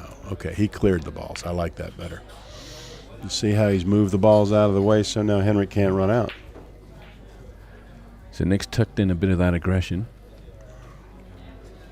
Yeah, Tom Worth was here with me last year. He wrote a book called One Pocket, A Game of Controlled Aggression. And that's what it's all about, controlled aggression, not recklessness. I'm very good at that, by the way. Recklessness? Reckless aggression. Yeah, okay. You got to be good at something. Look at this shot. Which is here. why I'm on the 1 loss side now. Well, only one man can win. Maybe woman. We have a couple women, right? Oh, yes. I almost misspoke there. We have a couple women in the tournament. Yes. A couple of local girls and... 2 or 3. Is Anna playing? She's the tournament director. We have 2 women playing. And there's Ashley from Massachusetts. Ashley Benoit. I said, Ashley, you got a Cajun name, Benoit. She said, yeah, we're French Canadian. I said, well, that's where all our Cajuns were before they got kicked out by the British. They were up there in French Canada and came down to Louisiana. So we have a lot of Benoits down there in Louisiana. And she was invited to the event by Alex. Alex saw her at one of the events in the States and said, you should come over. She likes One Pocket. He said, we have an event. You could come over. And so she came over, and she's been playing ever since she got here. Yeah, she came second in the 9-ball event at Mokum in Amsterdam. How about that? Where Nick Vandenberg playing here came in so third. She plays on the ladies' tour. She has not yet won an event, but she is, she's a straight shooter, all right. She loves pool. Yeah, she's a straight shooter. And she loves One Pocket, and we're really happy that she's here. We're happy that, all the new faces here at Hague 5, we are happy every time we see new people. Now, Henrik he's jacked up, and the rule here is on a real close shot. As long as you're 45 degrees or more elevated, it's a good shot. You can't, meaning you can't foul it even if you make a double hit. Right. Even if it's a foul. If for tournament purposes, we say it's a good hit. Okay. Now, gambling is a different story. In gambling, it's got to be a good hit. But when you have a difference of skill level in the tournaments and you don't have a referee on every table, you have to have these rules to make sure that, we can move the game forward and we don't have a bunch of disputes about whether it was a good hit or not. So that's kind of a compromise that we have for tournament play. That's a good shot except for the scratch and the fact that he didn't get to the pocket. I think that'll do him. Yeah, okay. You see what Nick just did? Taking a ball out of another man's pocket. You might get shot in Louisiana. Yeah, you can't do that in the money game. You can't do that in Louisiana. They'd be real mad at you putting your hand in their pocket, We have, you might not believe this, but they have some desperados that play in Louisiana that might steal your ball if you let them put their hand in your pocket, right? Well, not so here. Henrik wasn't afraid of that. No, Henrik. Nick wouldn't do that. Henrik knows. It's all gentlemen. It's all good here. But now it's 2-0 Nick Vandenberg breaking for the match here. Henrik has had his chances. We know that. He's just like most of us who have jobs, That's why we have jobs, because we stub our toe when we play pool sometimes, right? I'll have to go check out Mokum. I think you'll like it. This setup is rather spacious, and the tables are good. They got a Buffalo 9-foot tables on there. And the house is packed every night. They have gold crowns or diamonds? No. They look like gold crowns. Buffalo. There's buffaloes, yeah. Buffalo billiards. Don't say Buffalo Billiards to me, Jimmy. What are you doing? Well, it's the brand. Yeah. Is that like a trademark infringement? No, it's. You don't have any buffaloes in Europe, it's right? a table brand. Have you ever had any buffaloes in Europe? No, we haven't. No, it's a North American species. It's a table brand. I understand. I'm just teasing you a little bit. And it's Dutch. Yeah. Well, Mokum is packed. It's a Dutch almost. buffalo. Mokum's packed almost every night. They have a weekly 9-ball event, a weekly 10-ball event. Yeah. They have the monthly One Pocket event, and they have random tournaments for beginners too. Oh, that's good. Yeah. That's good. I actually had a buffalo steak a couple weeks ago in Baton Rouge. Yeah, they had a bison ribeye. Really good. Usually they're not. They don't have enough marbling or fat on them. They're too lean. But this chef, boy, he really did a good job on this one. So did Henrik on this ball. He did. He stuck Alex in behind the 5. I mean, he's just going to bank it, right? Just spin bank it and let the cue ball go over to the other side. He's the best player in his family. You know that, right? See? So it doesn't really matter where it goes. You just bank it over there. You're playing the cue ball, right? And so now he's protected his position, and Henrik really has no offensive shot here. He's probably got a kick on the 7-ball, maybe. It's not easy either. He's going to have to put a lot of left on it and try to kick the 7-ball toward his pocket and get a rail. And he's looking at it. That's not the 7. The what 8 is ball, it? you mean? No. What is that ball? No, not the 5. Yes, the 5. Okay, that's the 5. The coloring on this is not really. I'm having problems with the colors. Okay, he shot the 15 instead, but I think he's okay. I don't know if any of these balls go. I believe that he'll have to shoot down low. He'll probably have. Was that Sorry. Let's talk risk reward there for a moment, because risk management is what this game is all about in many ways. We saw Henrik take the kick on the 15 there. He missed it, obviously. Do you feel that was the right shot to take there? Yeah, because he was in a bad spot. He was in a bad spot even to make a good hit without selling out a shot. So really, that was the best balance between a safe defensive shot and a two-way, which it works out. Like if you make it, then it works out really good. Now he just took a foul by accident right there. That's. And so he's going to owe a ball. But, you know, there's worse places to take a foul. You see how he's opened those balls up now? There's 6 or 7, 8 balls that go towards Nick's pocket. Yeah. He just needs one inning here. He's a great straight pool player. Running balls is his forte. If he gets one open shot here, he could close the frame. And Henrik has to know that. So now he's looking at trying to make a combo really tough shot. I don't like it. But what is he going to do? You know, it's getting late early, as we say in America. And he shot it, and he executed very well. Good shot.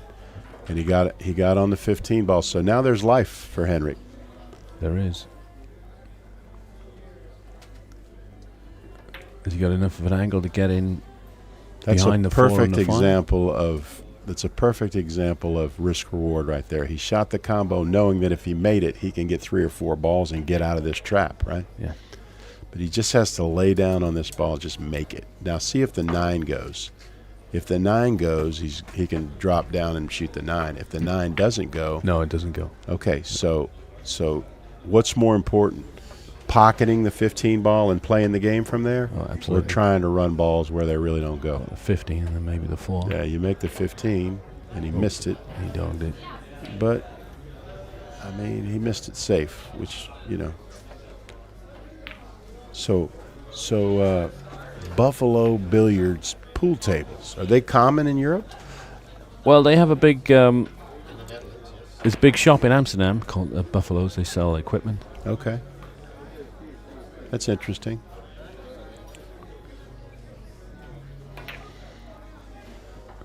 How many players do we have in this event? Do you know, George? Well, I heard it was a 64 sellout, but I'm not quite sure. Jimmy, what was that? I'll just check with him. 60. 60 players. Okay, well, that's a really good event. Listen, I sponsor events all over the country, and I'm trying to think if I have any events that have as many people as you all have here. I do think that Hard Times usually puts about 60 in. That's in Sacramento. That's Oscar Dominguez's room. And we do the Amar Kang Open, which is a 10,000 out of one pocket event there. And it's just like here. It's smattered with a few pros, but mostly shortstops. And that's a good shot right there that Henrik just shot. But mostly locals and shortstops that get to play their heroes, the pros. And Nick is just checking out to see if that 12 will bank. It's I think it's a $225 entry fee, and it's Maybe well attended. I think you just got to give him this, right? Maybe the 115 is lined up. Yeah. Oh, he's trying to kick the 15 in. Yeah, he double kissed it, hit the 15. You saw that? Well, now he's sold out. Now Henrik's going to have to make the most of this. Nah, I'm banking the 15 into this 10 ball right here. Unless it's So you wouldn't go for the obvious and make the 14. No, I'm trying to get. Okay, well, that was a bad shot, but he made it anyway. It was bad in that he didn't hit it clean, and he sold out the 9 ball, but it was good in that he made it. He hit it good enough to make the ball. But I don't think this combo is on, is it? Or he's acting like it is. Just wants to pin him under the 9. Okay. Got away from him a little bit. He knows he could have done better, but he could have done worse too, right, George? Yeah, but I think the main thing there was to leave Nick in behind the 9 ball to protect the 15 over his hole. I think that this event has more participants than any event other than Derby City in one pocket in the world. Oh, yeah? In the world. What? In the world. Like Buffalo's, like between 32 and 38, something like that. Big entry fee. then we have the Bayou Classic over there in New Iberia at Emerald Billiards. They usually have between 24 and 28 players there. And then we have the Rack Classic in Livonia. That's at the Rack Billiards, and that's Issa's place. And they usually have in the high 20s as well. But to get 60 players in an event, that's a good event. That's a good size event.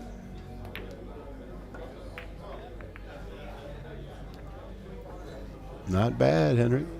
Yes, he got that 9-ball away from the rail there. Yeah, he did. I don't think so. it I cuts. think you all can be very proud of your of the interest here in One Pocket because, like I said, only the Derby City has more people than you all do. Well, it's due to a lot of people, mostly Espen Falkenhaug, who's been driving the One Pocket scene in this country. He's great. He's the great. tournament director. Espen is the promoter and the tournament director. He does a great job. And, you got to have room owners that are willing to do it, too. Oh, so yeah. we have Staff here and his wife, and they're great ambassadors of One Pocket here in Europe. Staff is crazy about One Pocket. They open their room up. They tell their other customers, hey, we're having a tournament this week. You can come in and have a drink, but you're not going to get to play any pool. Tables are for the players. Yeah. Well, and he doesn't charge any pool time the whole weekend. And the regulars are being good sports about it. Yeah, well, they like it. They like to come in and watch. Yeah. And but yeah, so we've got Espen who's doing a fine job around the tournament, and we've got Staff. We've got Alex Lely is a great ambassador to One Pocket here in Europe, and now we have other players. We have Can Salim here. This is the first time Can's been here. He's a German champion, and of course we've got Nick here. We've got some of the lower level pros like Benjamin Bayer that is a champion, second-year champion here. Yeah. And Thomas Kirsch. Yeah, Thomas Kirsch is here. He's a good player. Kirsch is German for cherry. Kirsch, German for cherry. Yeah. Thank you, sir. There you go. You are a Renaissance man, aren't you? Oh, very much so. Yes. Yeah, it's good. What do we do here? We just took a foul? Yeah, Nick's taking a foul. Nick's taking a foul. Hey, I seen Nick protect his lead and take an intentional foul. What is going on here, Nick? Well, I think he's turned himself Think we into a got proper dogs and one-pocket player. cats. Joe, you must like this. Unbelievable, huh? Yeah. Well, with age, all that with age, all that comes rotation wisdom. goes out the window. All the rotation games. Yeah, it's a young man's game, Is One Pocket is a young man's No, game? no, rotation is a young man's game. Exactly, yeah. Here's Espen. We're talking good about him. He walks in, pokes his head in here. Yeah. You mentioned Stafford Harren, room owner at Hague 5. Oh, look at this shot. Pool room. Oh, Henrik, punish him, please. Make a match out of this. Well, they're all there for him now. He says, all right.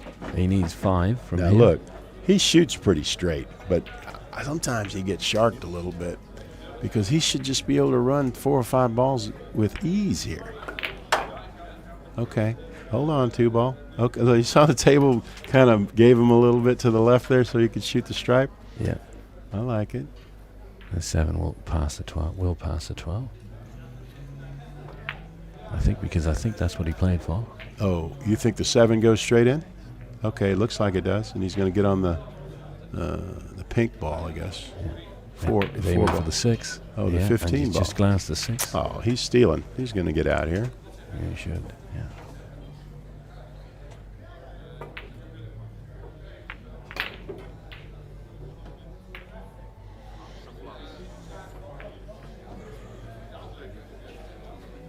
I think he needs 2. There, you see, he stopped to go clear his pocket so he can just assess the table and know exactly what he needs to do. Yeah, and he'll want to calm himself. Yeah, because, calm you a little bit, reset, get back into your pre-shot routine, and you know exactly how many you need. And I would recommend that to all of our players out there. Don't be in such a rush, okay? Hey, fuck you. Oh, pardon. Sorry, sir. Bit of industrial language coming through the other table. No, that's Don't know if all our right, viewers heard that. But Henrik Frank is on the board. That's right. He ran out, and this is 2-1 to Nick now. We're playing carryovers, so now Nick has to get 10 next time, right? No, we're not playing carryovers, No Joe. carryovers? Okay. I think you should make the pros have to, like, if they owe balls at the end of the game, they should carry over to the next game. They should all play on one leg if you're asking me. One leg? Yeah. You're a real sport, aren't you? Oh, Alex plays me one-handed and then beats me. Yeah, but I mean, George, Honest, you're not even the best player in even- your family, man. Come on. No, my sister's pretty good. Yeah, she is. We need to get Niels here.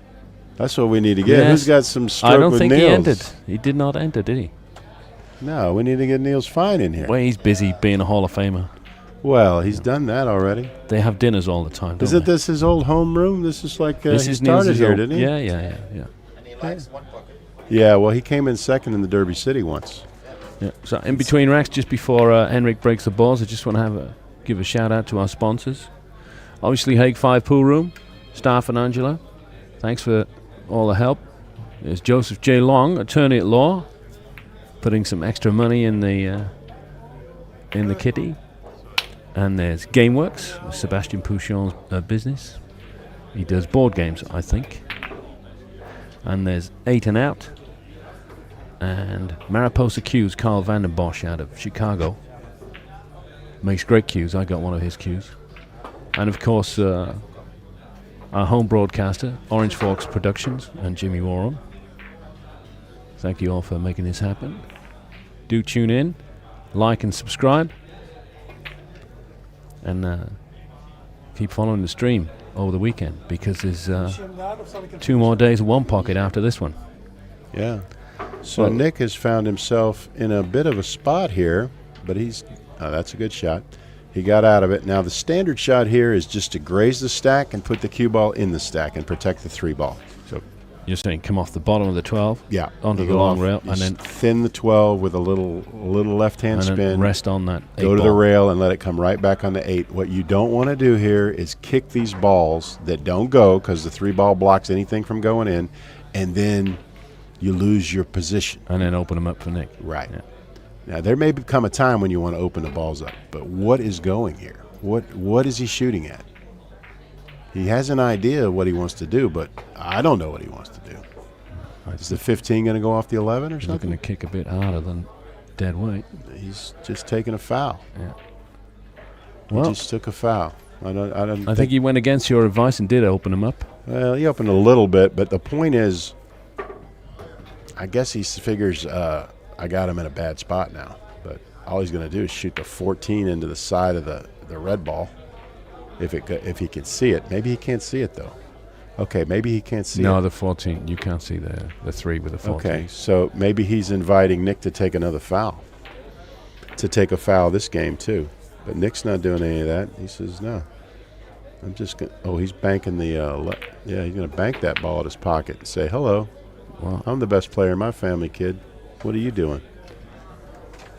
Well, he Right? did well. He created a threat for himself. So Henrik has a shot. He has the let's see if the 14, whatever that is, 11 ball, see if it passes the red ball. It does not. So he can't shoot that. But luckily the 11 ball is on the bottom rail here, so you do have a little bit that you can protect with it. Whenever you're way up in the air like that, it's usually a bad shot.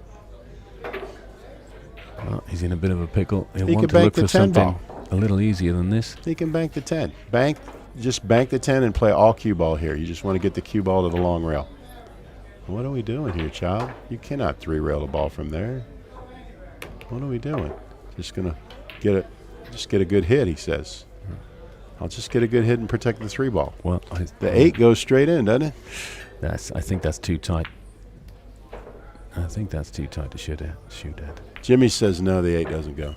No. And It looks like it does He on- has 20/20 vision from the booth. Looks like Don't it does worry on the about monitor, but from the booth, the 11 is blocking the way there. They're tricking us.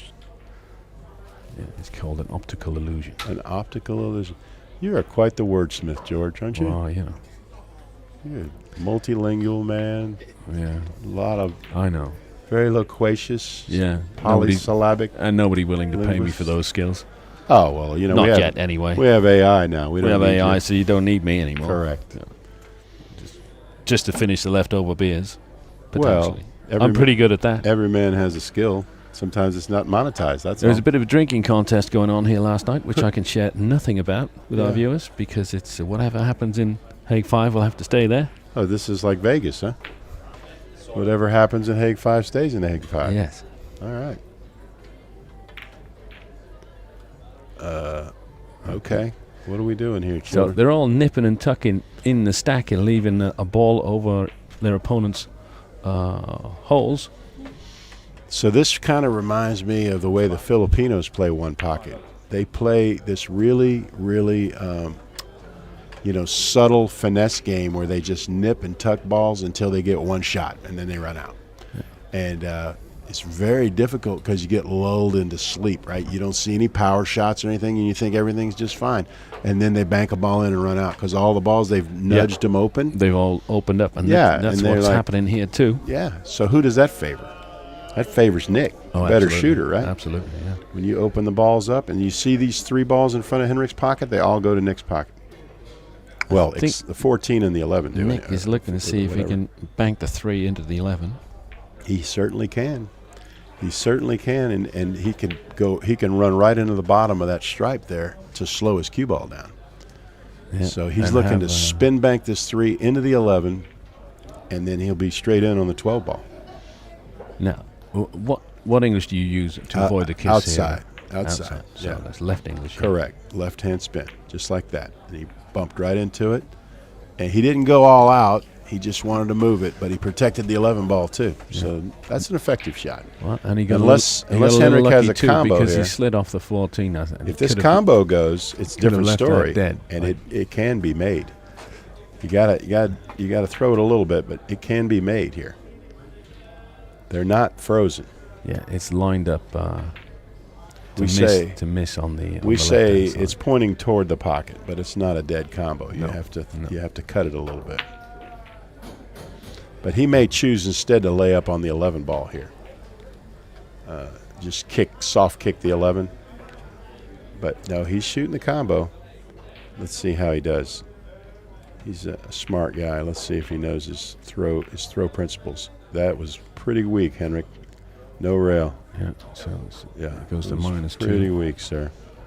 Take a There minute. it goes to that, and that's pretty big. He needs 10 now, and he's playing the champion. Well, the good news is at least he didn't leave him a shot. Yeah. And it looks like Nick is having to shoot behind his back or left-handed or something. So it's don't not fatal. It I don't know wasn't- if he shoots left-handed. I don't think. No, he shoots behind his back. He's going to clear these balls, and if he should draw the ball back. I don't know. You can't do all that. Okay. Well, that ended up perfect for Nick. Man, listen, though. If there's any way that Henrik can hit the 11, the 7 is dead to his pocket. The 3, you mean? The 3, sorry. Yeah. The colors got me screwed It's up. all right, Joe. I'll help you out. Thank Don't worry. you. Yeah, the 3 ball is dead if he can see it, but I don't think he can see it. I think the 4 stops it anyway. Yeah, but the 3 can't get past the 4. I don't think the 4 is going to allow that ball to go. So No. false alarm. Back to sleep. So then Henrik is faced with a challenge here because there's no way he can. It doesn't look like he's got a route in behind the 11 off one rail, or does he? No, what He he's may have supposed to to come off do, the 14. he's supposed to make this ball or move this ball and just put the ball on the side rail. He shouldn't even touch this ball. Well, he tried to clear him out, and he's failed there. All right. But what he has done, he has moved quite a lot of balls back to his side. The problem is they all go to Nick's pocket too. If Nick gets over there, he gets out. I mean, he's going to shoot the 7, draw into the 2, 4 ball. Why did we change the color of the purple 4 to the pink 4? Well, I got to be honest. Ooh. Oh my goodness. It was a little tough to see back in the old color scheme. Yeah, because the pink 4 doesn't get confused with Yeah. the 7 or the Check out 5 at any- all now, does it? Check out any of the old footage from the 80s on AccuStats. Yeah. And Why didn't they just you'll make know what the I'm purple talking a about. little lighter? Shade. They could have just done that, right? Yeah. Well, they went with this. Your girl Emily Fraser turned the 5 ball into a purple ball. So if the purple was hard to see, why did we turn the 5 ball into a purple ball? Emily Fraser, the darling of Matchroom. What's that? She added a lot of black in the ball. And yeah, and you know why she did that? So she could sell some pool balls, because their balls are different than everybody else's now, right? Yeah. I'm a capitalist. I don't have a problem with that. I just didn't understand if what you said, George, the rationale was the purple ball was hard to see. Then why did we get rid of we got rid of the orange ball, Well, which is, you know. I honestly had a hard time telling the difference between the 4, the 6, the 7, and the 8. They all looked the same on the old. No, I understand. VHS. I understand that. So they wanted to get rid of the dark colors, but now they've gone with ambiguity on the light colors. So. Oh, and that is a horrible miss by Henrik. He's missed an absolute hanger. All right. No, he'll be doing some bookkeeping. Those are the 2 EOs. Right. Okay.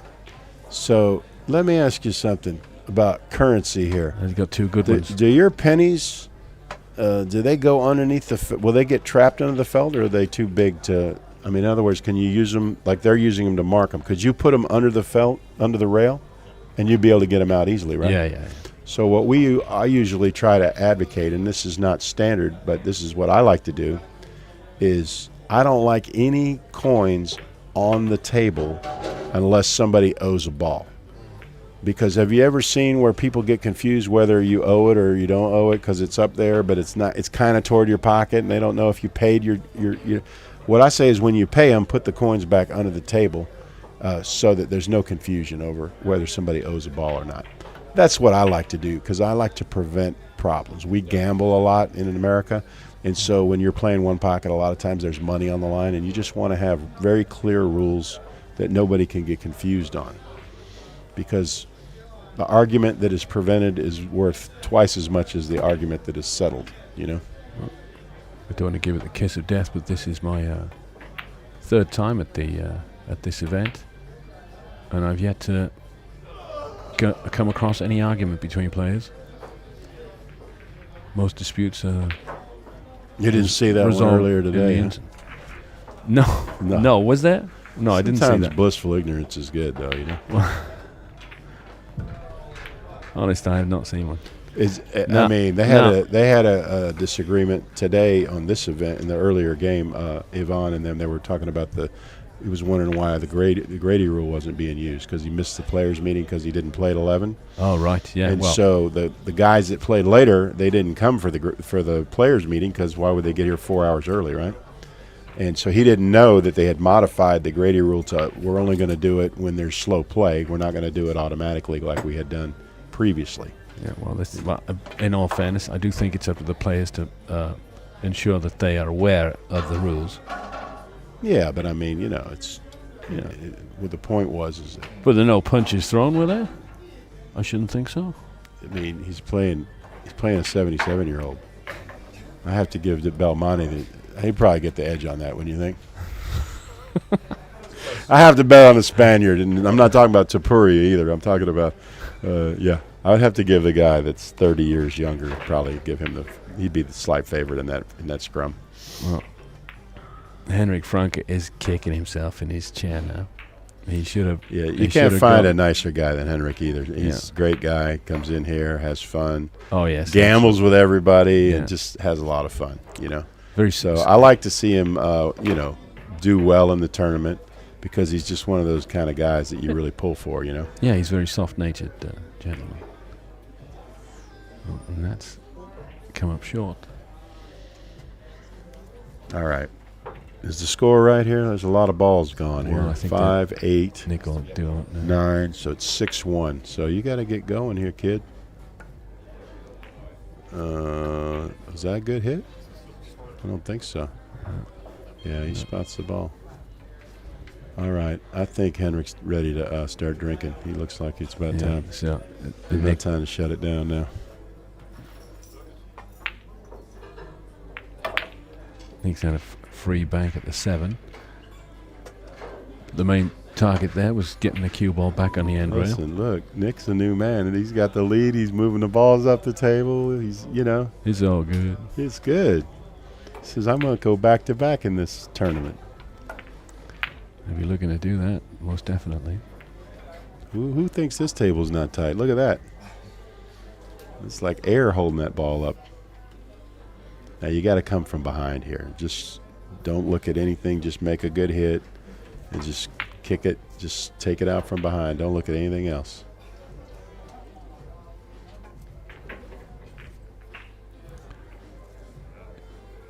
You're saying that Henrik should take that 13 out? Yeah, I mean, kick that's in behind an it. easy shot to execute when you're over the pocket like that. You know, you don't want to try to do anything too crazy. All right, he did get a rail, though. The one ball hit the rail, and the cue ball hit the rail, so that's fine. He didn't execute it the way he wanted to, but he did good enough, right? It's a pass-fail test. So, is Nick trying to shoot this kamikaze bank here? Oh, Henrik. Sorry, Henrik. Henrik's going to bank the 5. And this is not bad if he'll let his cue ball release, bank it into the 1 ball here. He's got a chance to get back in the game. Now, you got to hit it hard. Oh, he never hit it. Come on, you hit it with your purse. What's wrong with you? Yeah. All these old sayings that we used to make, they're all politically incorrect now. Oh, we have to watch our please keep using ourselves. them. Yeah. Please keep using them. Bank or is the dime in the ring? No, he can't see that. He can't see any of that. He's got a. Well, you know,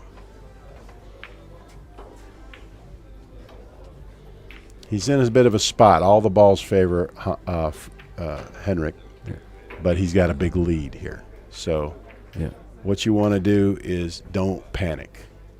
Just as I always say, when you're saddled with a large problem, it's like eating an elephant, right? You can't do it all in one bite, but that's how you eat it, one bite at a time. Yeah, Nick probably just looking to get out of the inning here. Yeah, so I would probably go off the 6 and the 10. Off the 6 and the 10? Yeah, I would just mildly hit the 6 and the 10. Maybe just hit the 10 because I can control it better. And then tie up the 12 ball. And just leave the cue ball down by your pocket. Yeah. Right. And that's what he's opted to do here. He's going to cut this ball toward the 1, or the 9, excuse me. And that's okay. So nothing productive in the sense that he's treading water. He hasn't moved anything to his hole. Or you just stay alive. Sometimes you just have to stay alive. So he was in a bad spot there, and he got out of the inning with no damage. Now, this is going to be a bank on the 7, and don't give up the 6 is the only problem, and don't hit the point. Okay, hit that well, because look at this now. He's going to open the 10 ball up. He did tie up the 1, but it's okay. You're just putting slow pressure on your opponent. Yeah. He has to execute every shot to get out of the inning and not make a mistake. Nick again has a similar option to the shot he played earlier. Off Correct. the 10 ball, he can now probably do it off will. the 6. He's going to bank this 7 ball. He likes to bank it because he tied up, the 3. He's tied up the 7 and the 1 ball. So now it allows for Nick to go at his pocket here, and he can shoot the 3 ball, and it's free. The problem is if you make it, you only get 1. Yeah. And he needs 2 to win. Well, or has he thought better of it? He wants to clear these balls, I think. That's what he really wants to do. He's you know. A little voice in his head saying, Right. He's still 6-0 up now. Yeah, that's right. Okay, he just lost Whitey. Let's see how is he going to get punished here? I think he got away with a homicide. I don't think the 6 I think goes. so. No, the 9, 13, and 12 are all blocking each They're other. all tied up, right? The 1 and 7 are tied up. The 5 is going nowhere. All right. If he has the nerve here, you cut the 10 ball towards your pocket and leave the cue ball up top high. If he has the nerve. The problem is if you hit the 10 too thick, you might scratch. So I'm going to cut, and he's going to shoot that ball. Just cut it over there and leave the 10 ball there. Okay, he hit it fat, but he still did. Yeah, he left it for Nick though. Yeah, I wanted the cue ball to be way up table where he wouldn't have this bank. And he's going to shoot the bank. But this is a funny bank here, right? Because it's not one that you can you're going to have to force it here. Yeah, he's going to have to stiffen it. Yeah, he's stiffing it. And he missed it. And he made it in the pocket. But that's okay for Nick. It was free, so. Listen, I don't know if he could do this. No, I would open those balls up if I could. I would try to go off the edge of the 12 ball with right hand spin and open those 3 balls up, because as long as they're like that, or move the 7. Something. You got to open these balls up. None of them go for you. You know. And they're also the 1 and 7 are also blocking his banking lane. I don't know if he could bank the 5 and just spin bank it, leave the cue ball open in the high right pocket. You mean with lots of left? No, right hand spin. You hit it with right and it goes over there. Oh. But that's okay. Okay, so he's got the 6 protecting the 10. The 10 does pass now. At least he's got one ball that passes. Now, if Nick shoots this 3 ball, he could make it and shoot the 10 to win the game. But he's just going to... He's shooting the 5. He's just going to go off the 5 and probably put him on the side rail. Just cross the 5 to his... Oh, he's banking it. Okay, well, at least he got one to his side, right? Yeah. Okay. Now, a good cue ball. Man, maybe what that does, of course, shoot the 3 into the 7 and open those balls up. Nick's now got that ball close to his hole. That forces Henrik to deal with it first before he does anything else. He's going to move it. He hits it too fat. If he would hit a little thinner, it would be a much better shot because the cue ball would release up table. But you do what you can do, right? Yeah, Henrik will take it because he didn't sell out. Now, the last thing that Nick does is open up the 7-1. That's helping him right here, okay? He's got a free bank on his 13 ball. Let's see. It's a little bit risky, though, because you're losing cue balls. What number is it? This stripe. Oh, the 12, you mean? 12 ball. See, to me, the 12 and the 13 are very close. Yeah, he didn't bank it, though. Now he just sold out a bank. Now, does the 9 ball go to his pocket? Yeah, they look...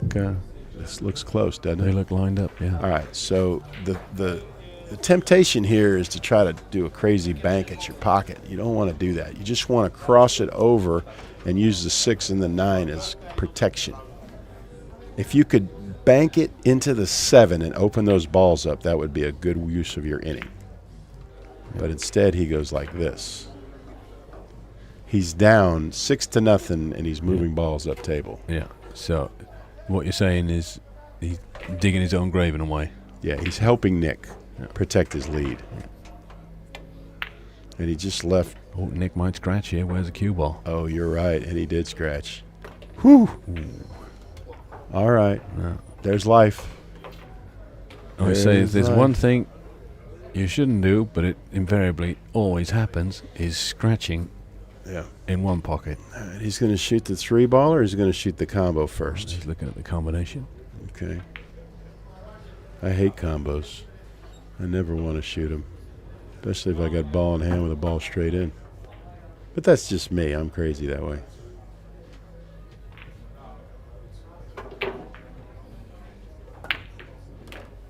Boy, he shot that with some authority, didn't he? Yeah. All right. Now he makes the 4 and gets on the 10 ball, right?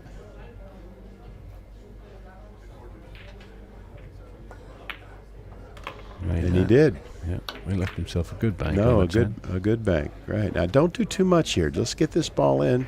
And you got the 7-1 to protect you, right? If it doesn't go in, you use those as cover. Oh, look at this. He hit the 6 ball. He didn't hit it. He sold out, though. Left the 9 ball straight in. Can Nick get to the 9? I mean, you'll know from his body language if it goes. Well, feels like it says does it can go. Oh, it didn't go. He made it go. He forced it in there, didn't he? He hit the 6 first, I think. Okay, but he's got a little gardening to do with the 10 ball. Now, a lot of guys try to kick this ball 2 rails. What are you doing? Now, this is crazy.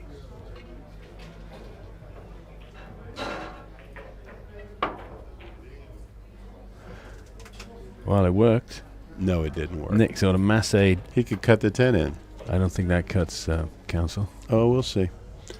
You'll know from his body language whether it goes or not. But even if it doesn't go, so what? Well, from this angle, it looks cuttable. But if I'm looking at the table, it doesn't appear to cut. Well, then you go off the 1 mildly and you use the whatever ball that is over there as cover. The 14 or 6 ball? The 6 ball. The 6, yeah. So you go up. No, you don't do that. Go off the 1. He's gonna going do off it. the 6. No, he's crazy. It's okay. See, the 1 and the 7 are still a problem. He could have nicked the 1, opened those balls up, and put the cue ball on the other side of the 6. And potentially have either the 1 or the Now 7 you block have- Nick's way to the 10. You have 3 balls near your pocket that go instead of 1. And he's going to clear the 10 ball here, and you're going to have nothing. Yeah. So, Now, here's a question for you. Yep. In clearing out the 10, will Nick want to break open that to 1-7 or just leave them as they are? he can't really help it, I don't believe.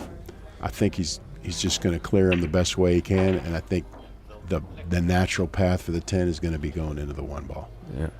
Army to send 101st Airborne Division soldiers to U.S.-Mexican border. Yeah, we just can't stand prosperity, can we? We've been clear at it out peace like for you like said. 8 months, Jimmy. We got to go back to war with the Mexicans now? It's unbelievable. Nick went to bank the 10 at his hole. Didn't quite get there.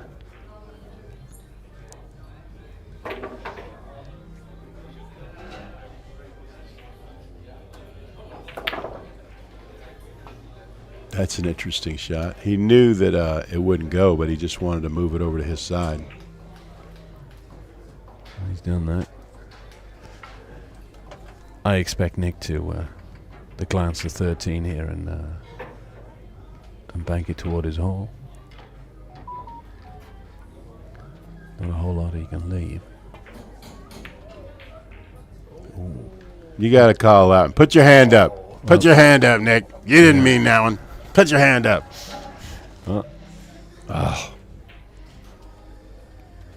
Nick Vandenberg nearly double kissing his ball in.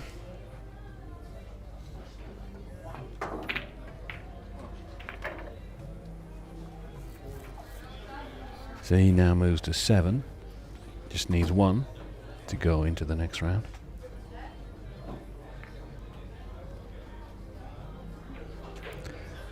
This is a round 2 match on the winner's side. Nick's first game of the tournament.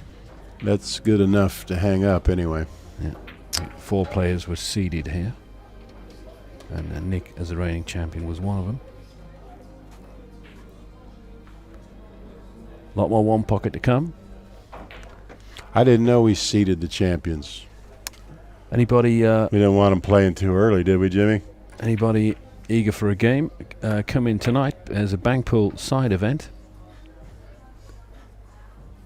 I'll just check the starting time for that. I think I won that event a couple of years ago.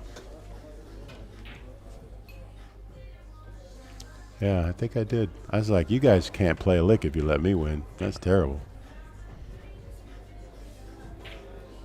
They were playing by the rail, so the trick of playing by the rail bank versus a regular bank pool is that you get, every rail is a Nick point, right? There's a cue ball. Again, he got saved. Yeah, he's living right, isn't he? 8 p.m. It's Okay. 8 o'clock tonight. The bank pool event starts. Get here about 7. You'd be good. So we got a couple good bank pool players here in the Netherlands. So good bank pool by anybody's standards, they're good players. I'll tell you, Senna over there playing, he's a good bank pool player. Well, Henrik is sold out the 6 ball. He missed that one. And Nick duly obliged by missing it. All right. I don't know what we're watching here. We're watching a lot of misses, Jimmy. What's going on with your people here? All right, Henrik. You going to finally take this 10 ball out or what? Excuse me? No. He's on 7. Nick has 7. Nick is on 7, yeah. I believe he's on 7. Yeah.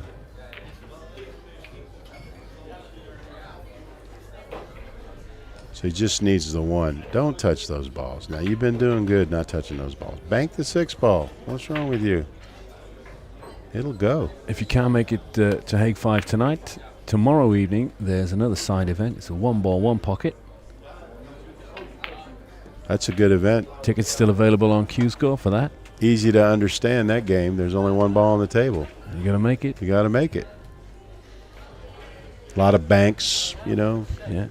Not too many straight in shots. So most people think, oh, if it's just a banking game, I can bank. It's fine. Well, yeah. I'll try it. And you know, if you can bank, that will work. There's of course a little more to it, but if you're a good banker, you can bank yourself out of trouble. What's Henrik doing here? Don't tell me you're trying to two-rail his ball. And that's what he's thinking. Henrik, you can just try to bank it in between those balls and then not get a kiss? Yeah. Come on, man. What's going on? Looks like a kiss is impossible to You know, avoid. he's a smart kid. You know that, right? Like an IT manager over there in Germany? Yeah. Right. Come on. Well.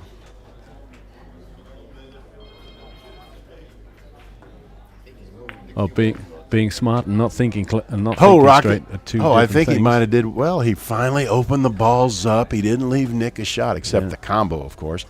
But I like that shot. Good job, We're Henry. well into this rack now. He's going to try to He's bank the opening one up. ball here. That's tough action. He made it. What a shot.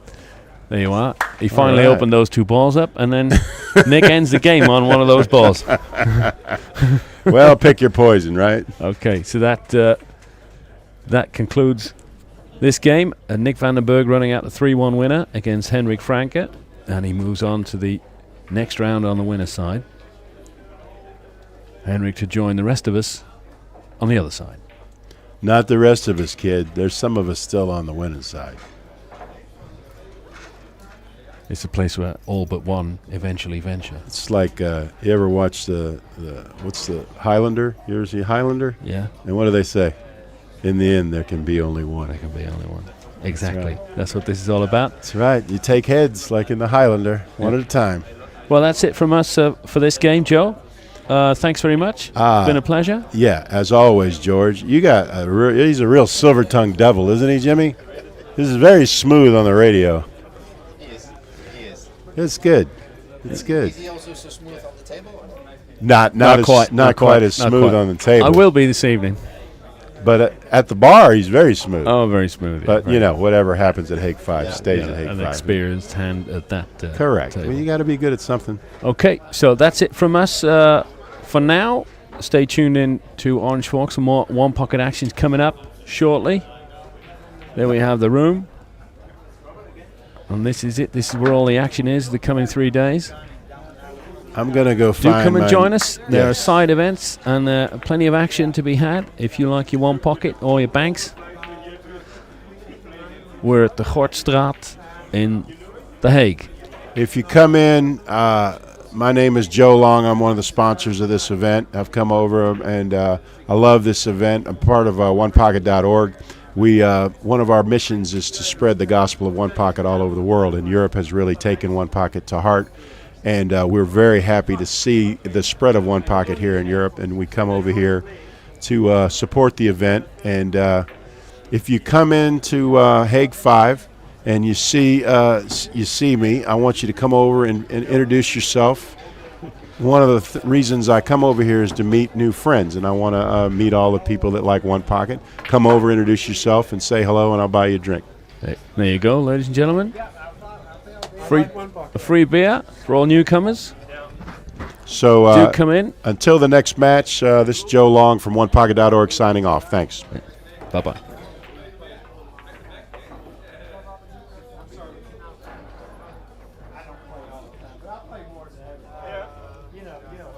Yeah, I saw it. I know exactly what. Just waiting for Pascal to come in, Joe. I can't turn them. Yeah, I mean.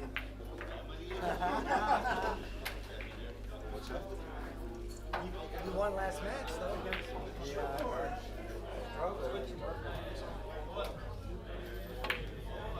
Yeah, I can't do it either. You didn't have to turn them. Show me how.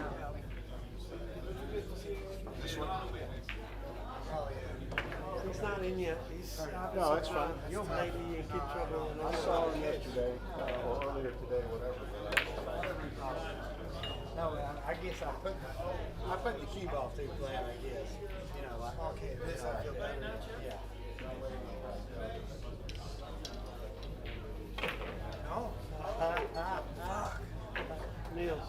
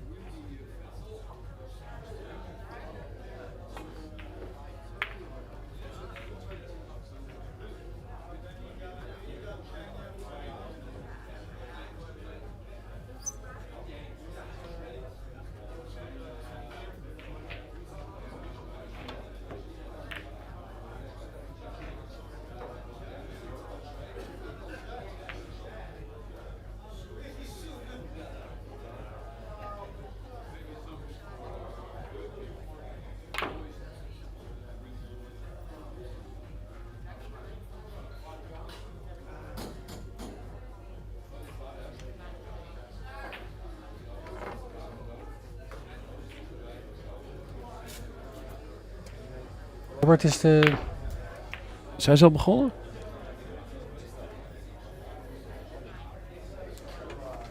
Volgens mij niet.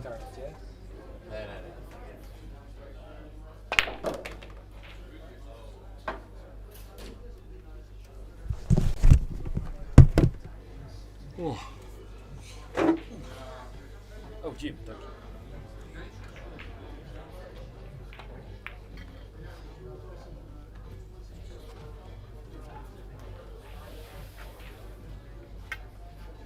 Ready, John? I doubt it. Alright, what do we do? Flip? Flag. What are we on this? Flag? This flag. I'm not gonna hit this flag. Are you? Who knows?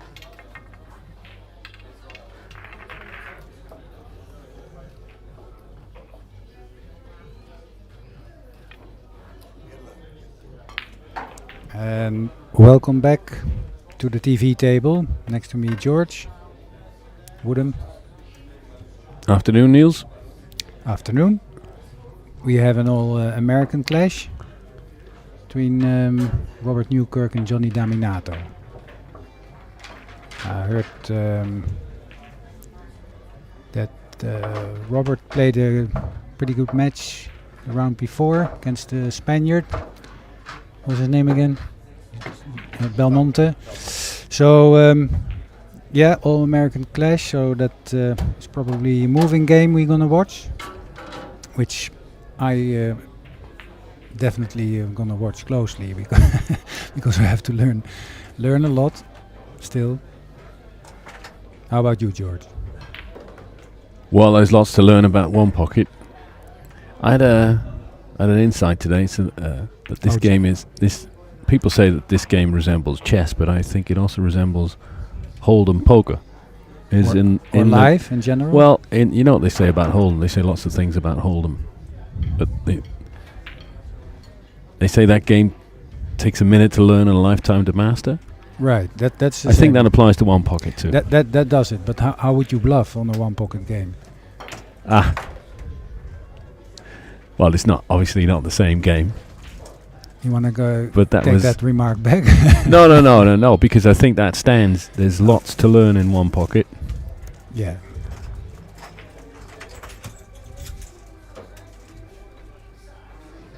Well, because you have in chess you have little moves with pawns and medium moves with the lighter pieces and the rooks and the lady queen. Those are the bigger moves, of course. So that's maybe a better. Yeah. Closer. Yeah, they're obviously not the same, but I thought that was a striking similarity. Anyway, Johnny is trying to get out the break. And he decided to lag up against the 12. And that was not what he wanted. And Robert sort of miscued that a little bit. Yep. He wanted to cross the wide. Yeah, he's now left at 7 ball exposed. That's near his hole. Yep.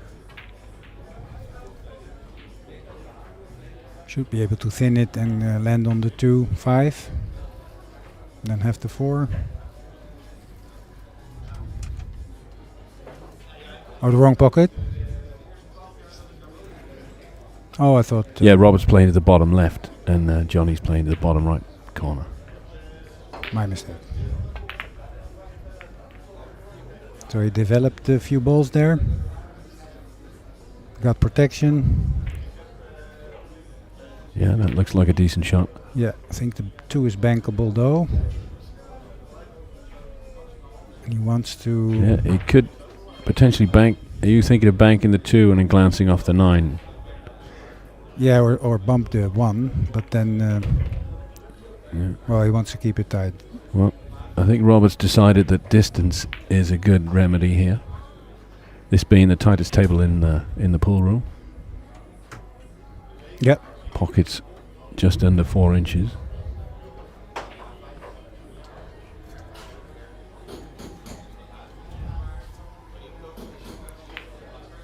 Also taking this 3 on would send all kinds of balls towards the other pocket, so that's not a good idea. He could kick 2 rails on the 7 real slow, just to keep it defensive. Might even play it a little bit stronger to get whitey behind the 5 and 4.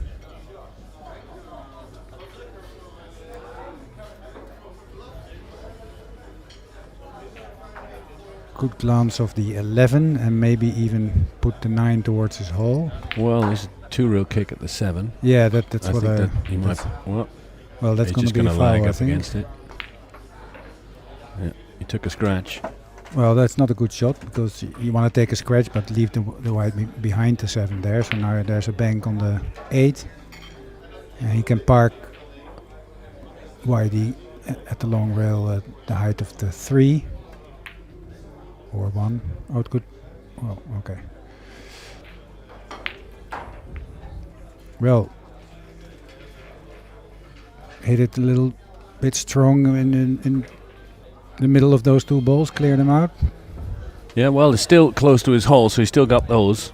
And No, the I mean 6 is offering the 6 protection. the 6 in between the 7 and 8. And he can clear them both.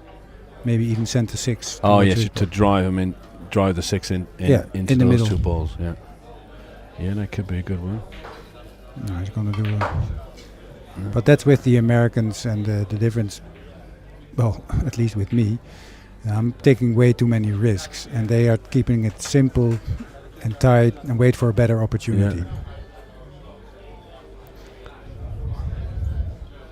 But maybe it was a possibility. I don't know. I think so. I think that was a good shot. This is protecting. Because the thing is, they're still there now. Yeah, and he hasn't not that much. And now to he doesn't have a chance to get at them. So now he'll have to fiddle his way around the table and try and get a better shot at those 2 balls. Agree with that. And he cannot. Yeah, he can go behind the 1 up table if he wants to, but probably will do the same as before. Just rod it slowly. Oh, that's dangerous. Not sure if. Well, I think that's not cuttable. He may have a straight back on the 2. Yeah, the 7-8 lying pretty good. And he might just squeeze the white that's towards the back side of the 6, right? Relatively free as long as he gets in behind the 6. Behind the 6. Yeah, he's taking the 5. And with right hand side and probably goes. Send him upstairs. Upstairs, scratching. That's probably because the rails are quite bumpy here and probably didn't expect it to be that short. Yeah. Probably is used to that ball going between the pocket and the first diamond there on the short rail. But that's all if and pastime. Well, Johnny had a scratch earlier, so he owed 1. And now Robert scratch, and those 2 cancel each other out at this tournament. So they go back to naught. Keep the match a little bit quicker.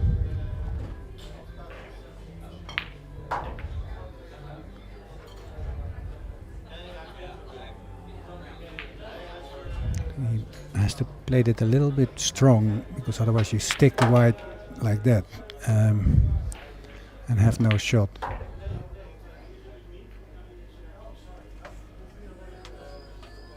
Don't know much about Johnny. I know that he's out of Chicago. And he plays 1 pocket. There you go. That's all we need to know. Johnny from Chicago, the 1 pocket player. Yeah, exactly. I think that's a good opening sentence for any book. Johnny his name was Johnny, and he played 1 pocket. Yeah. From Chicago. Yeah, well, Johnny tried to open the balls for himself. It didn't quite come off. He's going up or in the stack. Oh, you're kicking. Oh, wow. Oh, perfect. Well, I say perfect, but...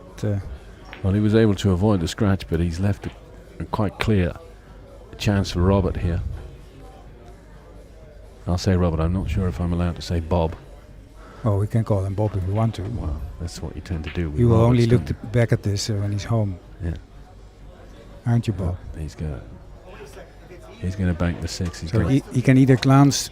It's not really terrible if he glances of the 12. As long as he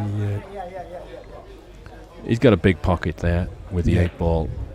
has to make it though, otherwise there's no protection, I feel. That's what I mean. Nice shot. Yeah, he has made it. Can he look? Can he see the 7? I think he can. And if he can make this combo. Yeah, perhaps we could get the other angle. Well, it's looking. Can we get the other angle up, Jimmy?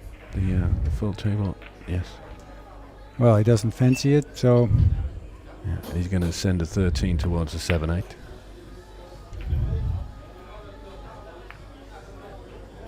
Well, not sure why. I thought it looked like he might play the 7-8 there, but well, he knows best.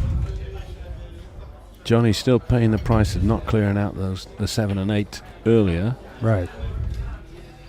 And there's still his main problem. And it doesn't look like he's got a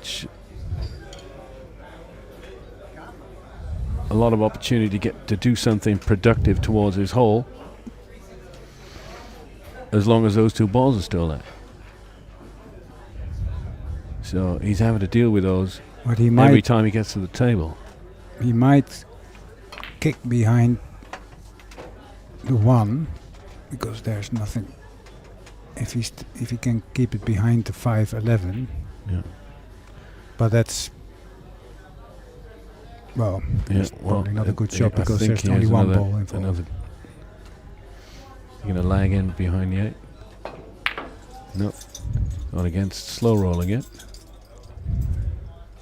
I did try to do something productive there, to try to 3-rail the 4 towards his hole. Yeah, it was a little bit slower. The 4 was on his side. Now it's somewhere in the middle. Yeah.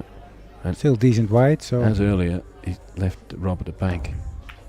Oh, yeah, I thought so too. He could have gone for the 13. Yeah.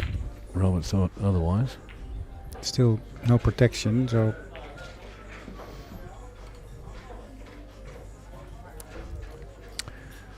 Tell you what he could do. He could give him the 8, make the combination, send the 7 towards his hole. What do you think about that, Niels? If he can play a stun run through on it, the 2 will give him cover. He can also maybe bank the 4 into the pack and leave the white there. Because there's no shot then, I think. Yeah, that's a good option. He should and run he could through. Then, he could then drive a couple balls towards his pocket. Yeah.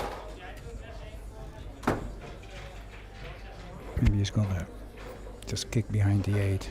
Yeah, I'm not sure if the 8 is tight. Oh, that's not good. It rolled off quite a bit. By the looks of it. Most one-pocket players don't go for that, right? So probably rolled off a little bit. Yeah. So. Or he didn't hit it as well as he Johnny hoped. pays one, so he goes back to naught. So surely. Viewers are wondering why we haven't updated the scores yet, is because we don't update the scores in the booth. That's what the players do. Players update the scores.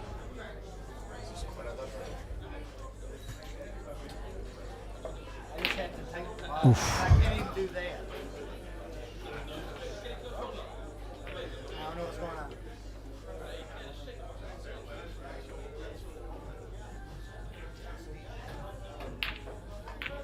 Oh. Well, there's 2 balls gone, so it's either 2-1 or 3. Yeah, it's probably 2-1 now. Well, we'll So see the players or not. He had to play. He has to play this with the decent speed. Well, He's that's underhit that. Yeah. He wanted to hold it for the 13, but it's like with crossing a street, right? You look left, you look right, and you look left again. And left is in this case the speed. You cannot underhit it. And he would have still had a shot, but so kicking by the looks of it. That's a good shot, very good shot. Yeah, well, that's a great shot. In fact, Roberts parked it right behind the stack there and moved the 7 towards his hole. Yeah, perfect reversal of the situation there. So personally I would kick here. Take a foul on get Whitey behind the 7. Not so much try and hit it, because then you might leave the 13 bankable, but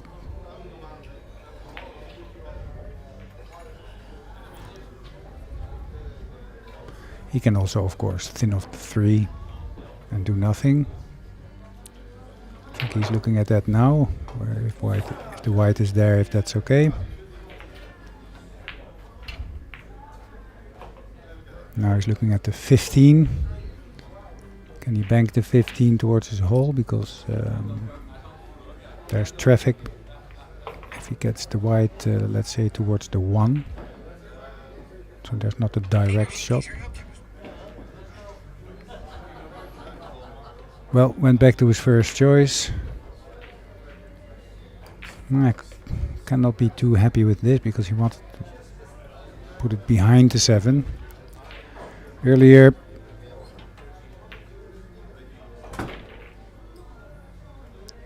Johnny didn't take this bank,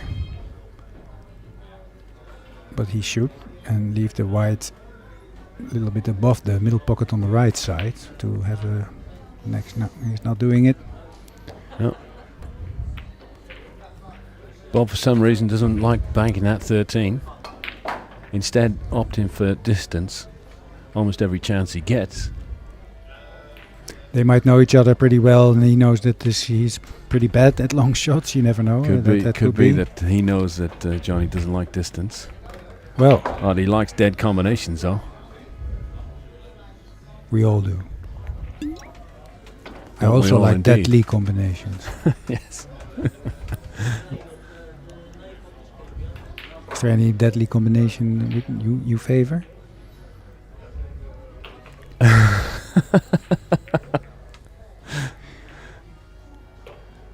No, I'm. Well, I wouldn't say I'm risk evasive, but. Really? So, which risk didn't you evade lately? Well, I did not avoid the beers last night. You already went at it last night. Yes. That's nice. Yeah. That's nice. So, The beer selection is up to scratch once again at Hague 5. It's just pills? IPAs last night. Yes. Well, there's something I really don't like. I used to not like it, but I'm a I little do bit now. of a sweet tooth. I like the bock beer and Oh, yes. Yeah. doubles.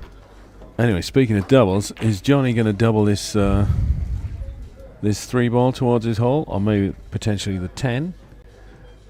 Robert's left him a selection of shots to play. Well, the 10 is not makeable, but the 13 of the 10 is. And if he rolls just a little bit further, and he should even try and land on the 3, and then there's no shot back. So that's. So he probably will shoot. He should shoot the 2 of the 10 and land on the 3, just like that. Oh, it's still the 13. Well, just if he would have rolled on a little bit further, he would have protected that. It was quite difficult, but well, for an American, quite aggressive.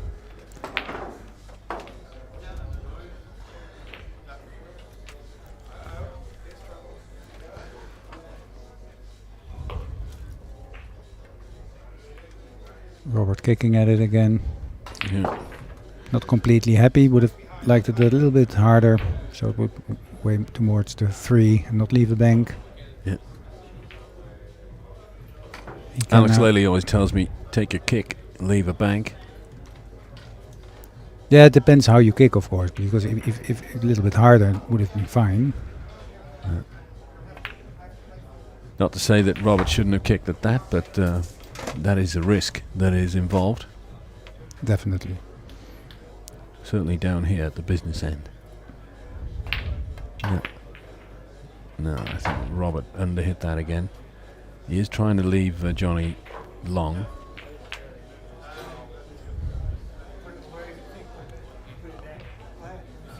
I think Which is a good strategy anyway. think So he he's- moved that ball on the shot. Yeah, I think he touched it. We're playing cue ball fouls only. So as he didn't move that with his cue during the shot. I think he put it in his breast pocket there and then just put it back after the shot. Said, Oh, sorry, you I shouldn't. moved it a little bit. You shouldn't think of Robert like that. Well, I think it's quite funny actually Yeah. if he would do that. Yeah. Yeah, the ace up his sleeve. Yeah.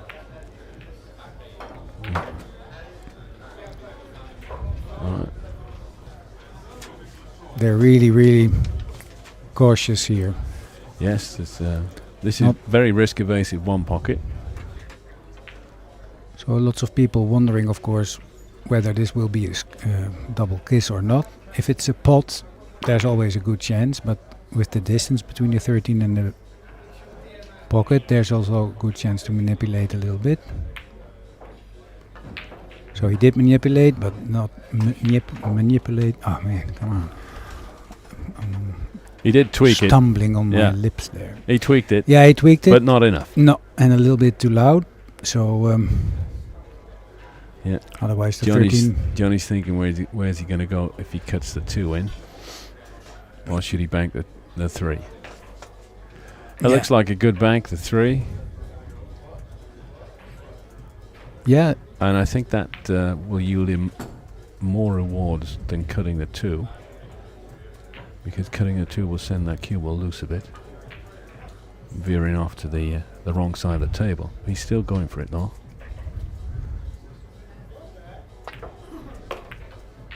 Yeah, so see, he sent Whitey loose a bit. A little bit of a reward. Yeah, he did leave himself a shot at the 7 or the 4, of which I think the 4 is favourite for him to take. If he can miss the 13 with white, then he will take that one. The 15, yeah. Yeah. Come in between the 15 and 5, you mean?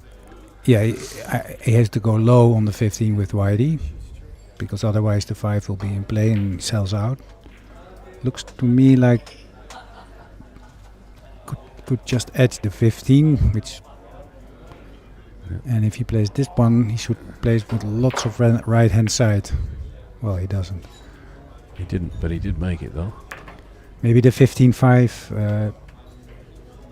Maybe the 5 is blocking the 15. Then there's a good shot. This probably is. Not sure. So, would you shoot 14 here?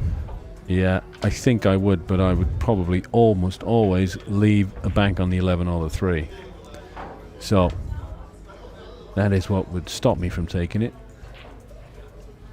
Yeah, and it's probably very likely to run into the... On the plus side is 13. 1, you can make it, and 2, if you don't make it, you could hang it up, creating a threat and putting pressure on your opponent.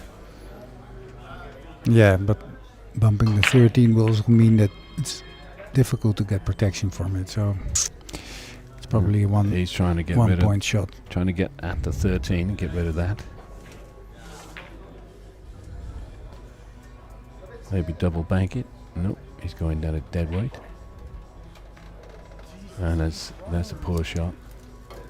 Yeah, now there's no either the tables roll off there, well, which did happen on one of his earlier shots, or he's just hit it poorly.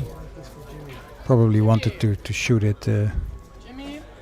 Wanted to shoot it at the other side of it.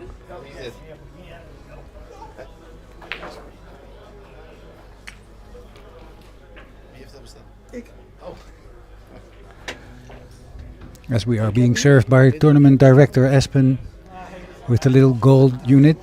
Refreshments coming in. Yeah. Thanks, Espen. George is going. Yeah. Cheers, mate. I have a little bit of. Yeah. What's that? That's cheers in Welsh.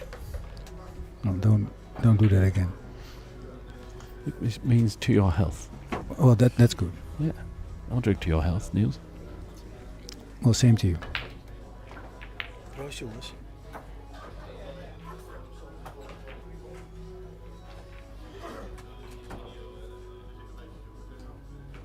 Gentle, Newkirk, gentle. Well, one pocket definitely is a game during which you need refreshments. Oh, absolutely. Tearing everything apart here.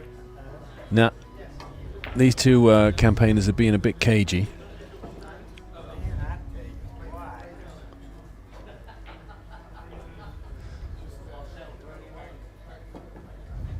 You'd think the first one to bank one of these balls down here that have now, well, two of them have gone now. Yeah, You'd think that whoever would bank the first one would be able to run the rest. Not so sure if they're running that well, but well, they're probably happy with one or two at a time. We got ourselves an up-table game here now. Yeah, only if it takes too long. That means if the match or this game is going on for 1 or 1.5 hours, there might be an intervention and the Grady rule might be in play. Bit of banter going on between Robert and Johnny there. Did you hear what? Did you what were they banting about? Well, I think Robert was. I think Robert said to Johnny, he said, "You can't win if you don't shoot at your hole." So I think he's trying to lure him into going for something he probably shouldn't.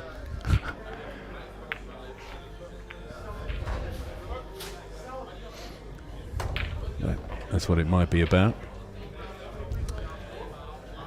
Now Robert's got a free bank on this 11.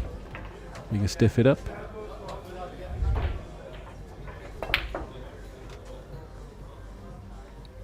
Not quite. Yeah, still played it on the safe side. Problem is, of course, with that speed, if you hit the knuckle or the point, there's a good chance that you leave it for your opponent.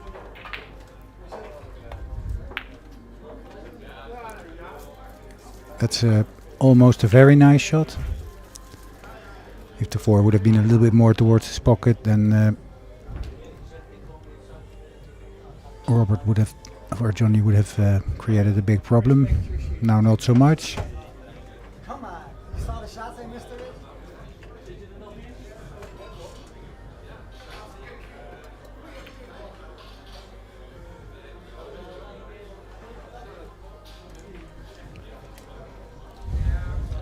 Well, I would suggest Johnny has a go at this one. I don't think he will.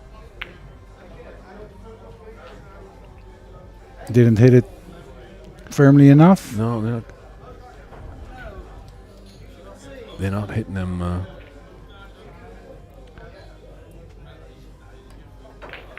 all that well, but no harm done. Plenty of time to get that right.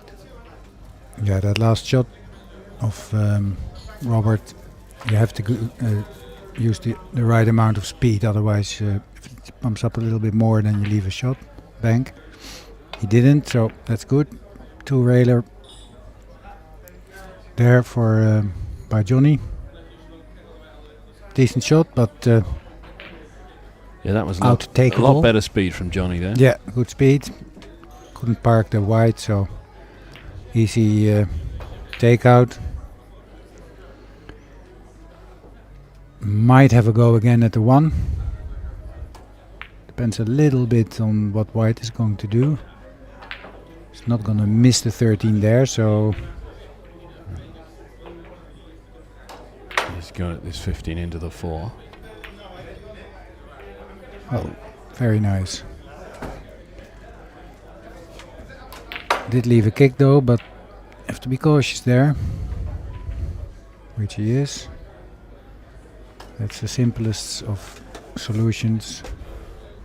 Almost forcing him to hit the 4, what is it, 5? Yeah, Johnny will want to get at the 15 if he can. I don't know if he has that. If he has, he might kick. He might kick and not shoot, touch the 4 at all. Yeah, he could kick at the 3-14 up there. He does. No, he didn't. So in 2 shots, the 4 is much further away from the pocket than before.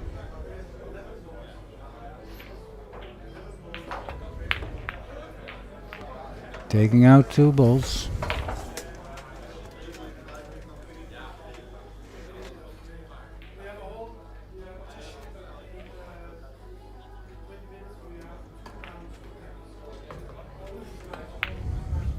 That looks Ooh, I think he scratched that. Yeah. Not good. I did get a sense that the speed was all right, but if he would have made it, the white probably wouldn't have scratched, so a little bit more draw, it would be fine. Well, he could have laid there for the 15 and parked the white behind the ball he just takes out. Right? He could have gone for the 15, sent whitey behind the ball he just took out. Yeah. Well, so that's too cagey for me, actually. Yeah, it's. I'm not saying that. Well, definitely not saying I'm a better player, but I suspect Robert's got plenty of one-pocket mileage on his meter. No, definitely. I'm not going to play money game with him, but so I think he knows what he's doing. He should do a little bit more there with the ball in hand. You think you're advocating that he's a bit more aggressive, a bit more productive? You agree? I think he could have gone there for a shot. But yeah, he's not taking any risks. He's not defending a big lead. He does have to make some balls eventually, but I don't think he minds. I think Johnny scratched there again. Did he?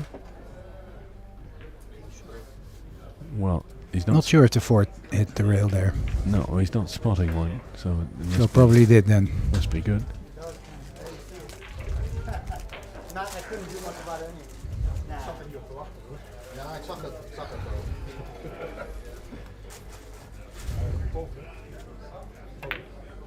Looks good. No.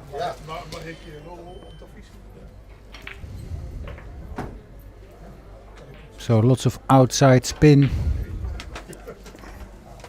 If he can go before the 7. Oh, he's not doing that at all. He's just trying to make it. Well, he went close, didn't hang it up. We got all these balls here in the top half of your screen. So it may take a while for these boys to conclude this first rack. I might be called away to play, but we'll see.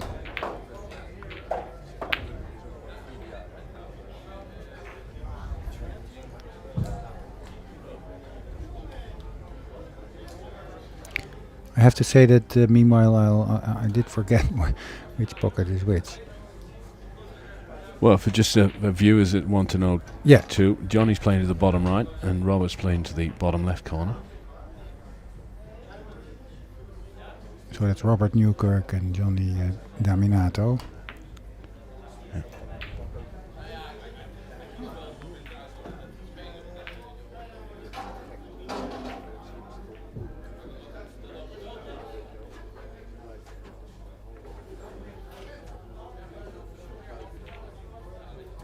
It's not a bad shot Robert's put down there.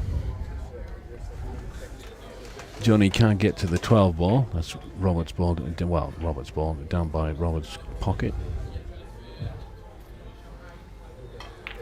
And he may have lined up a 315 here.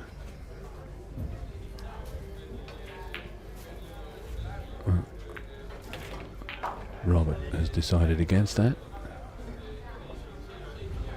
I said, well, I got a chance to get another ball down table. Leave my opponent long and on the rail.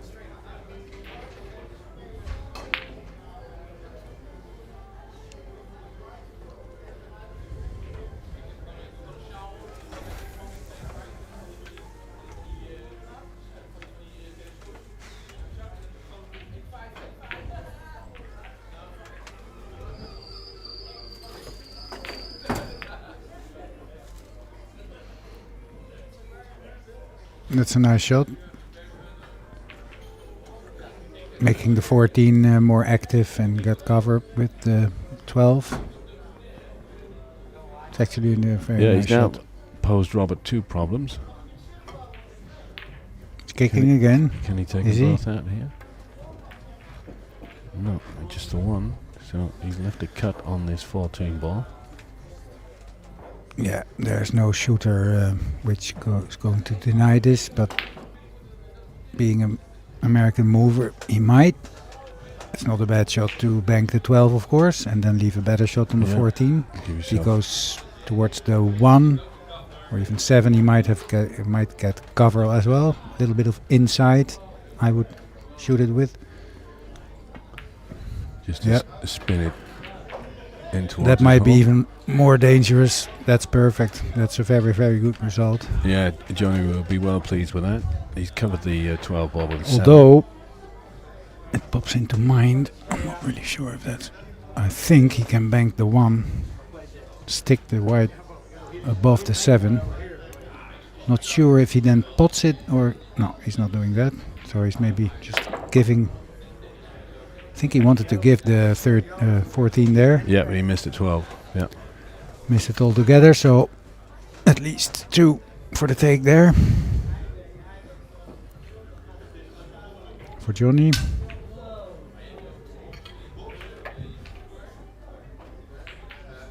Just a little bit too slow.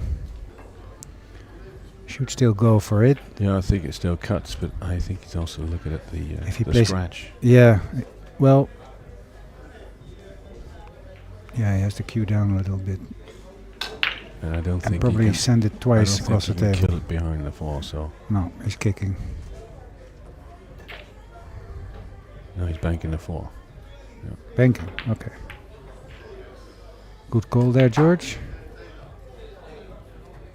Well, should have had 2 there.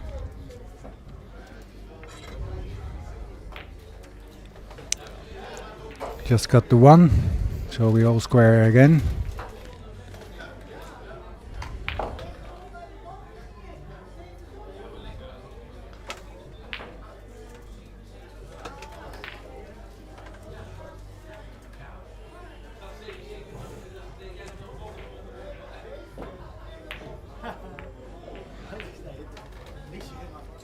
Yeah. If you miss it, then you leave it.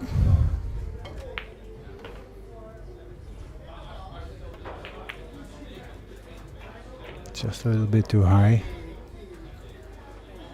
Again, the rails are quite bouncy, so you have to aim those a little bit wider. He's kicking again. No, he's not. He did learn from his previous kicks that this wasn't a kick. Got it away.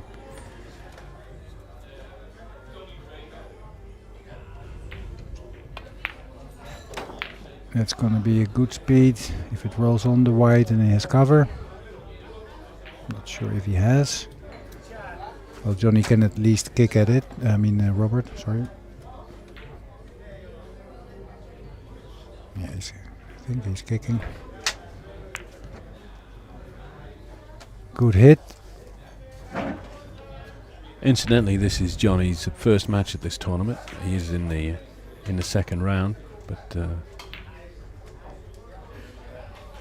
was given a walk in the first round because his opponent, Steve Booth, the author and the Hall of Fame author, on One Pocket, couldn't make it this year.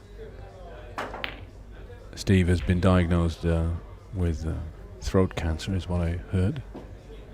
And we'll have Yeah, to he has serious health problems. Yes. From the booth here, Steve, all the best to you and your wife.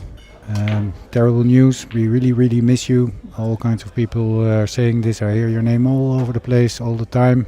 Well, all the time. Let's not exaggerate, but here and there, all the time, I mean. And I can say that I finished your book with lots of pleasure. I have read it. That is some legacy. Yeah, the art of one And pocket. let's hope that you can make it again, because you're a great asset to the sport and also to the people here. Yeah. So get well, or get at least a bit better to come down here once more. Yeah, we're wishing Steve and his family all the best.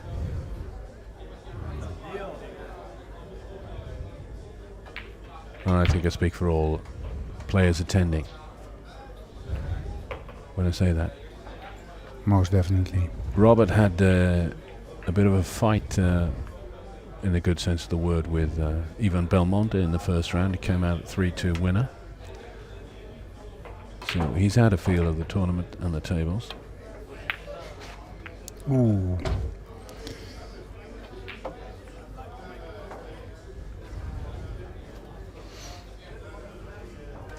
A total of 60 players in this year's event. Anybody interested In winning a queue? in getting a piece of this action? There is a bank pool event on this evening. It starts at 8 o'clock. Registration is open on QScore. Play starts at 8 o'clock tonight. That's the nastiest way to miss a shot. Point, point, knuckle, knuckle, and then leave it for your opponent. Yeah. So Robert's already eyeing up his he has third got- ball. Yeah. That's a decent angle. He should go inside, I feel. Oh, he doesn't want to, just leaves the bank for him, which Yeah, is fine I as well. think he's 14, right? Yeah, he's elected the 14. Head on, I think. If he makes it, he might have a shot on the 5. No, I didn't hit that No. at all well. That was not a full Good job. hit. Good job. He didn't hit it hard enough. Otherwise, he would have sent the 14 to Johnny's pocket. Who is still going for this, of course. Yeah, but this is a tough shot. That's not going to reach it. Yeah, and he's left Robert a bank, a free bank as well. So the way to miss these is leave him near the bottom rail. That So could have there- been a hustle shot there. Robert mishitting that bank and then leaving Johnny a bit of a tester. I don't think it was though, but No. it did see him end up with that bank, but he's gonna miss the bank. Yeah, Robert was not. You could hear his. Johnny looking across the 5 here. Oh, hitting pretty- that 7. pretty- Almost didn't made hit it. hard enough, but Decent speed. Yeah. Almost hit it. It's at least a behind the threat. 15. Yeah. No. What that's done, it's allowed Johnny to have a chance to send this 14 ball upstairs as well, which is the easy out of the inning.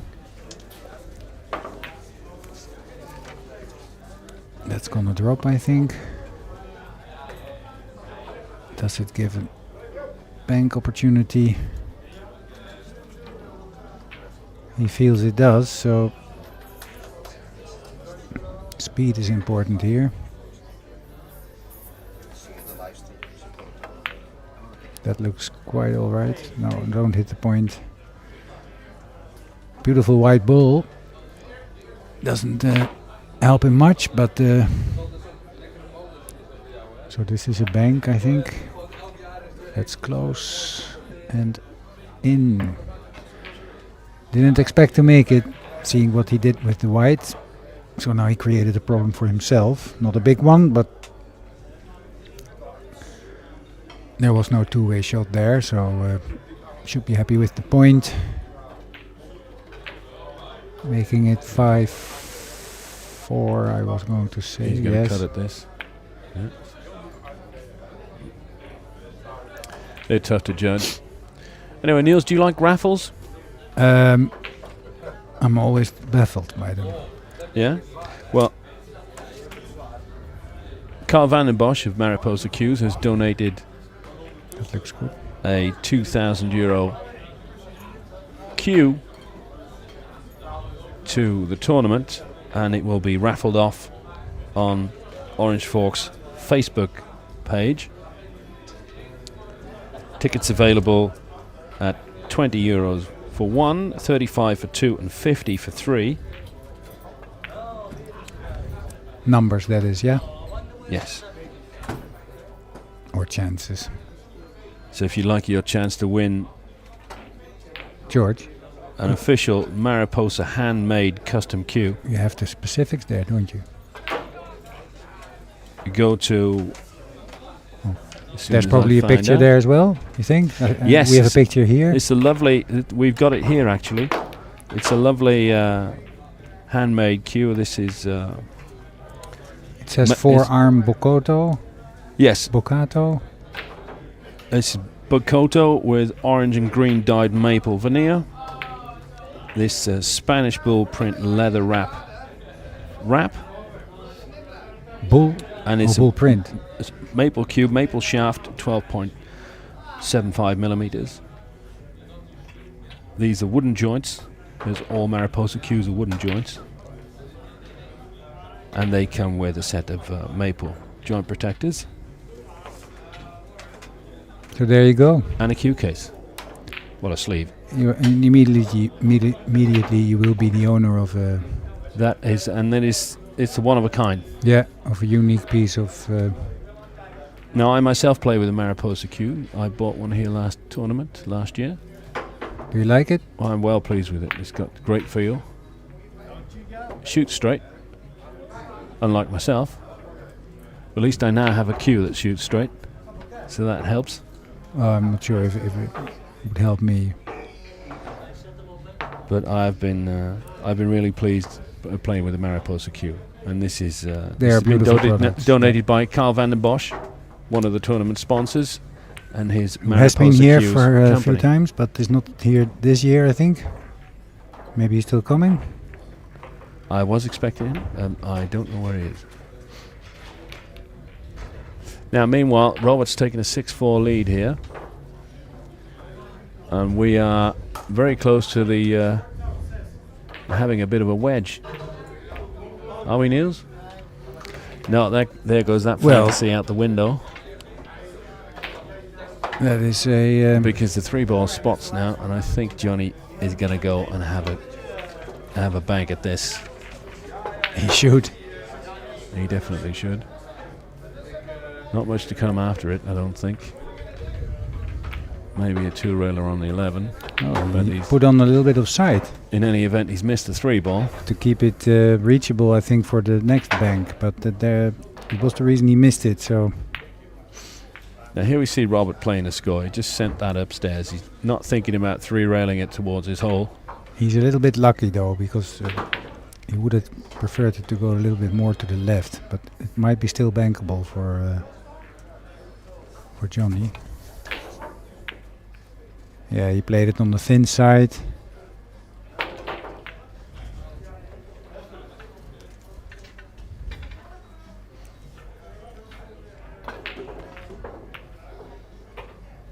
Yeah, that made the defense easy for Robert. Sorry. So now Johnny cannot take a bank for free.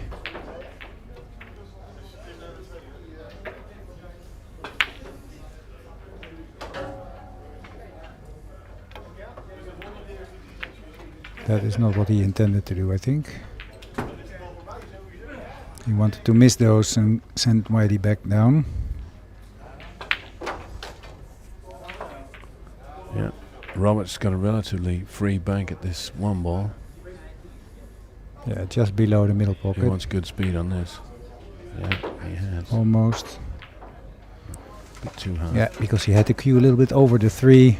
Speed was a little bit difficult, and now of course he leaves one for his opponent.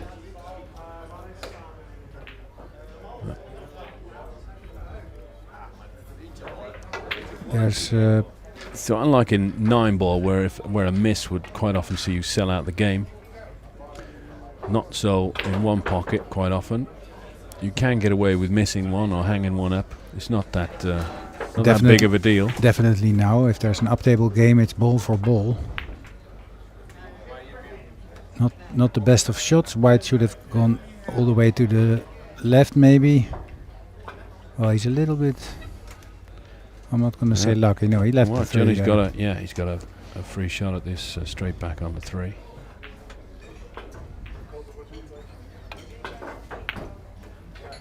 Hit it too thick. Conversely, not quite getting as far over to the other side of the table as he would have liked. Because had he hit it a little better, he would have had shape on a 7 as well. but he didn't leave a cut that Robert was going to take.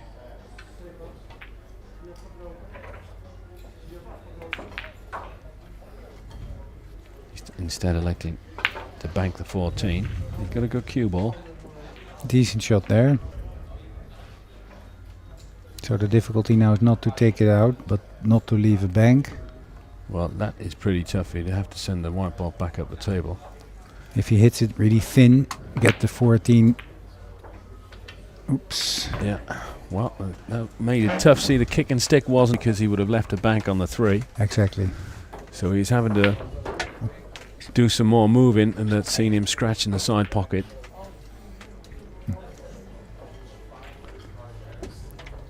So the only good thing, of course, is there's no shot, so not too much harm done apart from that ball. He's gonna kick at it or give it to him. Kick at it and sell out. This quite often happens, you know. You're trying to get a ball out of your opponent's pocket, and in being successful in doing so, leaving another ball. Yeah, so it's a bit of a trade-off, and you got to do it right. You got to get it right. So these are tiny nuances that can come with a heavy price. The interesting bridge Johnny's brought along here. Yeah, just hit it too slow. Wanted to leave the bank on the 15. He's probably not going to play it now.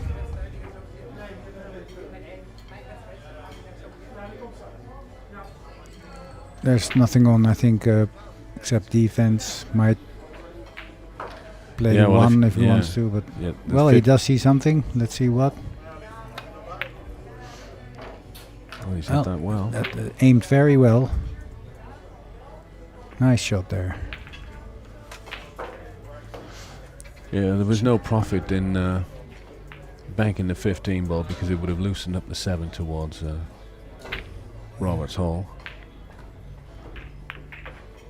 which is why Johnny took the 14. Yeah, nice protection here against the 14 being bankable again. Now he'll try to do the same on this 11 ball, maybe? No, he's... well, this is, of course, a smart play because he's behind. So he wants the balls down, wants to open them up in the one or next 2 innings to get a chance to run out. And Robert, of course, wants the opposite. Is not doing the opposite, though.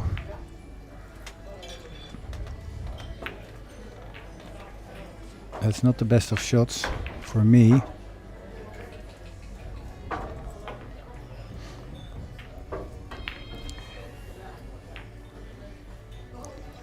You might play the up and down. Bank it twice.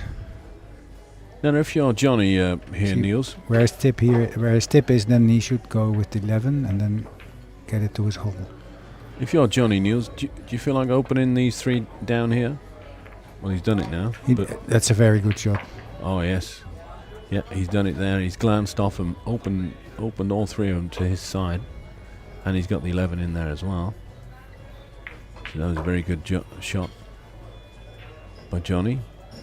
No double. I hope there's not a double kiss on the 11 Robert's now. banking this ball. He's banking the 1 ball.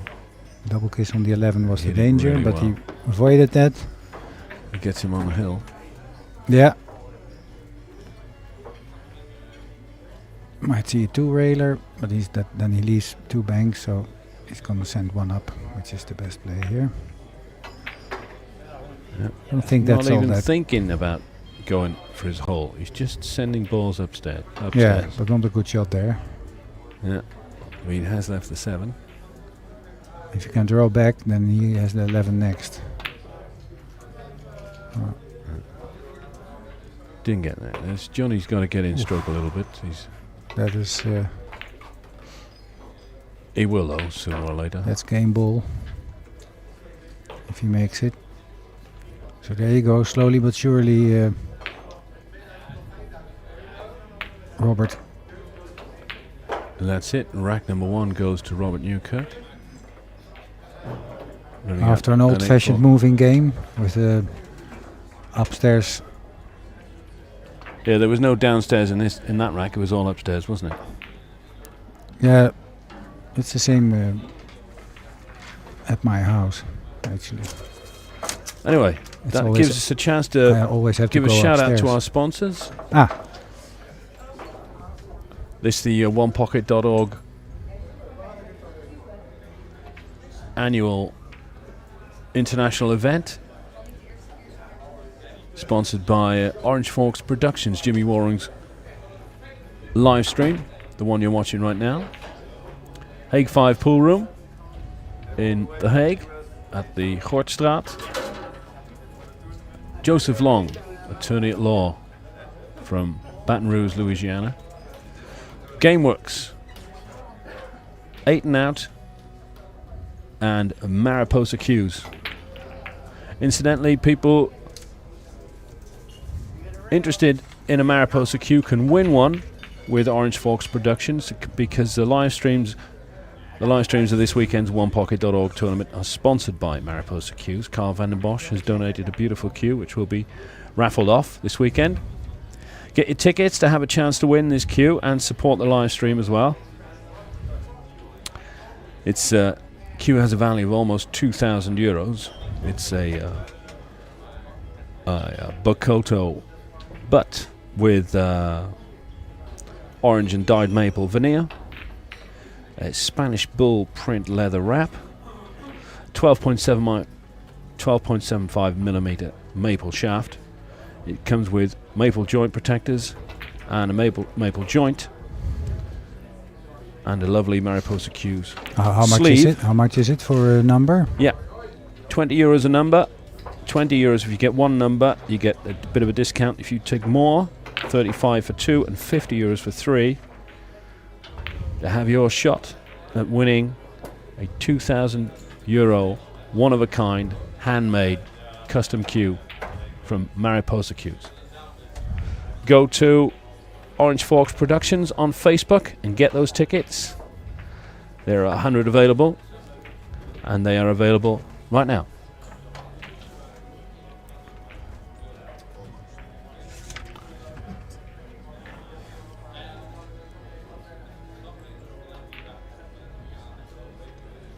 Meanwhile,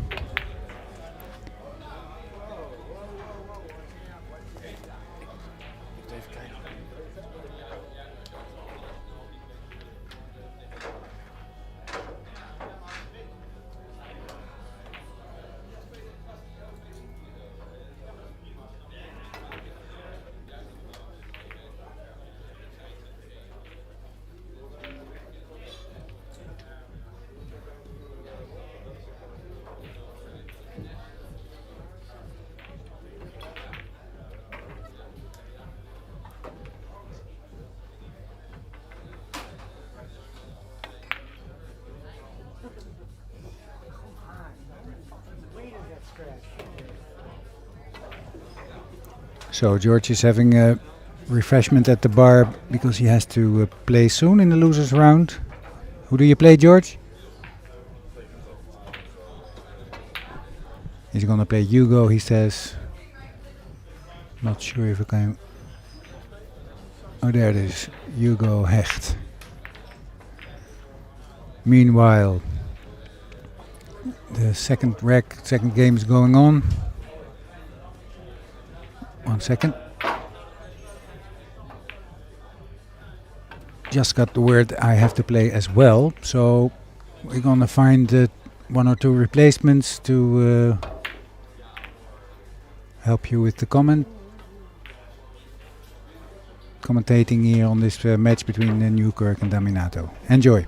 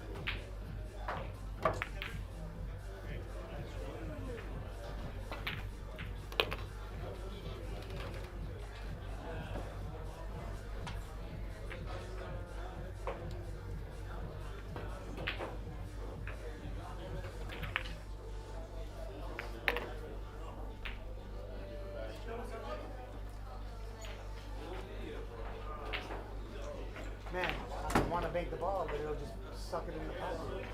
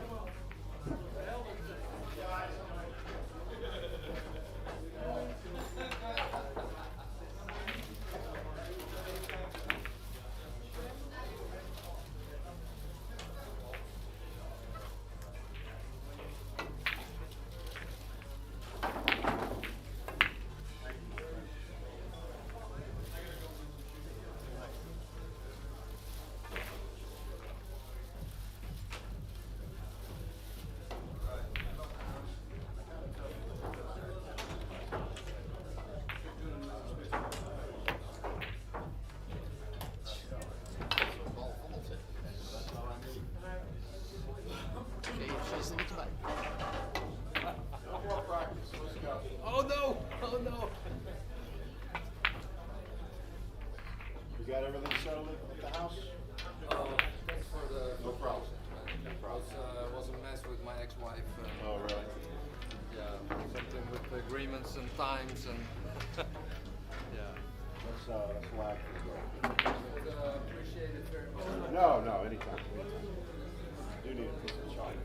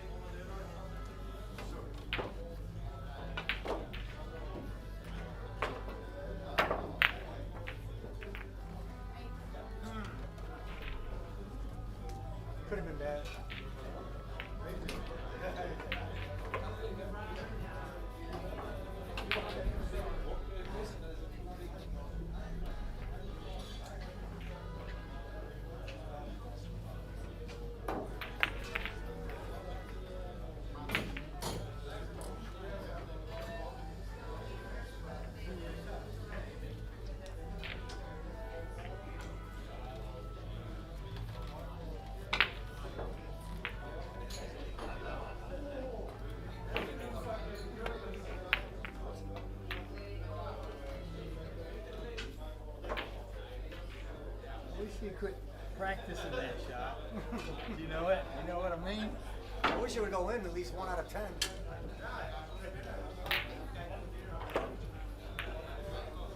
Oh, maybe. How much good stuff can happen for this guy? Yeah.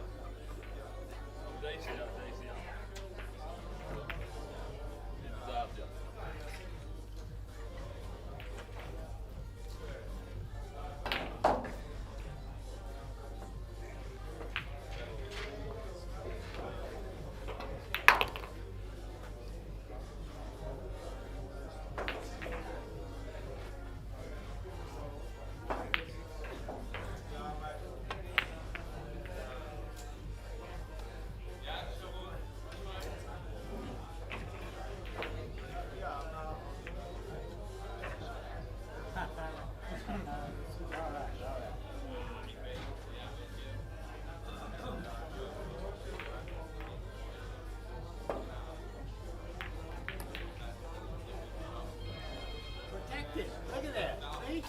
I gotta protect it. Over and over you get this perfect shot.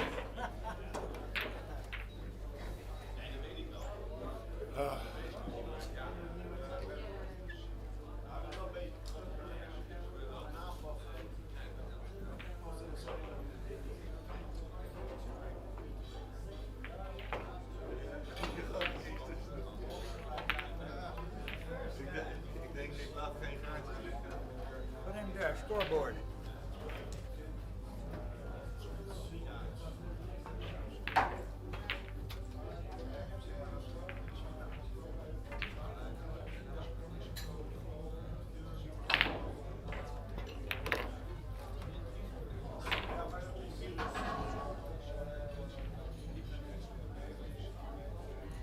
How many balls do you have?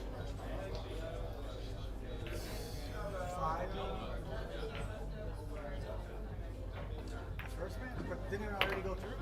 They started it out. I have 0. You have 8. How many you need? Oh, sorry.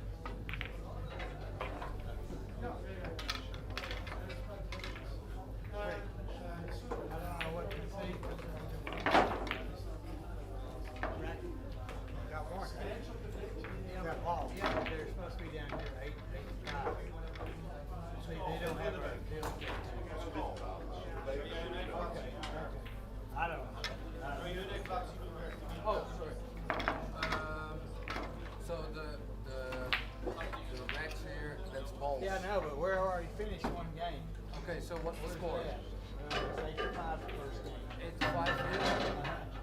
So let's say you take 5 then.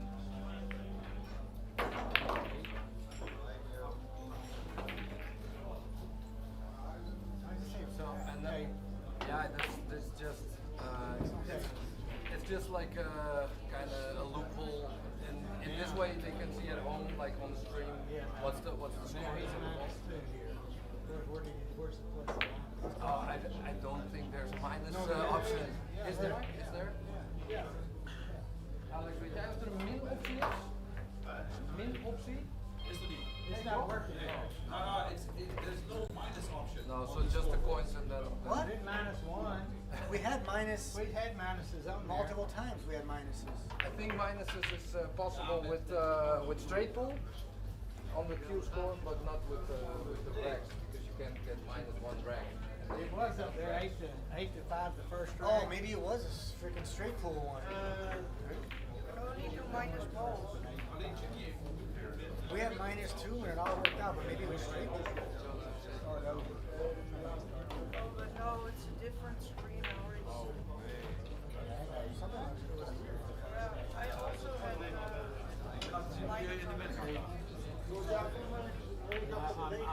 What's the score? first game was 8-5. This game is You have to finish this one. Okay. okay. And now? He's got -2. -2. Yeah, you need to. You can't go minus. You can't go minus. You gotta keep it in the head. It has a plus and minus, and there was my plus or balls. There was a plus and minus. Where's my plus or balls? Yeah. On the old scoreboard it was. This is the new scoring system. A month ago. I've been using plus and minus. Today? Yeah, you've been using the old scoring system. Yeah. Today. Okay.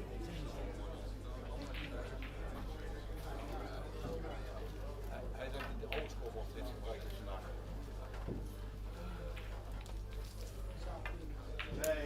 Gaat iets elke keer fout als je piekt over naar de nieuwe, maar hier staat de juiste score. Hey, that's it. That's it. You got it back. Plus and minus. Okay, thank you. Thank you. Hoe je dat dan doen?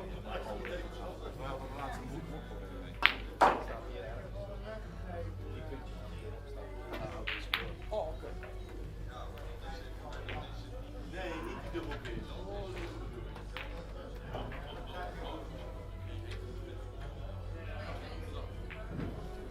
So we're right now. It's see 8 to 8. The first game. They finally got it. Me and you had plus and minus on there, didn't we? Yeah, I mean, I thought it was working good.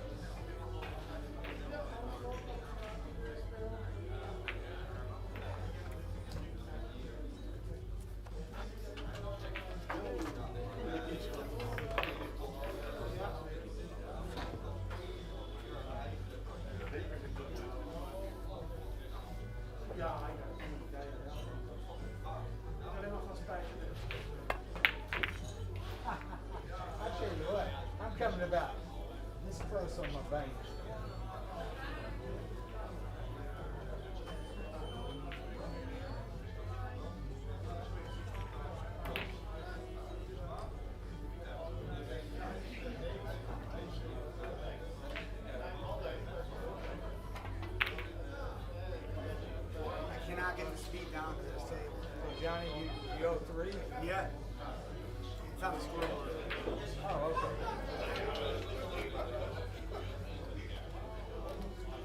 You owe 3. That way we're up redhead coin. The redhead coin. Don't scratch it anymore. I'll keep the score on the. Oh, I'm sorry. Yeah, I guess we're on the stream, aren't we?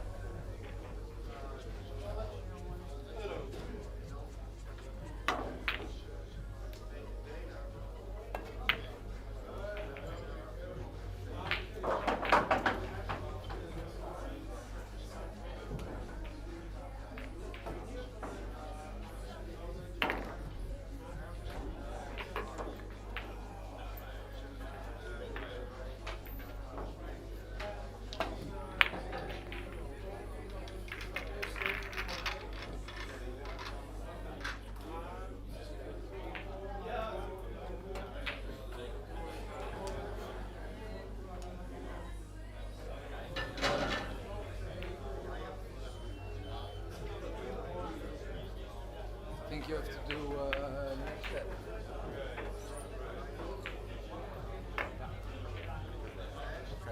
Thank you. My break or your break? Mine. Should be next game.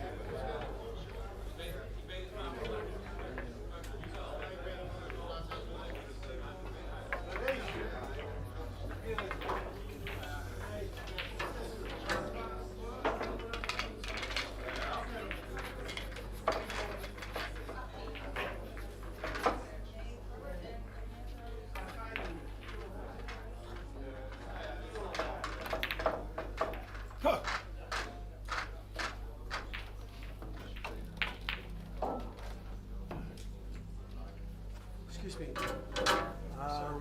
We're running on 2-0. I know he's ahead, but I think that we're going to do the Grady rule. He's running way over time.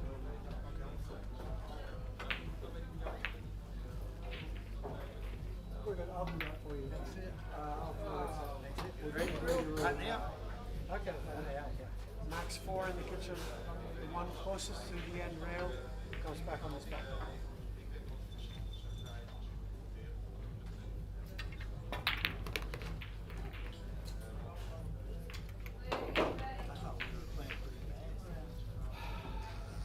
It's okay.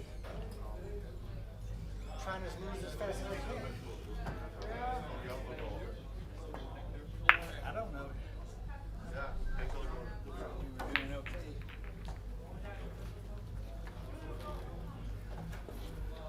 You got one anyway.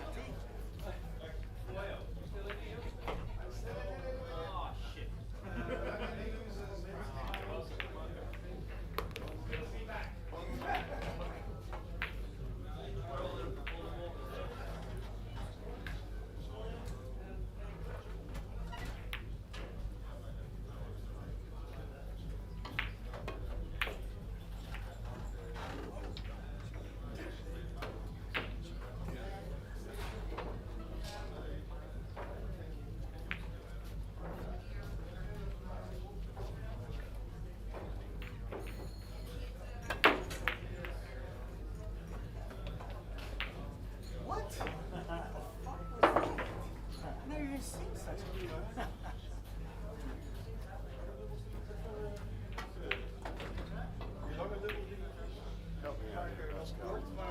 I got one. Oh, you did? I'll take care of the score. Okay, thank you. Appreciate it.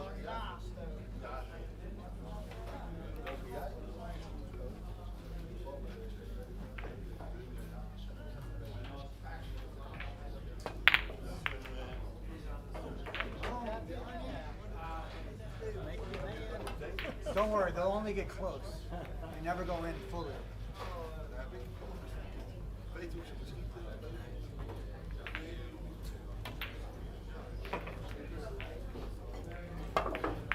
Good. Now I can't even get the ball.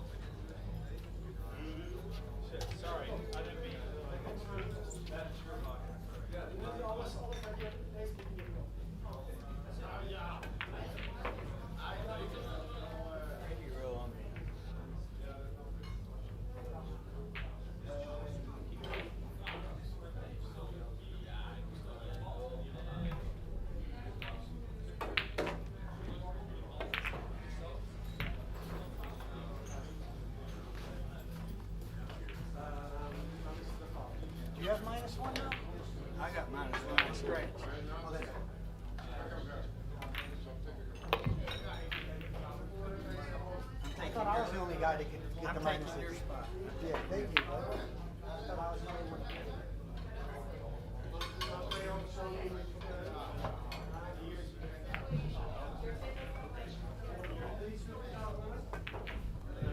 You got 2.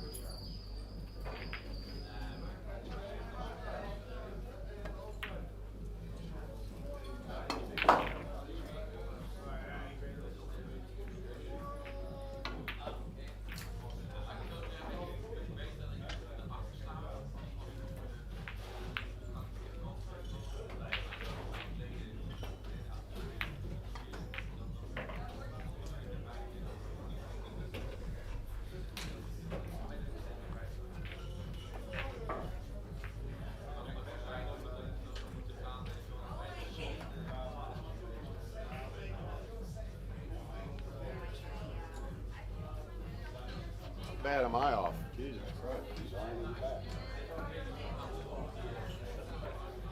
Good spot. I think that's close. Go ahead.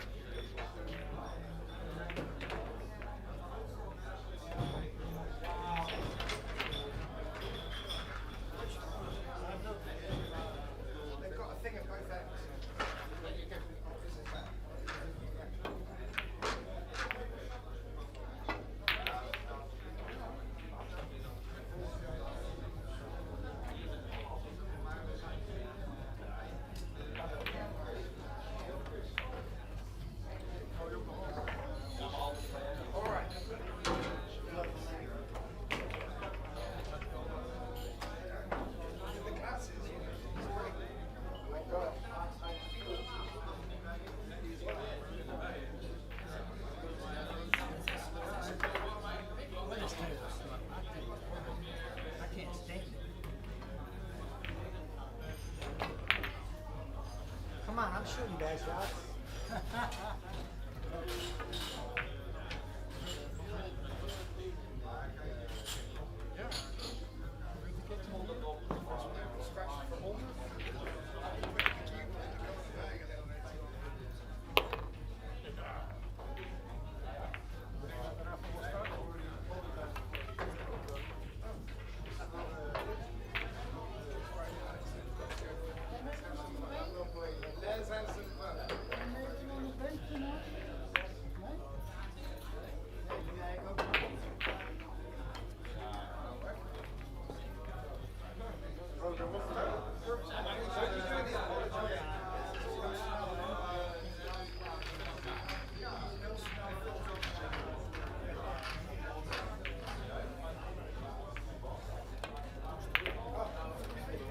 Oh man.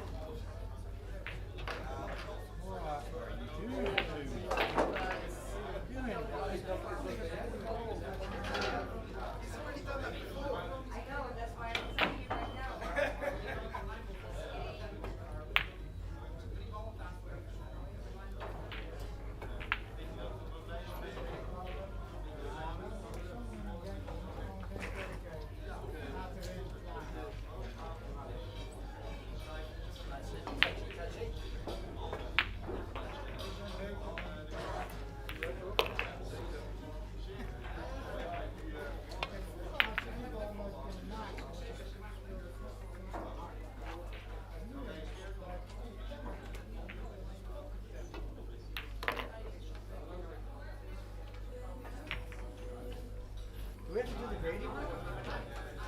How does that work? Oh, grading. Because then I would have different shots to shoot. Yeah, this one here spots. One of them. Huh? We have to do it like next inning, right? So keep that in mind, next inning. Because obviously I would have shot ahead of it.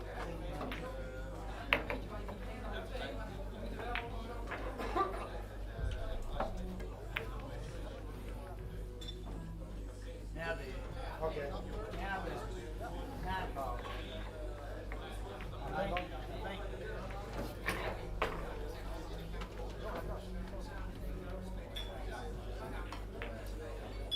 Green and yellow.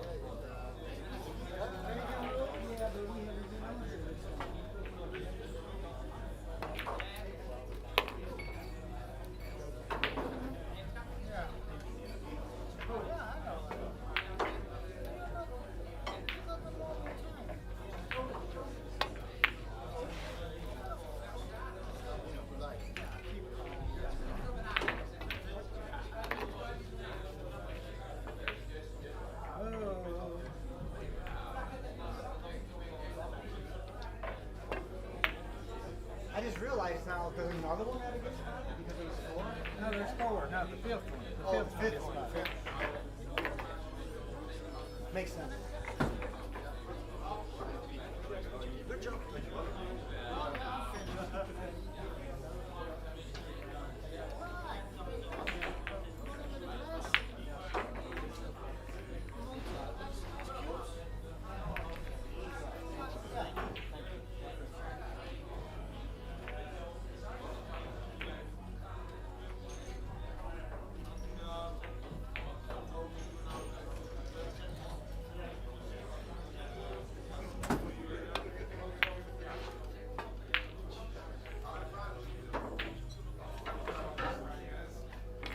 Okay, really.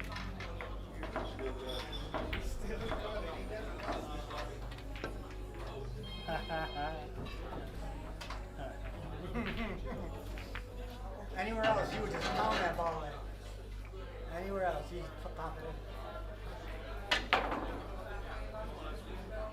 Come on, don't you want to play another game?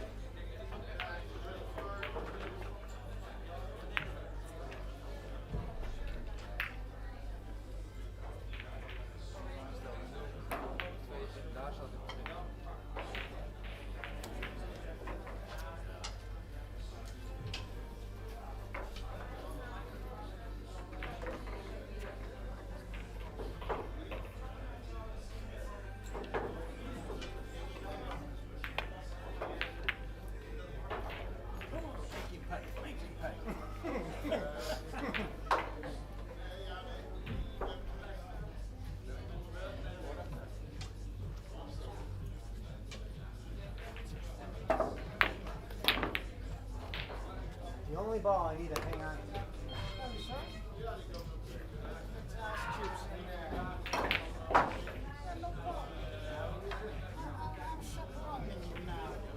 Daughter is gone, so.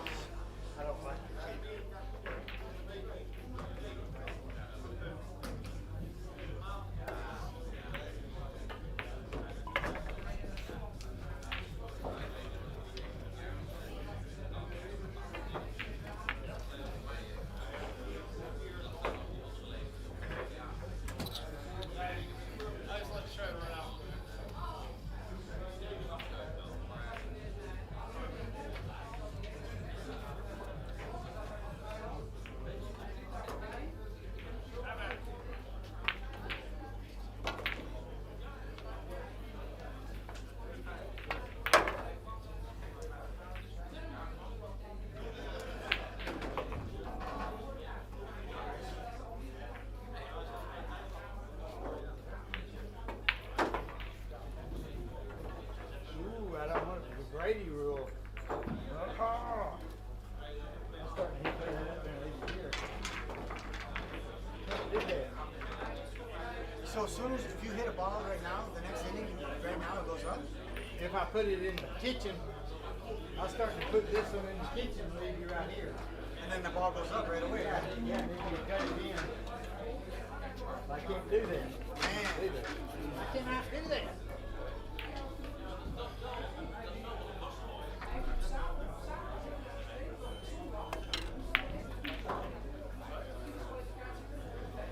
Just trap me behind this ball.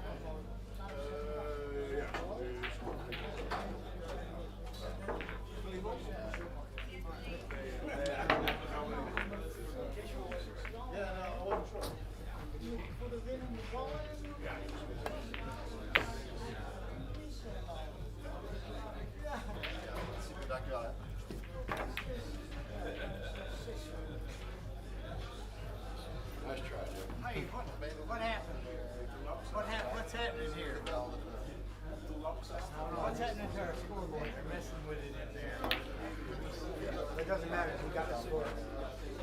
Here. You know what I mean? Yeah, so we're safe. Regardless. I need more. You do? I need two. I need two.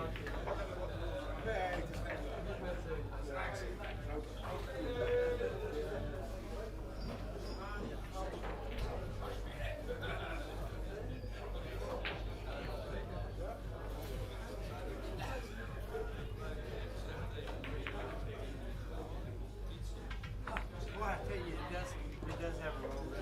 It's not a bad roll. How do you stay out? I ain't rolled them, but they keep messing with our scoreboard. That first game we played, I gave up. I'm balls. When you get angry, Yeah, that's I know. Yeah, I'm gonna try to get angry. I'm gonna shoot a little firmer on it.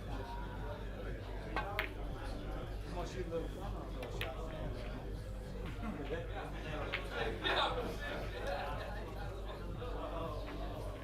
I thought you were just going. It did roll. I saw it.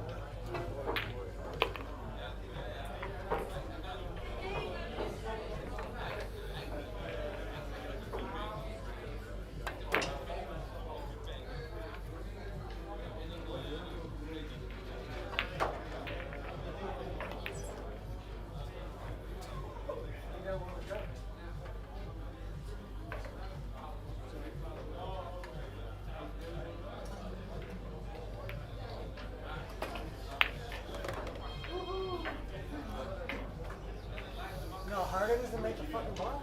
Dude.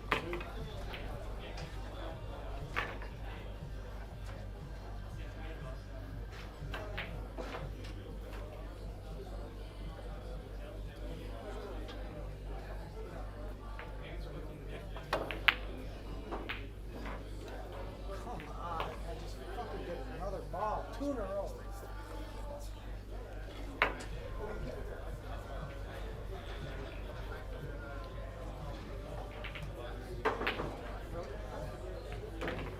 He's gone. He's out. Where's the 3 carry?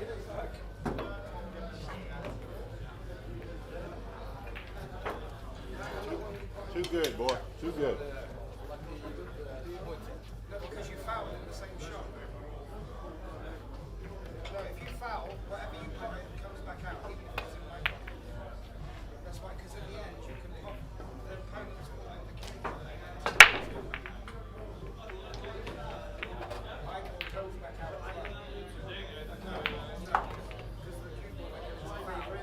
You lose a ball, but I don't get that one.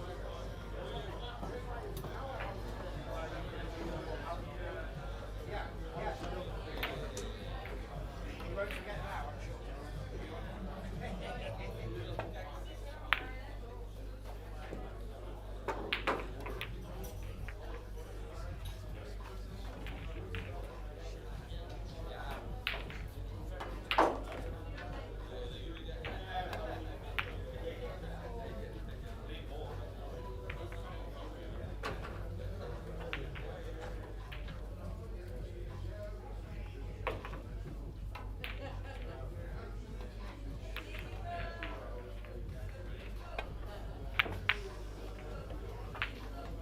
Do it. Come on. Yeah, it doesn't like me at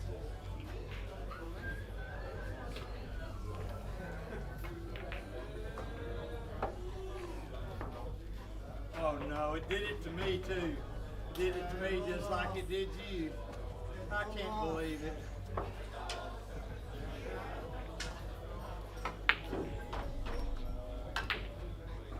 It's not funny, but yeah, I know it. It's very painful.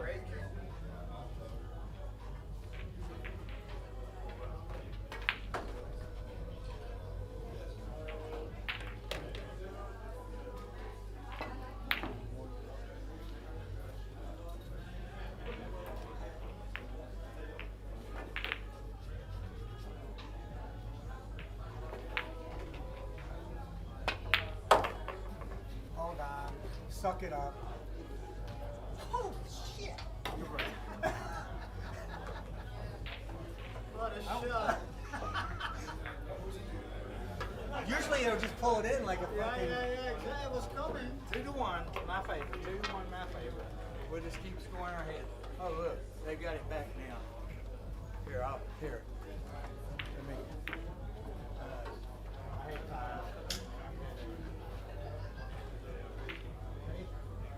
Yeah, 2-1. That's about to change. Thanks.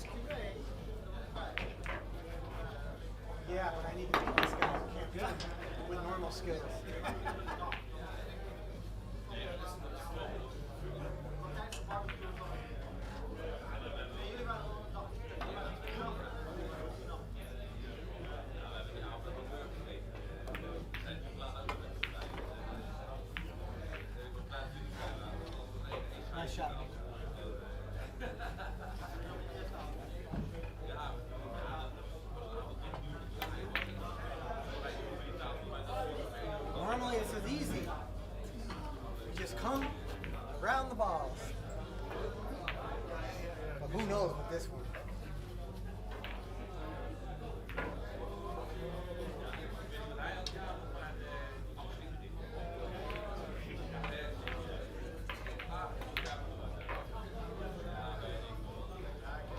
It's a bad idea.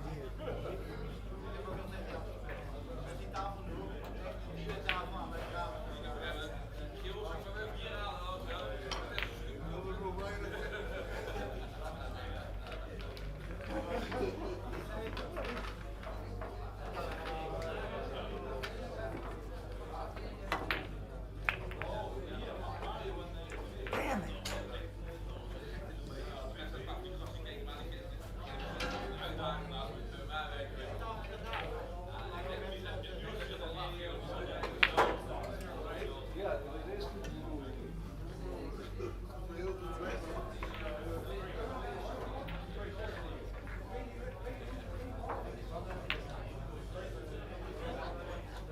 Ha. Ja, precies.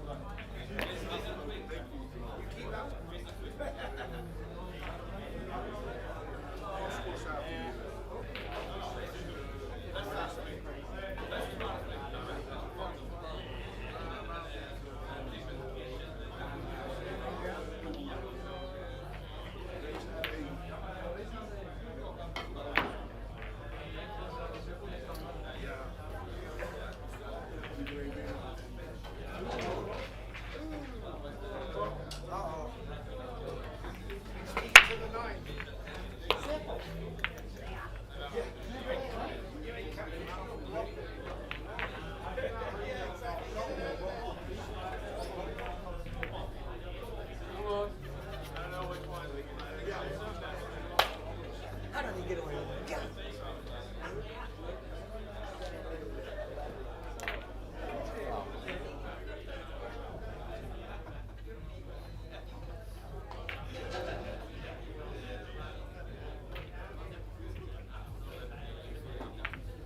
Huh?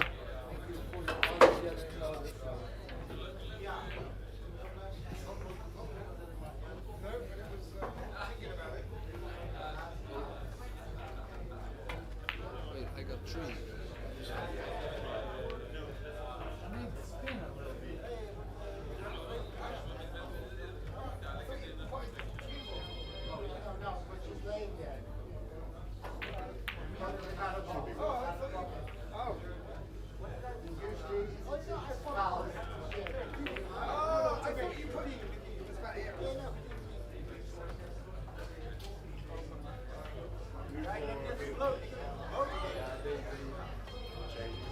We didn't think it has to do something with the screen here. It doesn't work.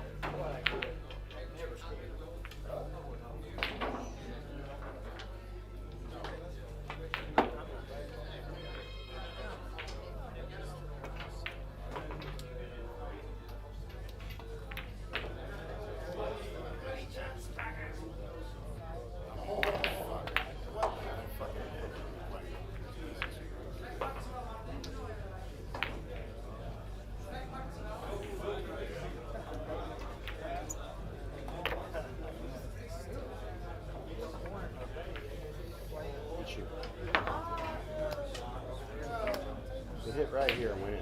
It hit right here and went in. No, it went like it curved, right? It hit the rail, my friend. I didn't even saw that. I thought it like what do you call it in English? Like with the curve, like that the table wasn't straight. You're talking about the table has a lean? Yeah. It does have a lean. That's why when it hits the rail, it's going to go down. Because it has a lean.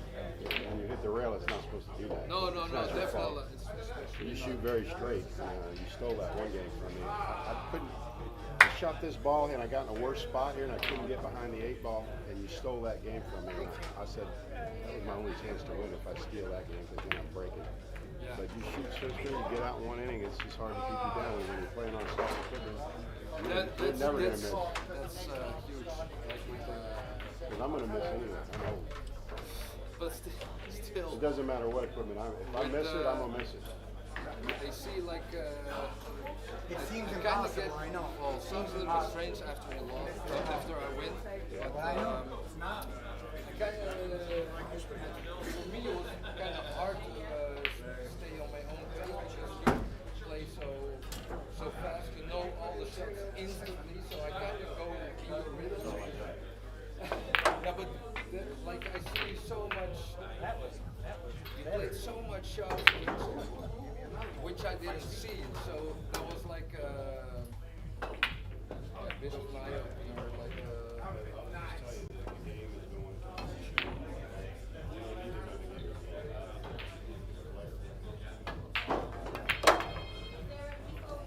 still, but I like to have both.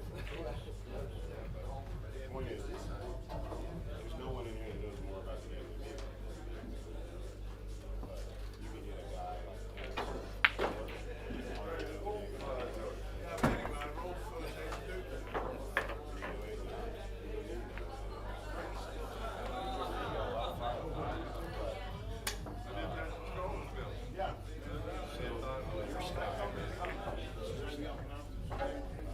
Right-handed though, you're going to go right-handed.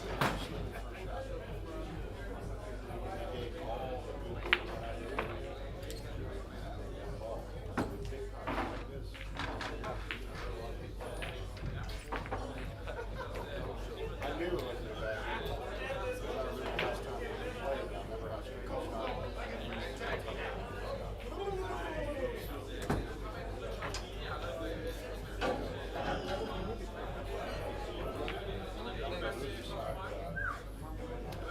There's only so far.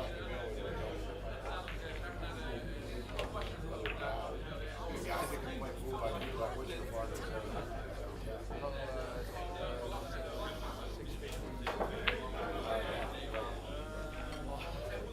That's maybe so thanks for the compliment. If I compare myself to the guys 700 and up, then I'm definitely sensational.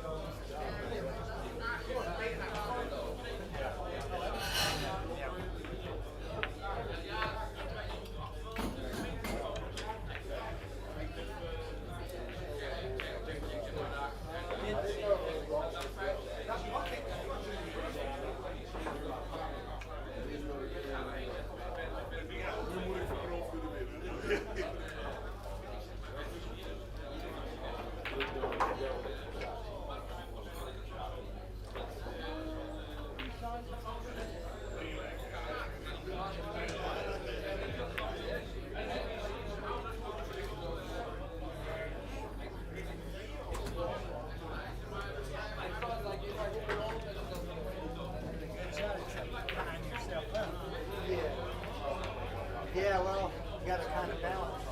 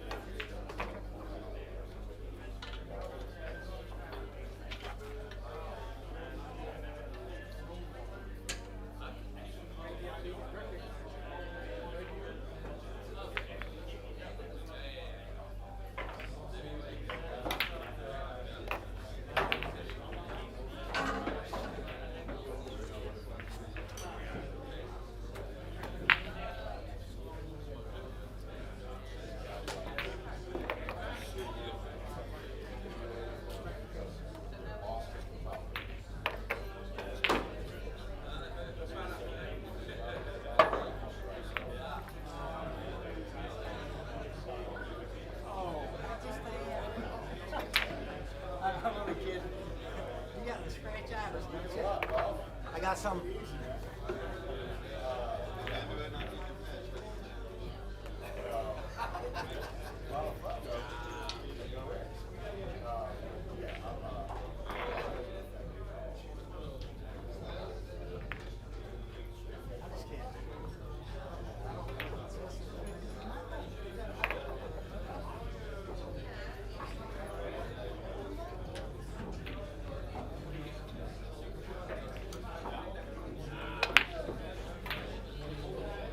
Come on. The ball doesn't go. You literally traveled straight down the rail. Perfect.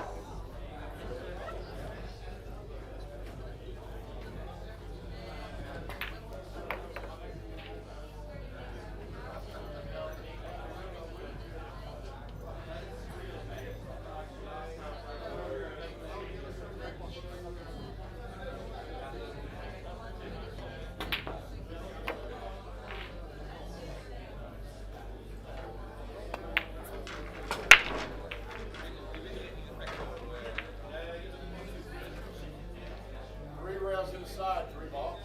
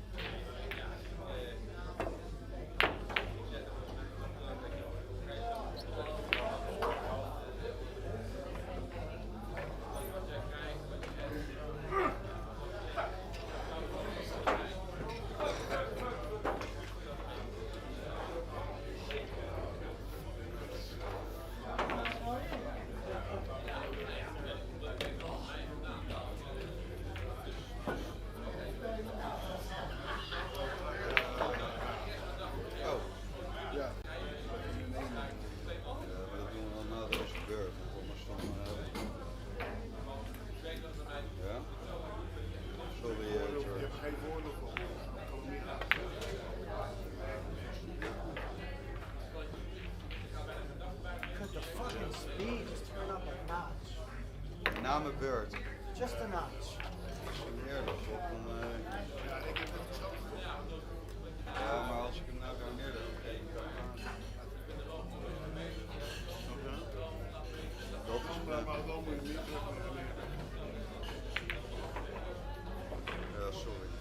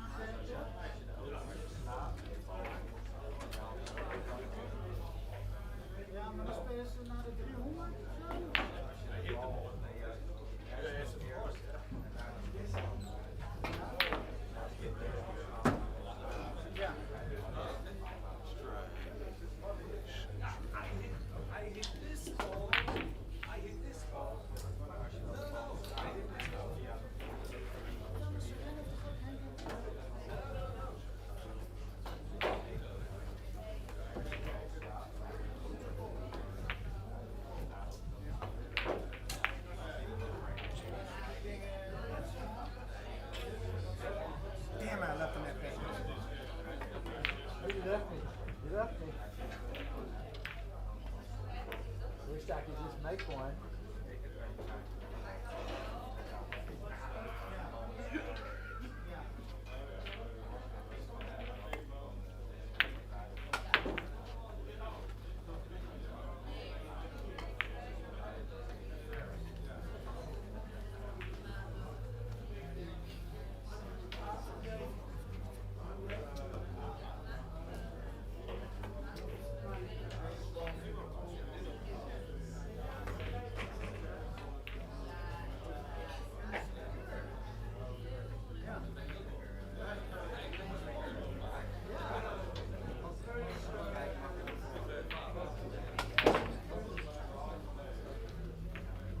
Die ook de score even bij willen houden.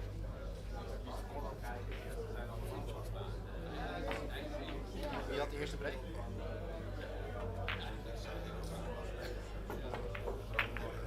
Jij had gewonnen. Ja, maar jij doet het ook. Maar dit is de eerste pot. Eerste pot. Eerste pot. I don't know what the score is. 3-2. Er is nog geen. Gaat gewoon nog 0-0. 2.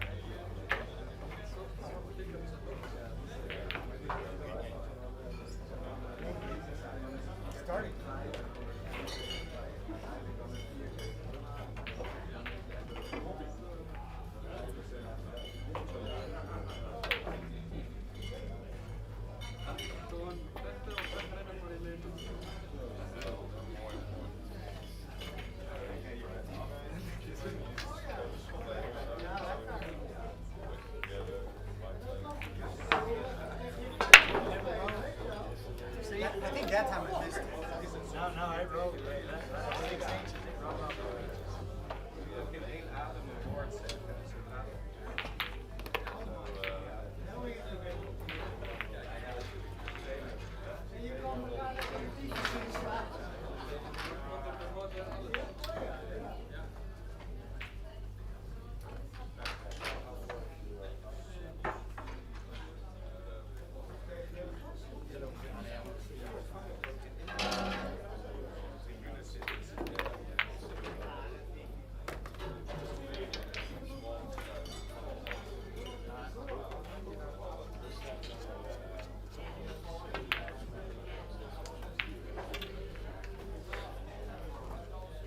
Ja, ik ben net al aan het kijken.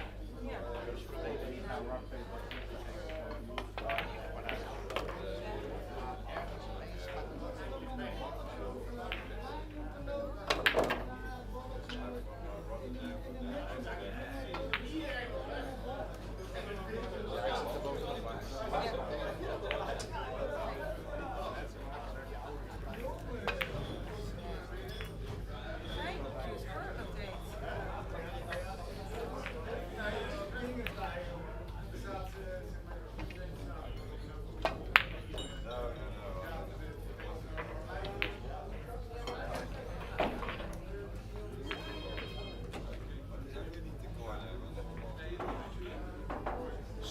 Van Zuid-Holland.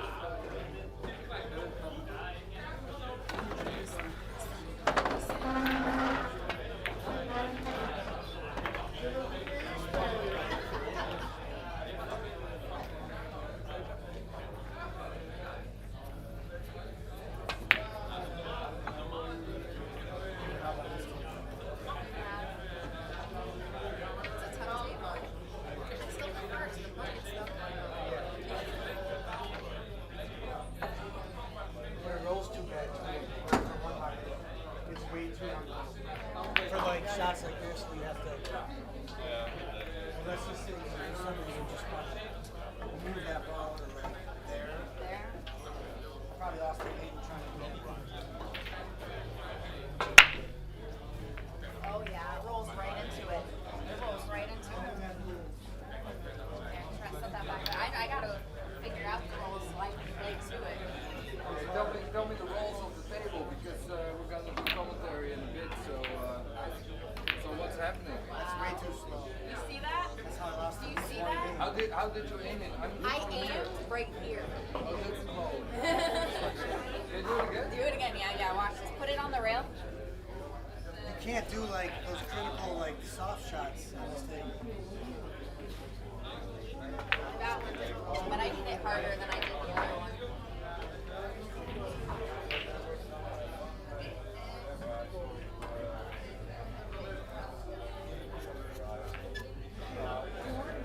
It's when it hits about here. When it hits about, it starts to move. Okay, so pounding. Well, then it doesn't go in either. Then 4 inches.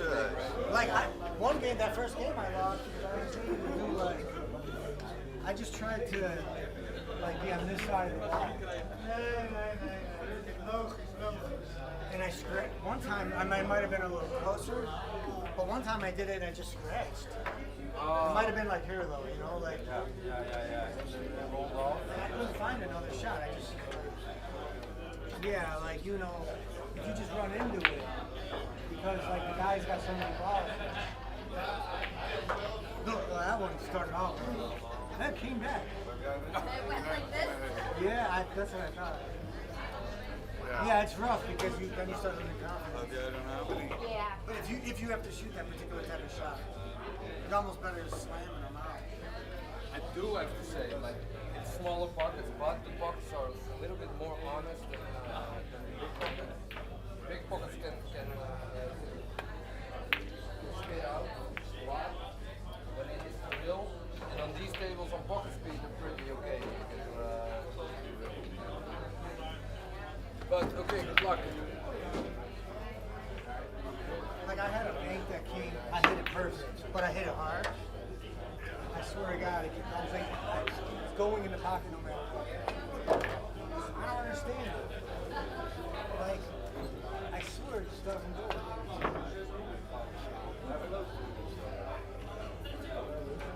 You know what the worst thing is the diamonds when you play in one pocket, you gotta hit a ball a little hard, right? It does that thing. I try to make a video of it because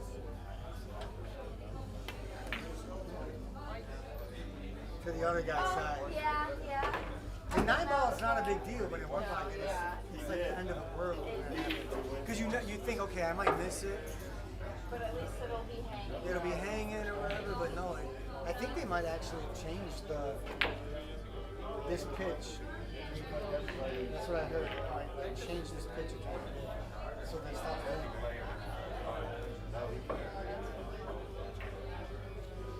Are you on the winners or losers?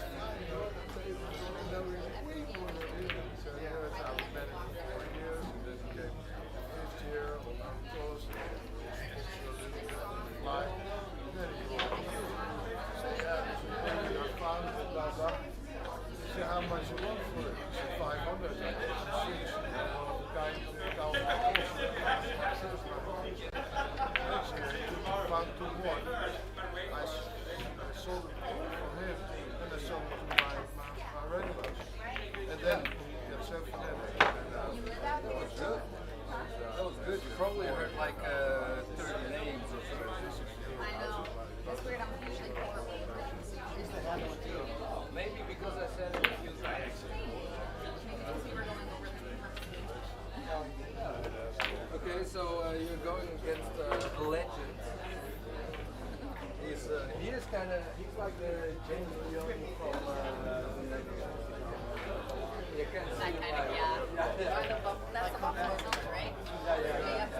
I don't know him personally. Yeah, I just see his post on Facebook. Yep. And then you know how he is that kind of guy. Plus the lady who beat my lucky number. My birthday's October 10th. And when I was in 10th grade, my birthday was on 10, 10, 10. So I'm not, this is my lucky number. 10 is, okay, so you're spotting 10, 6 then, I guess? 10, 10. Good luck, good luck. Thanks.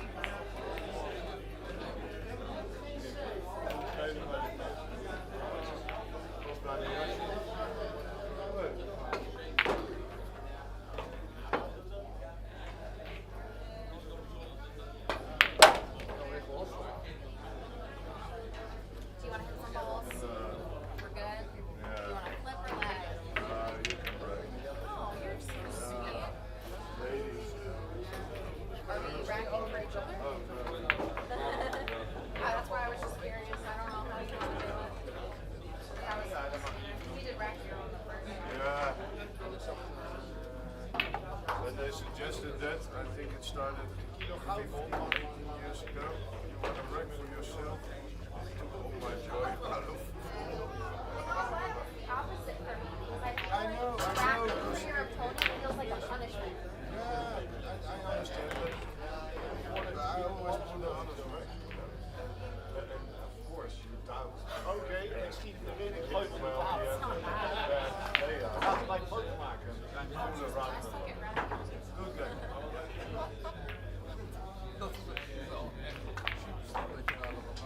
Nou, dat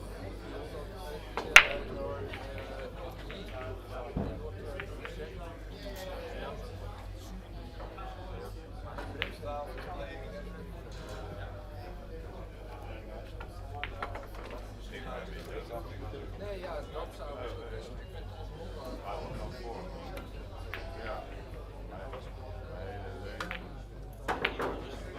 When do you play again, John? I don't know, I gotta do it.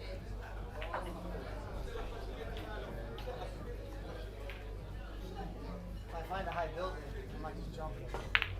I mean, there's plenty of those around here. Just to put myself out of my misery. Have you guys started?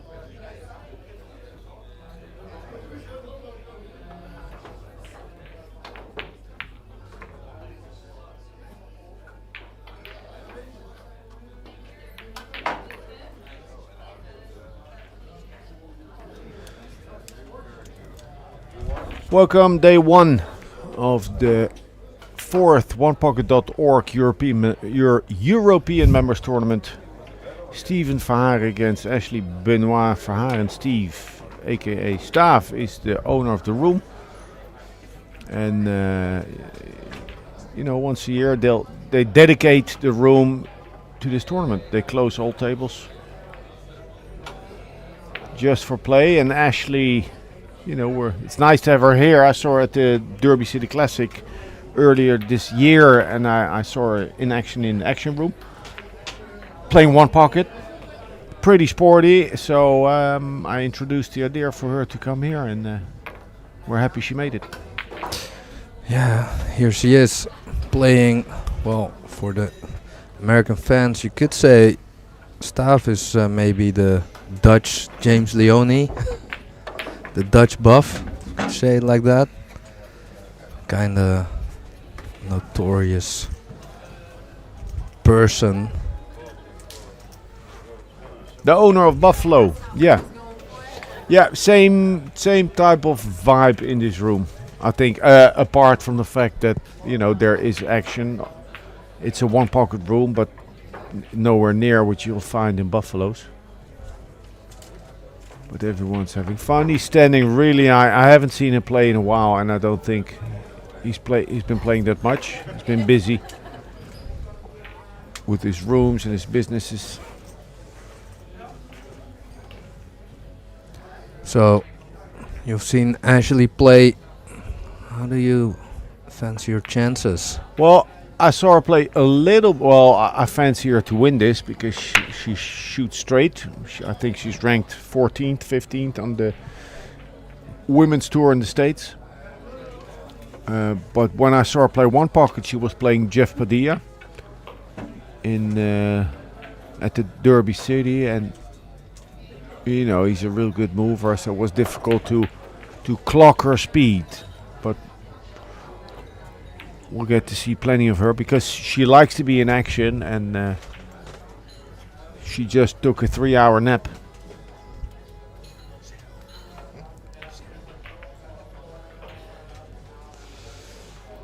So she's trying to find access to that 2-6 combination, but maybe it's not lined up because Yeah, the pockets on the TV table, it's 4-inch pockets.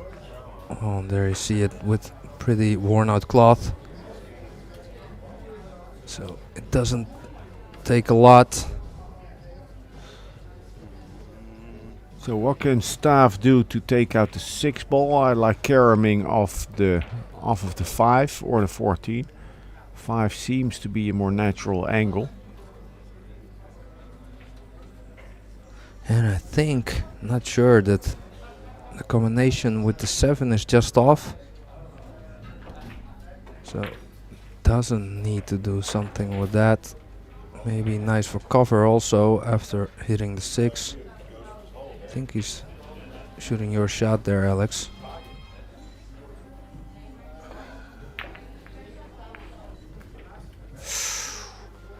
That's not good. Race to 2 in the losers round.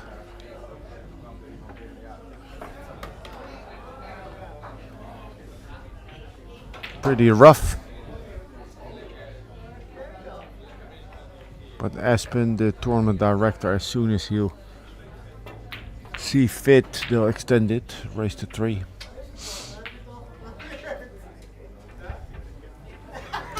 And still, if you lose, there are a lot of side events. Some bank pool, 1 ball, 1 pocket.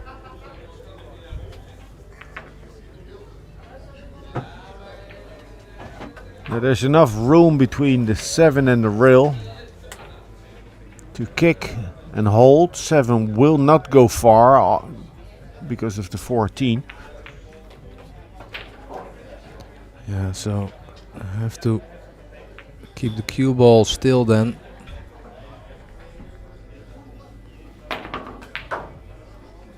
Well, got out of the inning, but left a combination on the 7. Yeah, made things worse. I don't think there's something here. This wasn't too good, sorry to say it. She didn't try and protect the 7 off of the 15. She could have crossed the 15 and bring the cue ball to the top of the table on the left. Now once again, bump the 7 and try and leave it, make it an off-angle combination.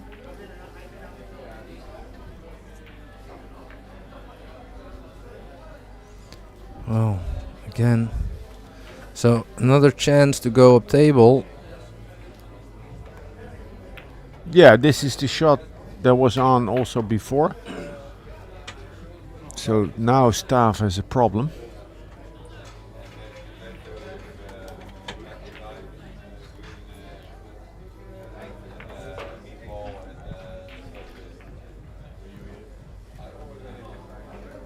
Maybe there's a little, is there a gap? Like close to the 3? No, there isn't.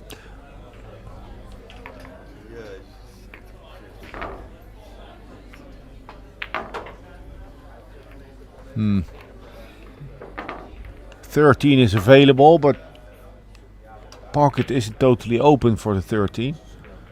Either that, she can also play the 11 past the side pocket and try and hold the cue ball behind the 9, making things worse for Steven.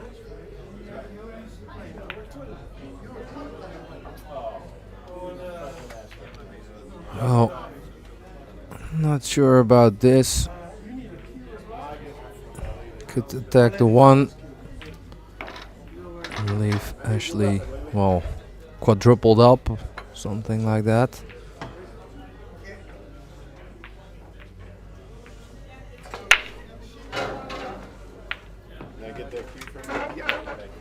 Well, oh, great pot, but lost the cue ball.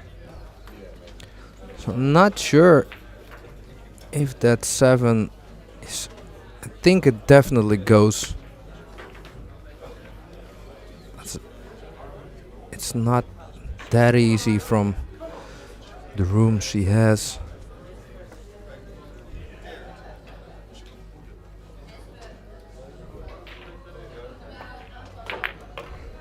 Oh, she had more room than I thought.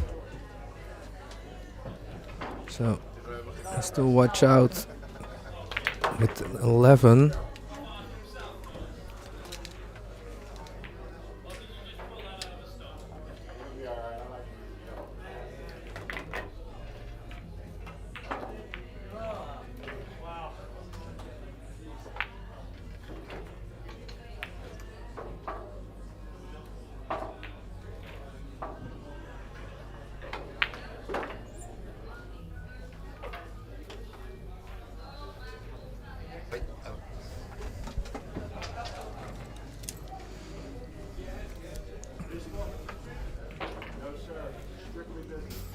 So, this is it.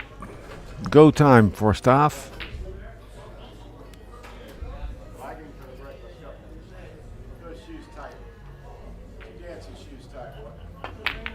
Wow! Shot. That's so cool to see with the short grip. Oh, that's a nice shot. Look at that. Wow. He could cause some upset here. He doesn't have. I don't think he'll be able to make this. Just try and come behind the 2 ball. I think it's just makeable. Oh no. Well.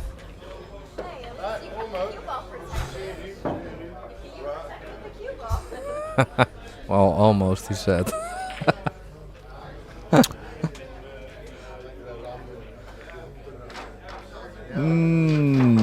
Don't think she can clip the 2 and go behind the 4.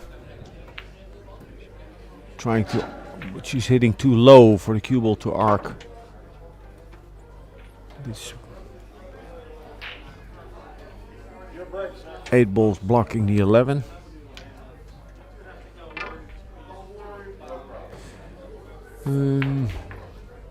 He can bank, for example, the 15 into the 4 and bring the cue ball towards the 1. Oh, yeah, towards the 9 ball. 9 ball, you mean? Towards the 9, yeah, up table. Well, second scratch there by Staaf. Sorry, Steven Verharen, for the people at home.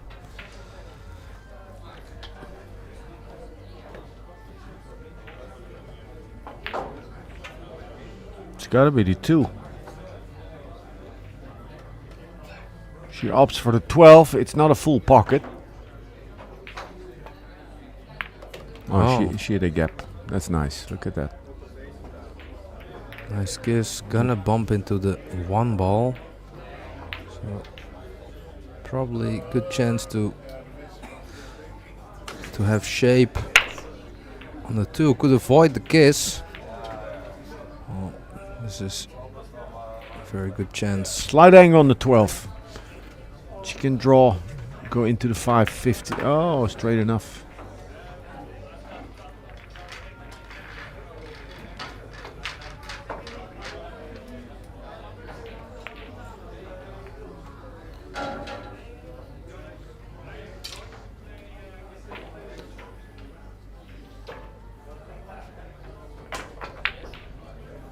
A race to 2 in the losers round on day 1.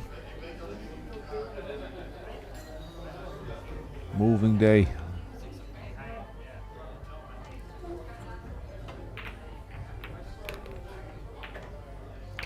Can't do too much with the 3 ball here. So Alex, you played with Stav probably like your whole life, right? No, he like was the always beginning. A little bit, yeah. Did he always has the technique like the No, with the no, high no, head no, and the, no, no. He's higher than he ever was. and the short grip? Well, he was always short on the cue, but he's taking it to new extremes now. Don't do it. That's our national. We're from the Oranje.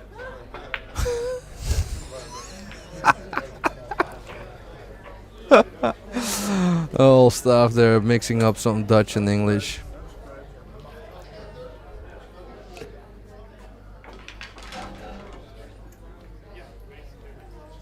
I always thought they're supposed to be touching the balls. Yeah, they are, right? No, Joe Long said earlier, I did commentary with him, he said they're not supposed to be frozen. We'll check on that. Yeah, we have to, because I thought that too, because you taught me. Yeah.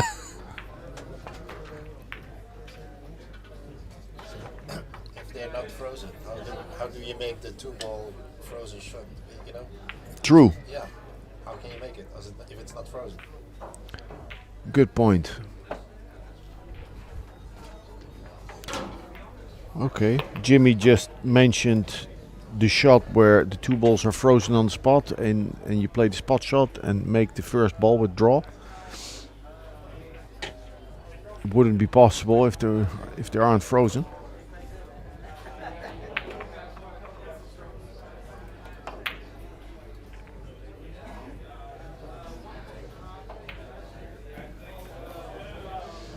Now, Ashley, show us something. Natural line with the hair of right spin, go in between the 8-3.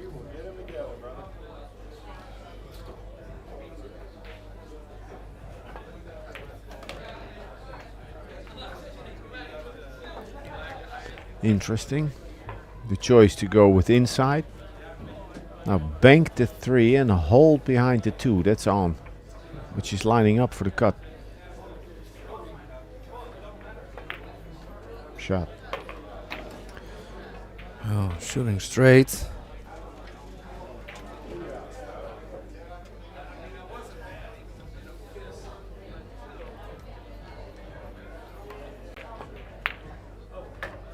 Okay. Nice out by Ashley. First game in the books. One more needed to go to advance on the left side. You beat Joe Long just now, Pascal. Yeah. Good job. Good win. Oh, thank you very much. Tried my best. Needed to do my best. Played some really good shots. Put me under some real pressure. Got a nice steal in the 3rd rack. So, are we, is this live? So, for the people at home, my name is Pascal. Next to me, the legendary commentator and coach and ex-pro player Alex Lely. Which is kind of hard to see on the screen now. Did you make that, Alex, on the back? Like the painting? No, there's one in the corner, the other one with the real birds. You've seen that one, right? Yeah, definitely. I was looking, I thought maybe you being in Italy, like having some new insights. Yeah. Nice. Can't wait to go back. Yeah, I got a nice place there. So, since you're here for free, maybe you can tell a little bit about your coaching spot, because you do some coaching, right, in Italy, right? Yeah. I have players coming to me, and then we'll do 2, 3, 4 days It's an all-in deal, and then so all in. Have a nice place, and they'll have their own floor, and the tables is a 1-minute walk, and we're in the 15th century little town center. It's beautiful.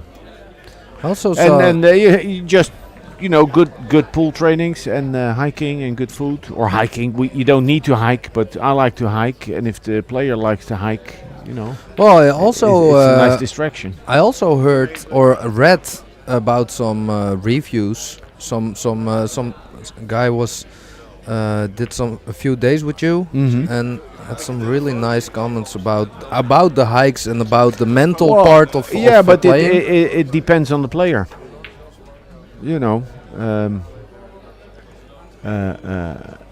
I think I can teach many things, and we can talk about many things, but one person is more receptive to those things than another. So this particular guy actually asked me to do. He wanted to know about breathing and visualization. So it was nice, really interesting. Very intense. Intense can be intense. But it's a nice workplace for me, and the players love it. It's can people also it's special, yeah. Can people also find you there for action? Oh, sure. Yeah, but I don't. There's pool isn't so dynamic in Italy. So once in a while, when I go pick up someone in Rome at the airport, before I'll stop over at the pool hall, see what's going on. But it's all 9 and 10 ball and magic rack, big pockets. Yeah, I don't like it. Well, some good action of the rack.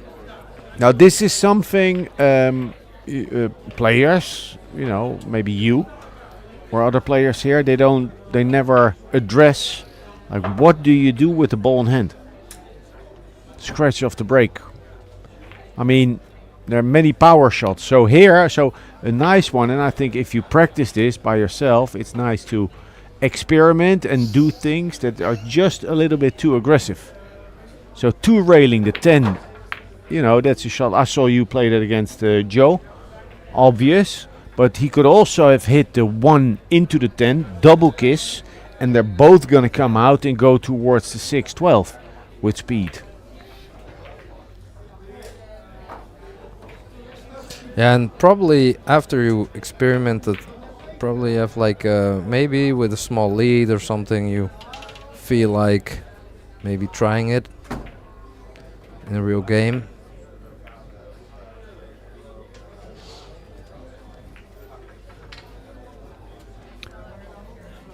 It's going to be something off of the 5. He can smack the 5 into the 9, create action and draw to land underneath the 12. And then the 5 off of the long rail would move towards the left. I don't think he could turn the 5 off of the long rail enough to go underneath, the 2. Yeah. A bit passive.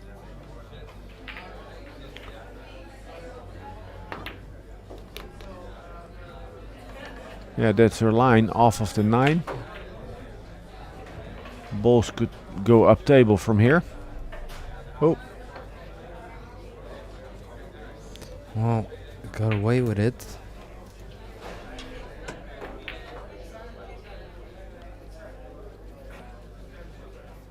Now played it. Play the 5 into the 13, half ball hit.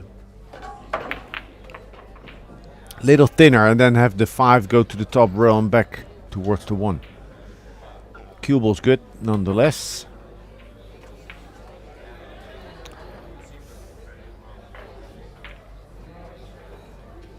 Two rails, low side of the 12.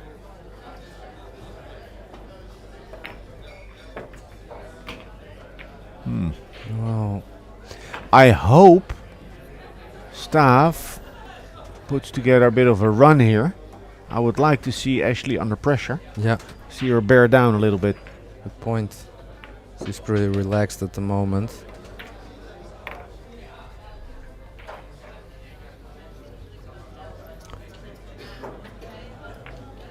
Come up, Stav. Go down 5 inches more.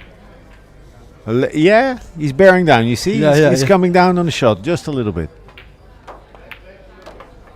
Watching over the glasses. I mean, what a legendary guy. Can follow. Get to the rail before the 1.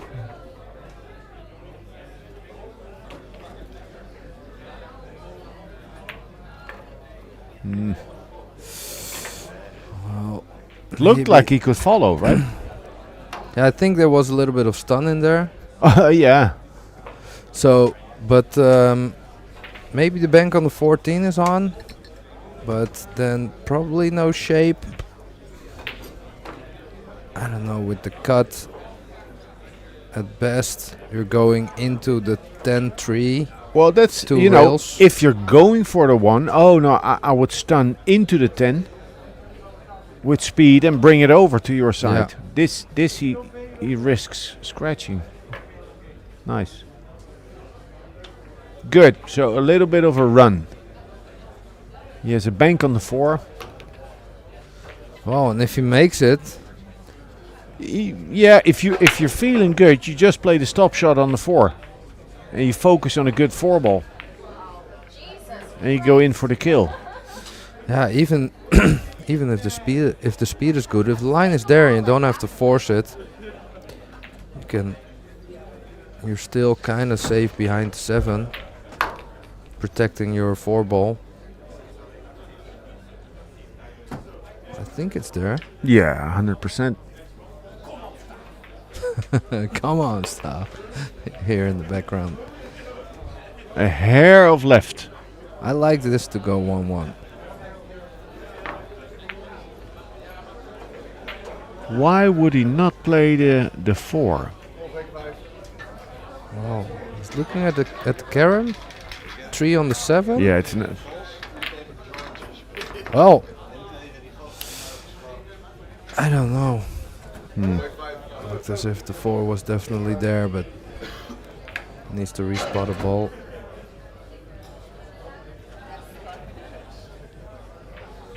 So on Stav's back, there you can see Mariposa Cues, one of the great sponsors of this live stream. Custom cues made by Kyle van der Bos. Great stuff. Staff actually plays with one. Well. That like died. Did you see the skid? You heard the skid on that? Well, it did die a little bit, like Ashley said, but still, that was pretty much all in. I like bringing the 8 over and swing the cue ball round towards the 5. Yeah, like that. But she tried to make it. And hitting the 8 way too thin. Just thicker, you know, just bring it over and focus on the cue ball.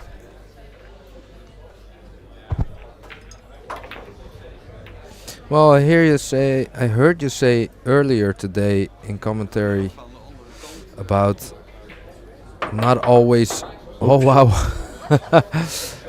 not always go for making the ball or putting it in front of the pocket. I think you once said that about Nick Vandenberg, about playing him in a certain final. He was shooting at his pocket a little bit too much. Think. Well, the thing is, then if you have a certain angle and it's natural, it works. The speed of the shot works if you don't go for the pocket. Yeah. And then if you try to manipulate it in order to have an offensive opportunity, you're threading the needle again, and things can go wrong. And sometimes it's not worth the risk. So if you're really trying hard to make the ball and you have a 20% chance, maybe it's better to go for tight defense. Yeah, good to cue create ball. a chance after. And a lot of times, like getting your object ball, like somewhere in the lines of like 1.5 diamond from the pocket, it's still pretty okay. Well, if the object ball is, let's say, a diamond off of the corner on the short rail, and the cue ball is where it is now, like not on a diagonal, but a little more central, if that makes sense. That's a more difficult position to manage than if the object ball were right in front of the hole, with a little distance from the long and short rail.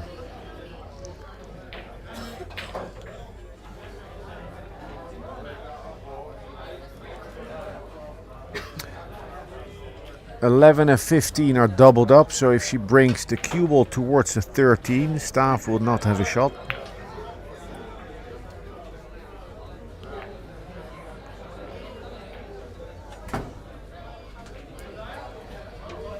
Difficult position.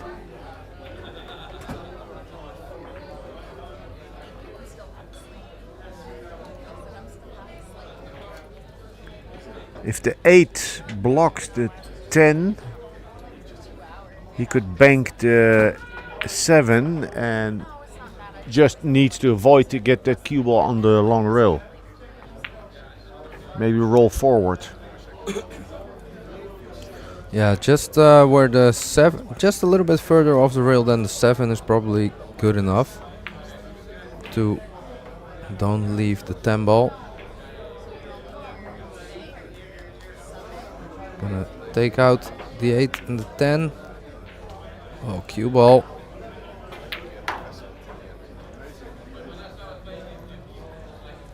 So, third scratch for Steven in this match.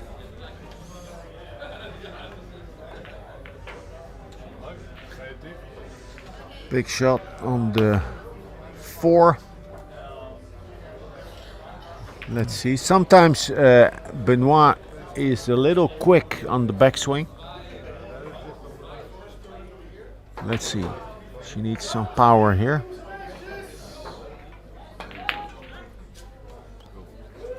Oh.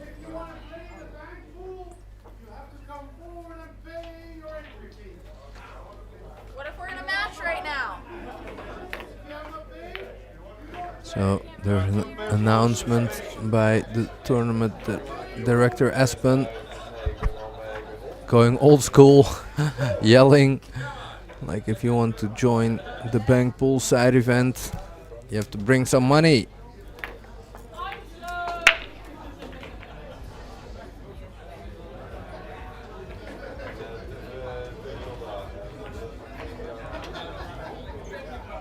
Banked 15 with inside. It's humid inside, worn out cloth, so these types of shots you can really grip the cue ball strongly. Nice, even better.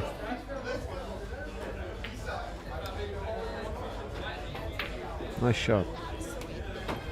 So this is maybe where I like banking the 9.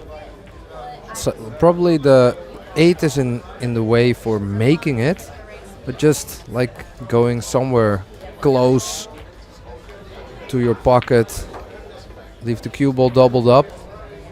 Yeah, a counter bid. Oh. That was a nice kiss.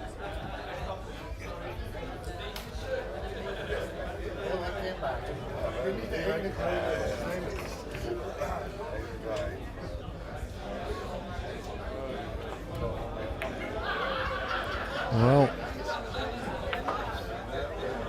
not bad. Good shot. I like it.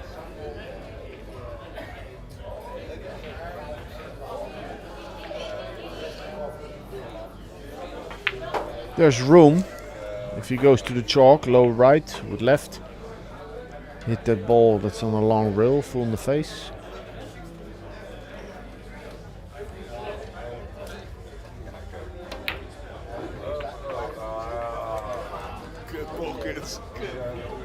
Why is he?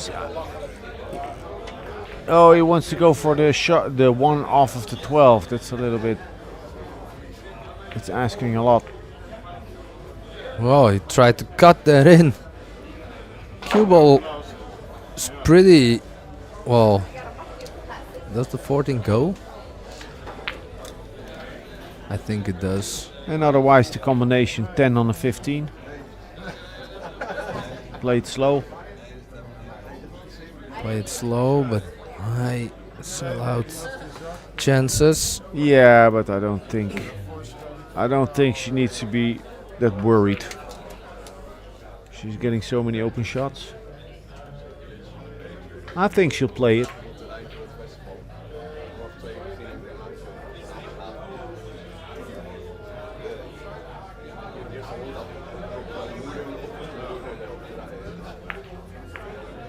Oh, great effort. Oh, there she. Wow! So what? That's one for the replay. I mean, didn't ever see that in my life. I don't even know what she did there. Athleticism. I feel like your shoulders aren't supposed to do that. Oh, maybe. I thought I was still pretty young, but maybe I'm too old for that. I'm definitely too old for that. Shot. Oh. So, walking error. She was walking towards the next shot already. So, stuff. Kissy, the bank. Oh, shot. That great. What a great opportunity. Was geen fout, toch? Plus 2. Yeah. If he tries to get shape here, get behind the 8 or the 5, there's a risk of trapping himself, like so. Now what? Well, he could make the 4, not make the 4, leave the triple up shot behind the 8. If the 8 doesn't, if the 9 is blocking the 8, then that's maybe a good spot to go.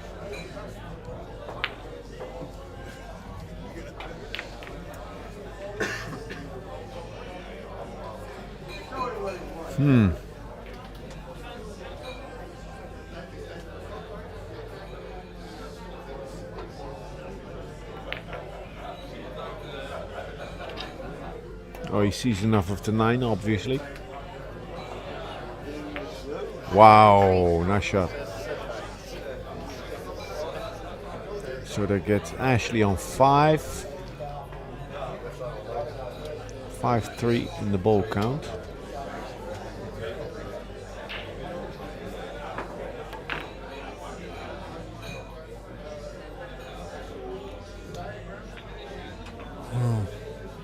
Chance. Come on, Stav. Make the 5. Can play for the 8 or play for the 9. I think he'd have a better chance making the 5 if he goes to the 8 ball. Oh. At least left himself the bank. He can leave the bank on the 8. Or what is it, the 4 ball? 4 or 5?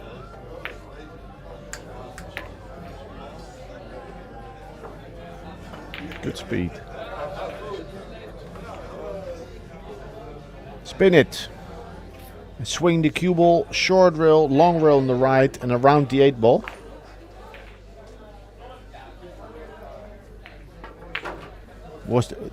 You see the shot that I was trying to say? You mean banking it towards the 9? Or yeah, towards the 9, but playing mostly cue ball. And then you swing it around the 8. Yeah, especially with the humid conditions, it's gonna grab a lot. And you're not aiming to make the ball, so you can hit it fat. Yeah.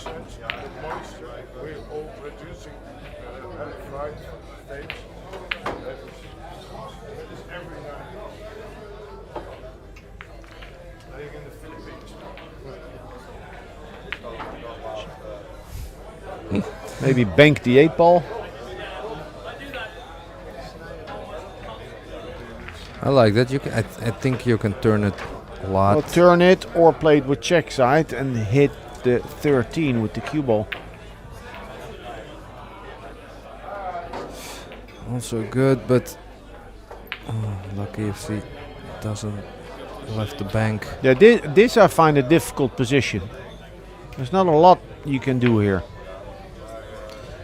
Bank Not a lot towards that I see. towards the 9. Yeah. Ooh. Oh. How about that for an effort?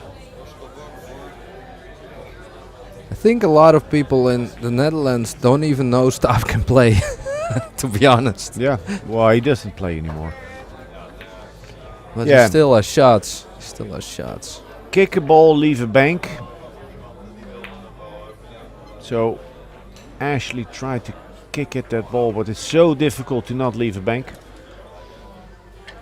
Gotta be absolutely sure to hit it right.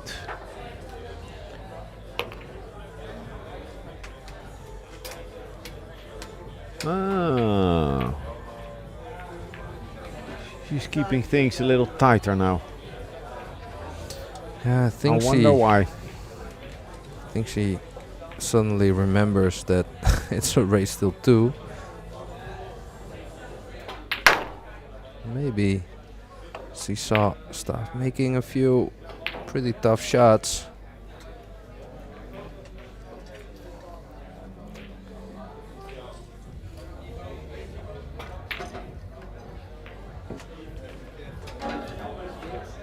Difficult position, straight to the pocket.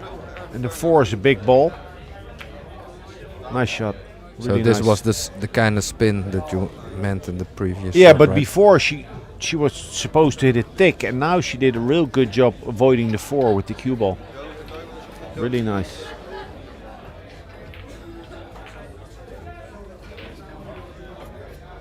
Same type of shot that Staaf could play, but now with check side. Just bring the 7 to the 4 and go straight up table with the cue ball. I always feel these are the shots where you hit the point of the middle pocket. If you go for the inside spin, then it hits the point on the side and goes in the middle of the table. She's not looking at the 9, but the bank on the 9 is open.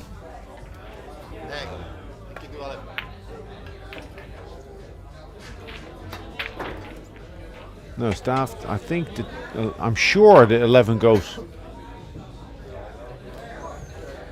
Yeah, he's not looking at it. It's a mistake.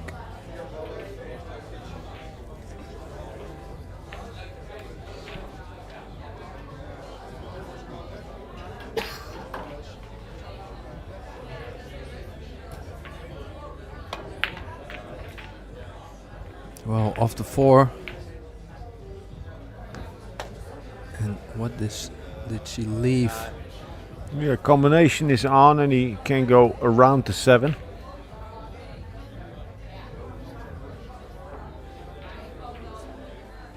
A high ball, no spin. A lot of times I see him play these shots, hitting it a little bit thicker, a lot of spin.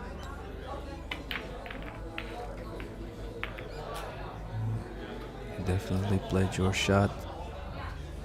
Protected this 4 ball in the process.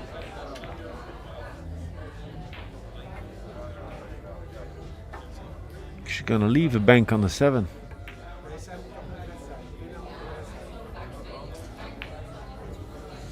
Yeah, and he could even hit it a little bit thicker going on the 4. Try to make it off the 4, and that way protecting the. That's the question. Do you go all out to make it, or do you try and land above the 8 ball? Well, maybe land somewhere behind the 9. Oh no, I'm sure he has too much angle for that. Also, when you go to kiss into the 4, you can hit it thicker. But then again, he's still gonna. Went all in. Did you see that cue speed on that stroke? It all of a sudden it looked totally different from all his other strokes. Same here, more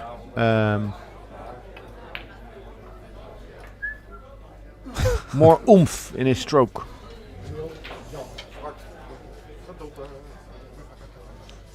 So 5-5.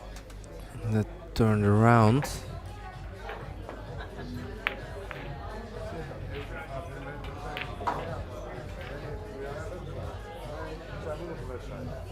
He has a bank on the 8. The 9 ball saves the cue ball. No way he can scratch. Look how high he's standing.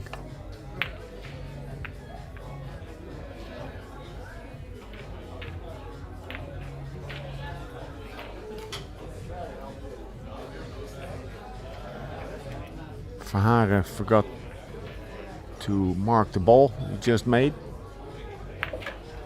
So it's 6-5 to him.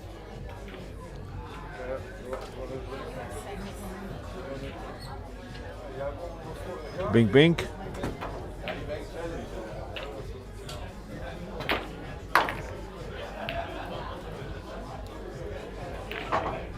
Don't think he can cross this bank on the 8. Can play firm.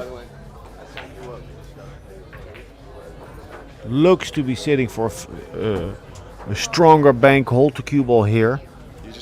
And if he misses, bank the 8 back up table.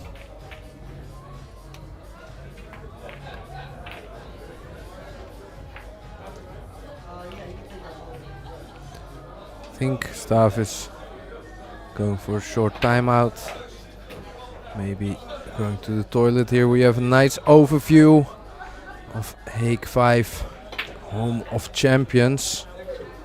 And which one of those champions is sitting here in the commentary booth. Such a legendary place. Oh, he went for a beer. Well, figures. I know a story of Keith McGreedy back in the days. He was gambling in the Q Club in Vegas and some high stakes one pocket game, and then he said this is a 2 beer shot. So he laid down his cue and went for 2 beers at the bar.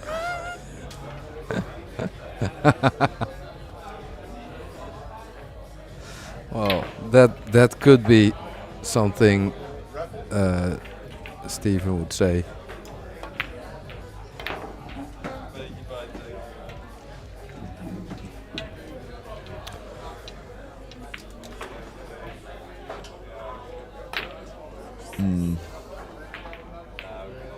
I would go for the bank on the 8 ball, not cut.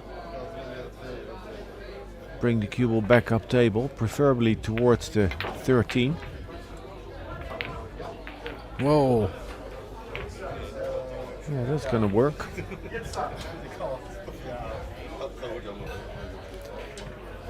So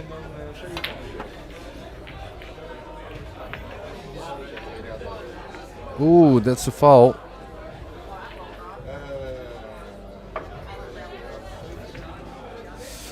So this is getting interesting. This could go all the way. You cannot turn this 11 on this table, and he knows that. So he must be looking at a 3 railer, which is going to come very short off of the 3rd rail.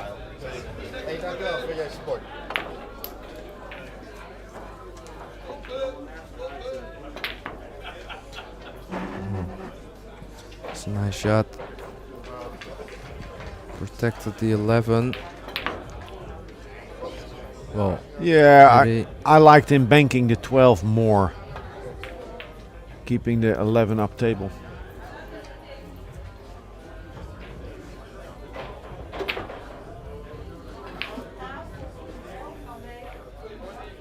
Now he needs to choose here. Are you turning the 8 ball, are you rolling with spin, or just on aim? Just a high ball and aiming a little thinner.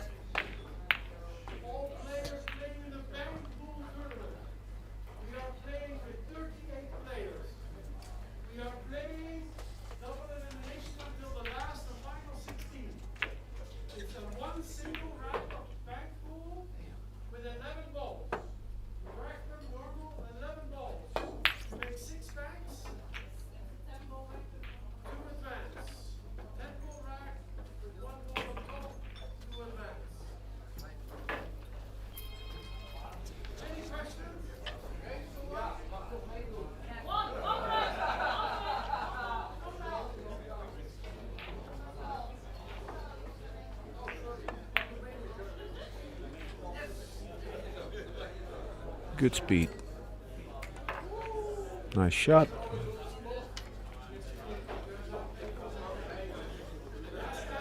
Seven and 4.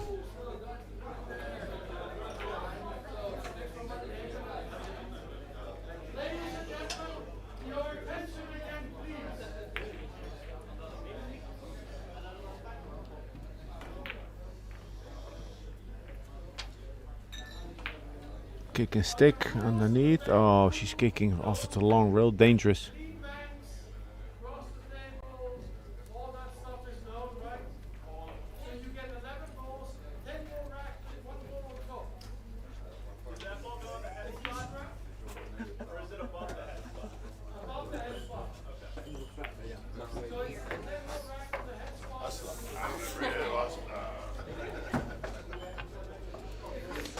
Good cut. I mean, he's starting to hit the ball better, Steven. Getting some table time in. But the scratch means he now needs 2. Makes a big difference for the player that's trailing. You feel like you come alive.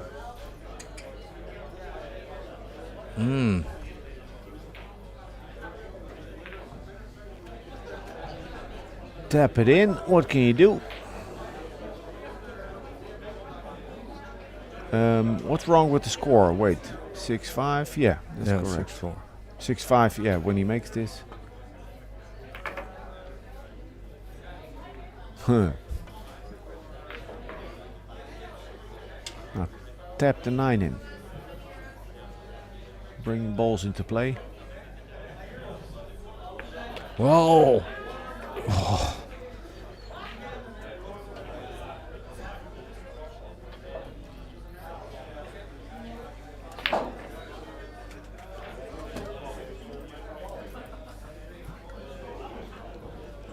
Nine goes, I think.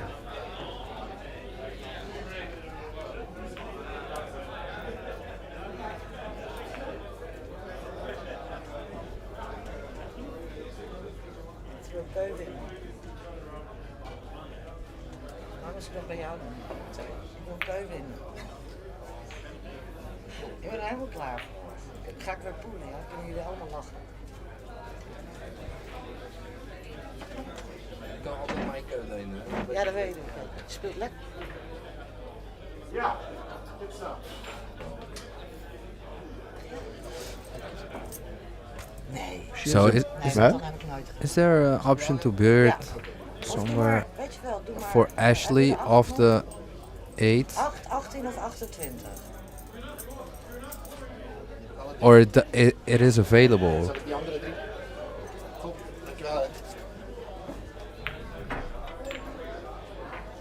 The thing is, she managed to get all the balls in play. So that's good. Now bank the... the billiard. Yeah, there could be a billiard now.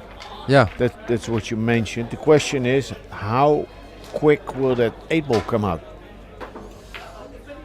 And how to manage the cue ball, and if she misses, is she going to leave a bank? I like this better.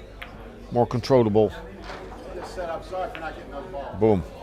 Cube on the rail.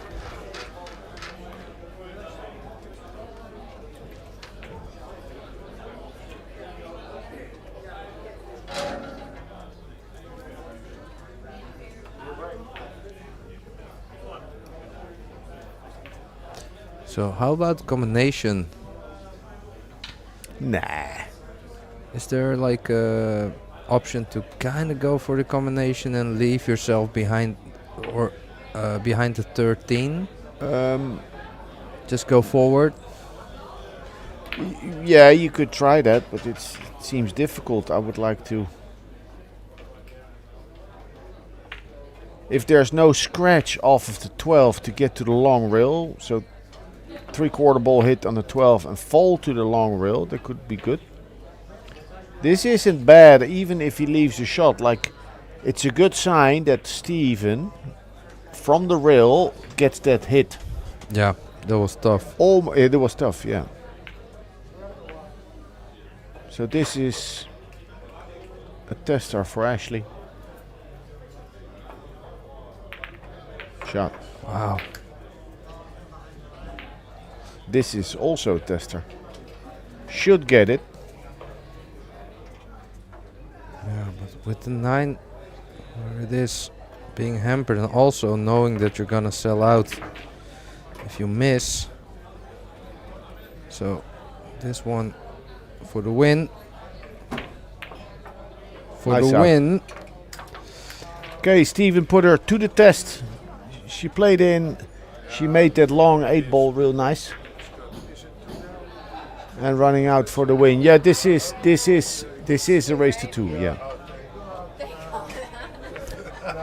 So Ashley is very happy. So for all you guys, I think there's gonna be. Is there gonna be streamed any more games? Maybe from the side event. So in every case, thanks for watching. And quick shout out to GameWorks, Aiden Out, Joe Long, Mariposa Q's, and of course Stav and Angela for hosting us at Hague 5. And make sure you subscribe to the Orange Forks YouTube channel. Thank you all, and this is it for now. Bye.